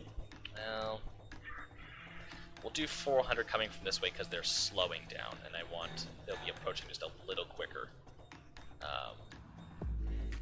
You know, just because they're coming in, and I want them to have a little more notification, because they don't need to be 25 till they hit this signal. They'll probably be just hitting 25 not long before that. So 400 meters is about to here, roughly. That might be a little too much. That would be fine. I know my town, the crossings go off, take a little while to go off.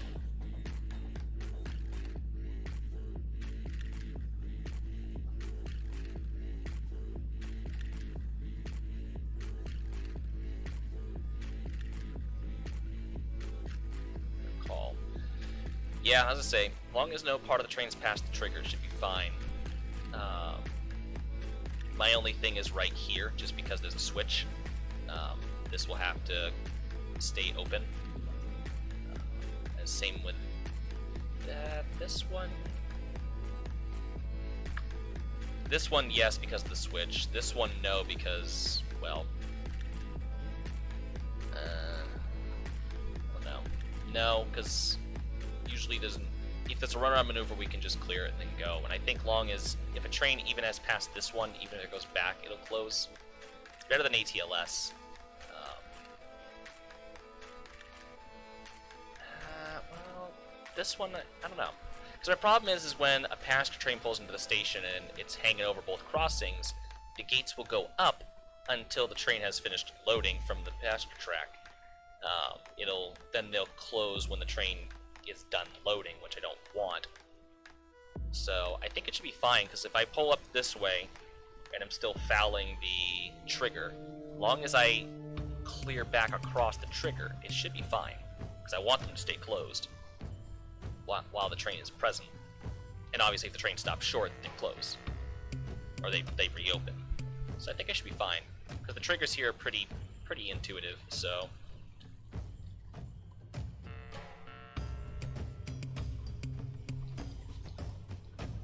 behind here, I think I'll do 337 as well, because that seems to be the best distance of sorts. Same with this side.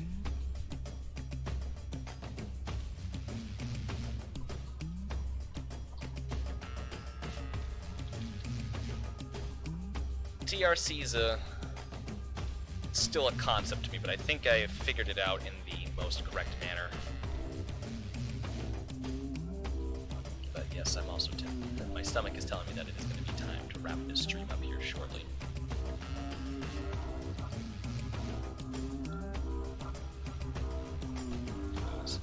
I'm getting the rumblies.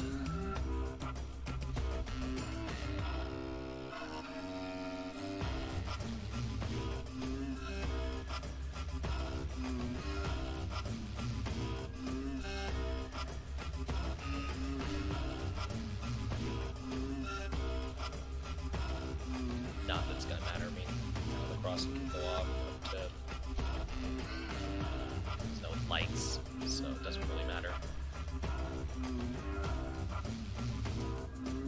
Alright, so there's that.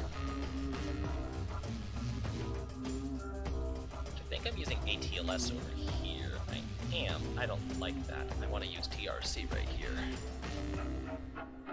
Alright, so I'm actually going to go ahead and remove this. And I'm going to get rid of these. I do not want these.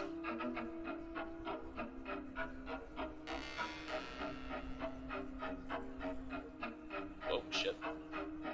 Deleted a lot more than I wanted. Because I want to say that these crossings have a TRC version. US 12x24 WCHNG. TRC WCH.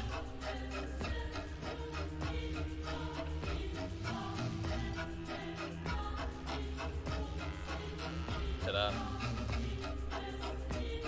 Perfect. Alright, drag it in.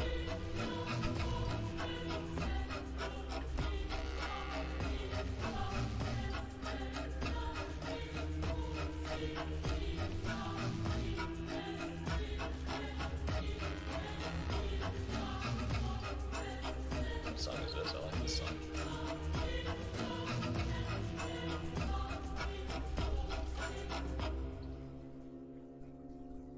I'm gonna paste that somewhere.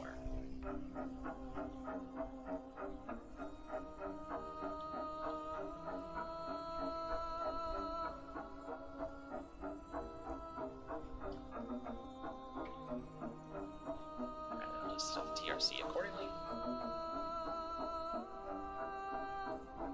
There.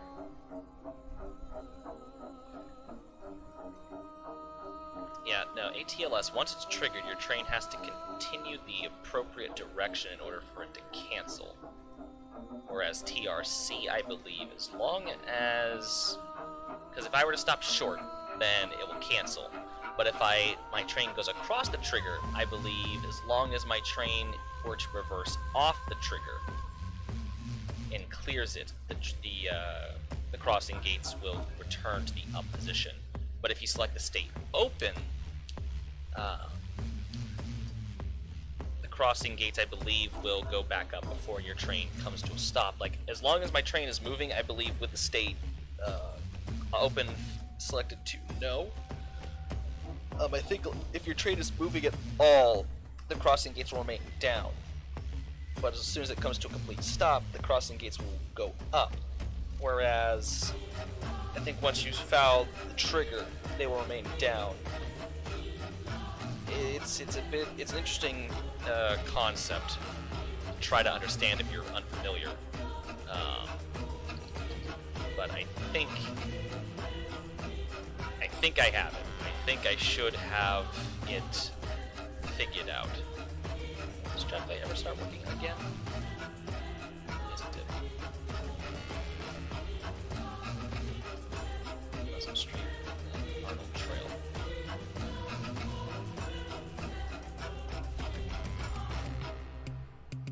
Alright, TRC trigger.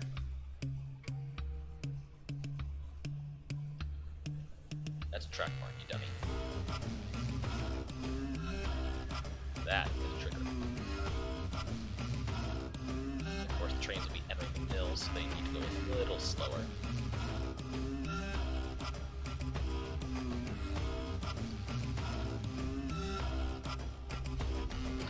Alright, what number series have we been using down here?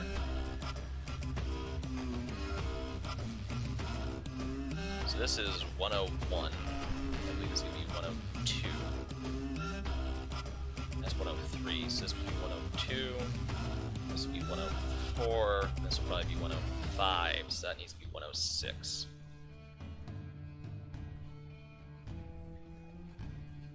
Supposedly. Allegedly. So 106 and 1. 2, 100. And this doesn't need to be really set a whole lot. The name. Oh, yes, yeah. 7. Already exists. Okay. 108. Meh. 108 and 2. I'll set that accordingly in a moment. Radius, roughly speaking. I mean, 200 meters because this switch isn't automatic, so actually it might be open already. So if we can set that to be roughly, they're slowing down, they should be crawling right about, yeah, we'll say 200 meters, no more. Well, actually 200 meters would be out to here. Yeah, just give it 160, we'll call it an afternoon. They're creeping through here anyways. Front, 100. Back, 170. Same thing for that side. 170. Alright. 108. And 3. 108 and 4.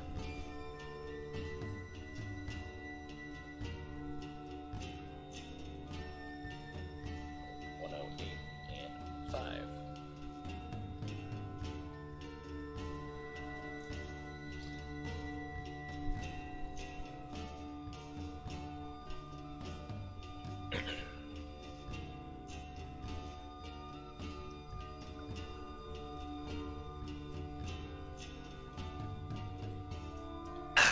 Much better. So, last thing we could do real quick is we could take a train and pick it up in Flagstaff real quick. Have it headed by a couple of SD40s, and we could run it down to here real quick, or we can call it a stream. Anyone who's part of the AM server could just meet me over there, chat for a bit, and then I can run the train again. I can come back and live stream a little more tonight. There's not a lot going on.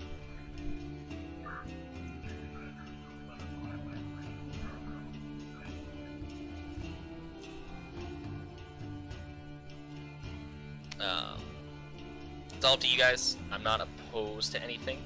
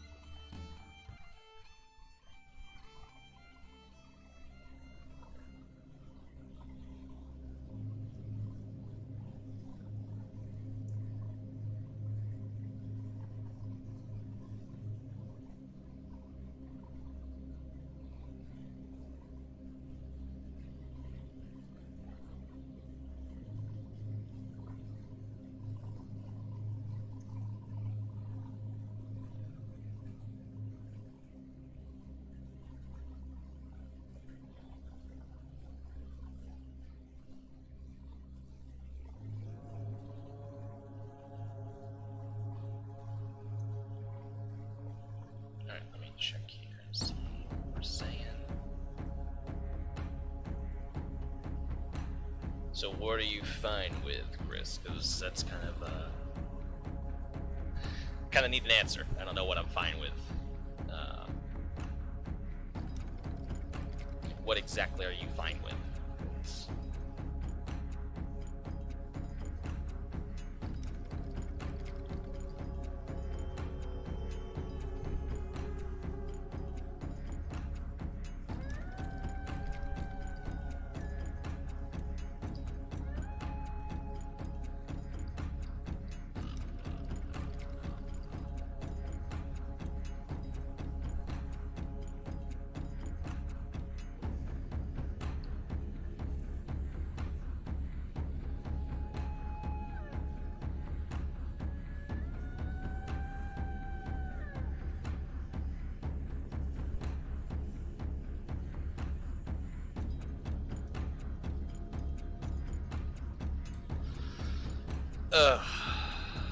Of course.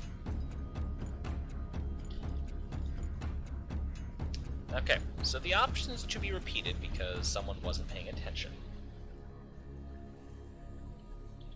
is I can go ahead, and since we've been streaming for over 4 hours now, I can go ahead and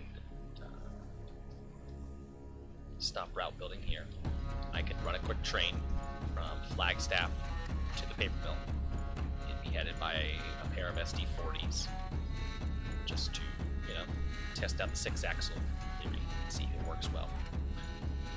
Or I can go ahead and wrap the stream up here, because my stomach is rumbling and I'm kind of hungry a little bit, and I would like to eat.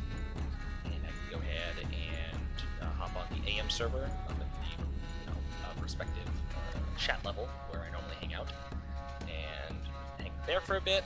I can always just kind of come back later in live stream because I'm not going to be talking to Sean tonight because he's busy, so I'll have more than ample time to do these live streams.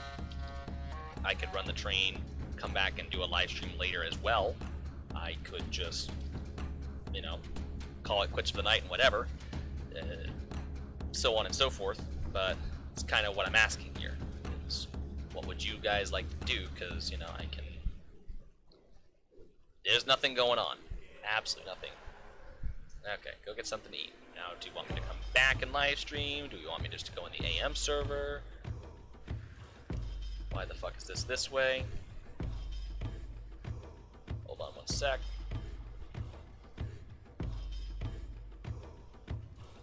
That's a bit weird. The fuck?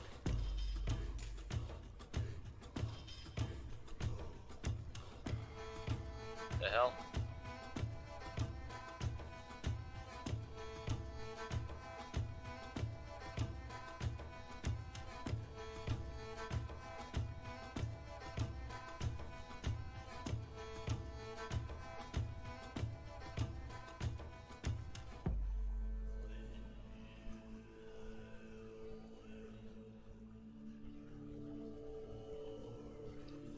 That's weird.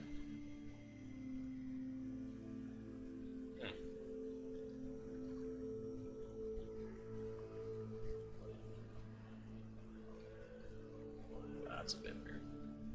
Okay.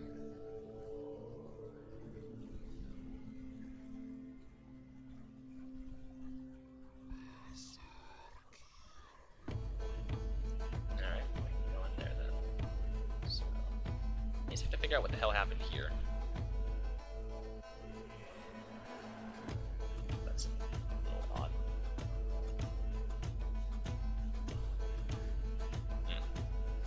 Anyways, so, alright, well then I will go ahead and break, so let's just go focus on what the fuck we worked on. Actually, we'll just fly down this right away, because this, I think, is going to need some work here in the future.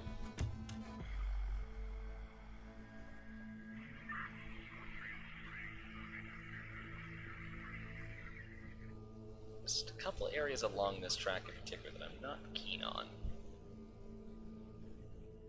I also want to flatten out this and use an embankment spline. I can particularly think right up in here. right when the speed goes to kaput, because this turns into a 25, and that's a nightmare. And these corners just suck. Yeah, this gets to a steep part where the grades kind of get really shitty as we're trying to kind of get over this little mountain. They don't generally speed back up for quite a while. So you have this stupid corner, and they speed back up to 35 out of the corner. Roll along a little further. Like, it's not a bad track. Then you get to here. And the fun begins here. But anyhow, so if that is the case though, I will let you guys go. So I will be all over there. I don't know what. Ooh, fucking lag. Christ.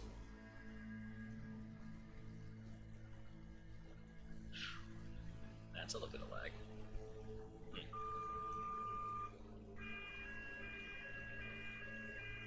You know, computer, I was thinking the exact same thing. There must be something high poly that I'm using in this town that is really killing my frames.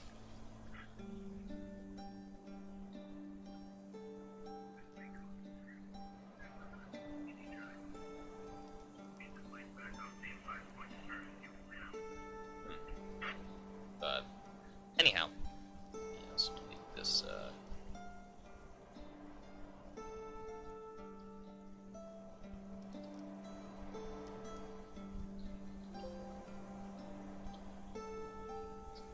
But this is where I'll let you guys go. So I do appreciate you all for staying with me for 4.5 hours.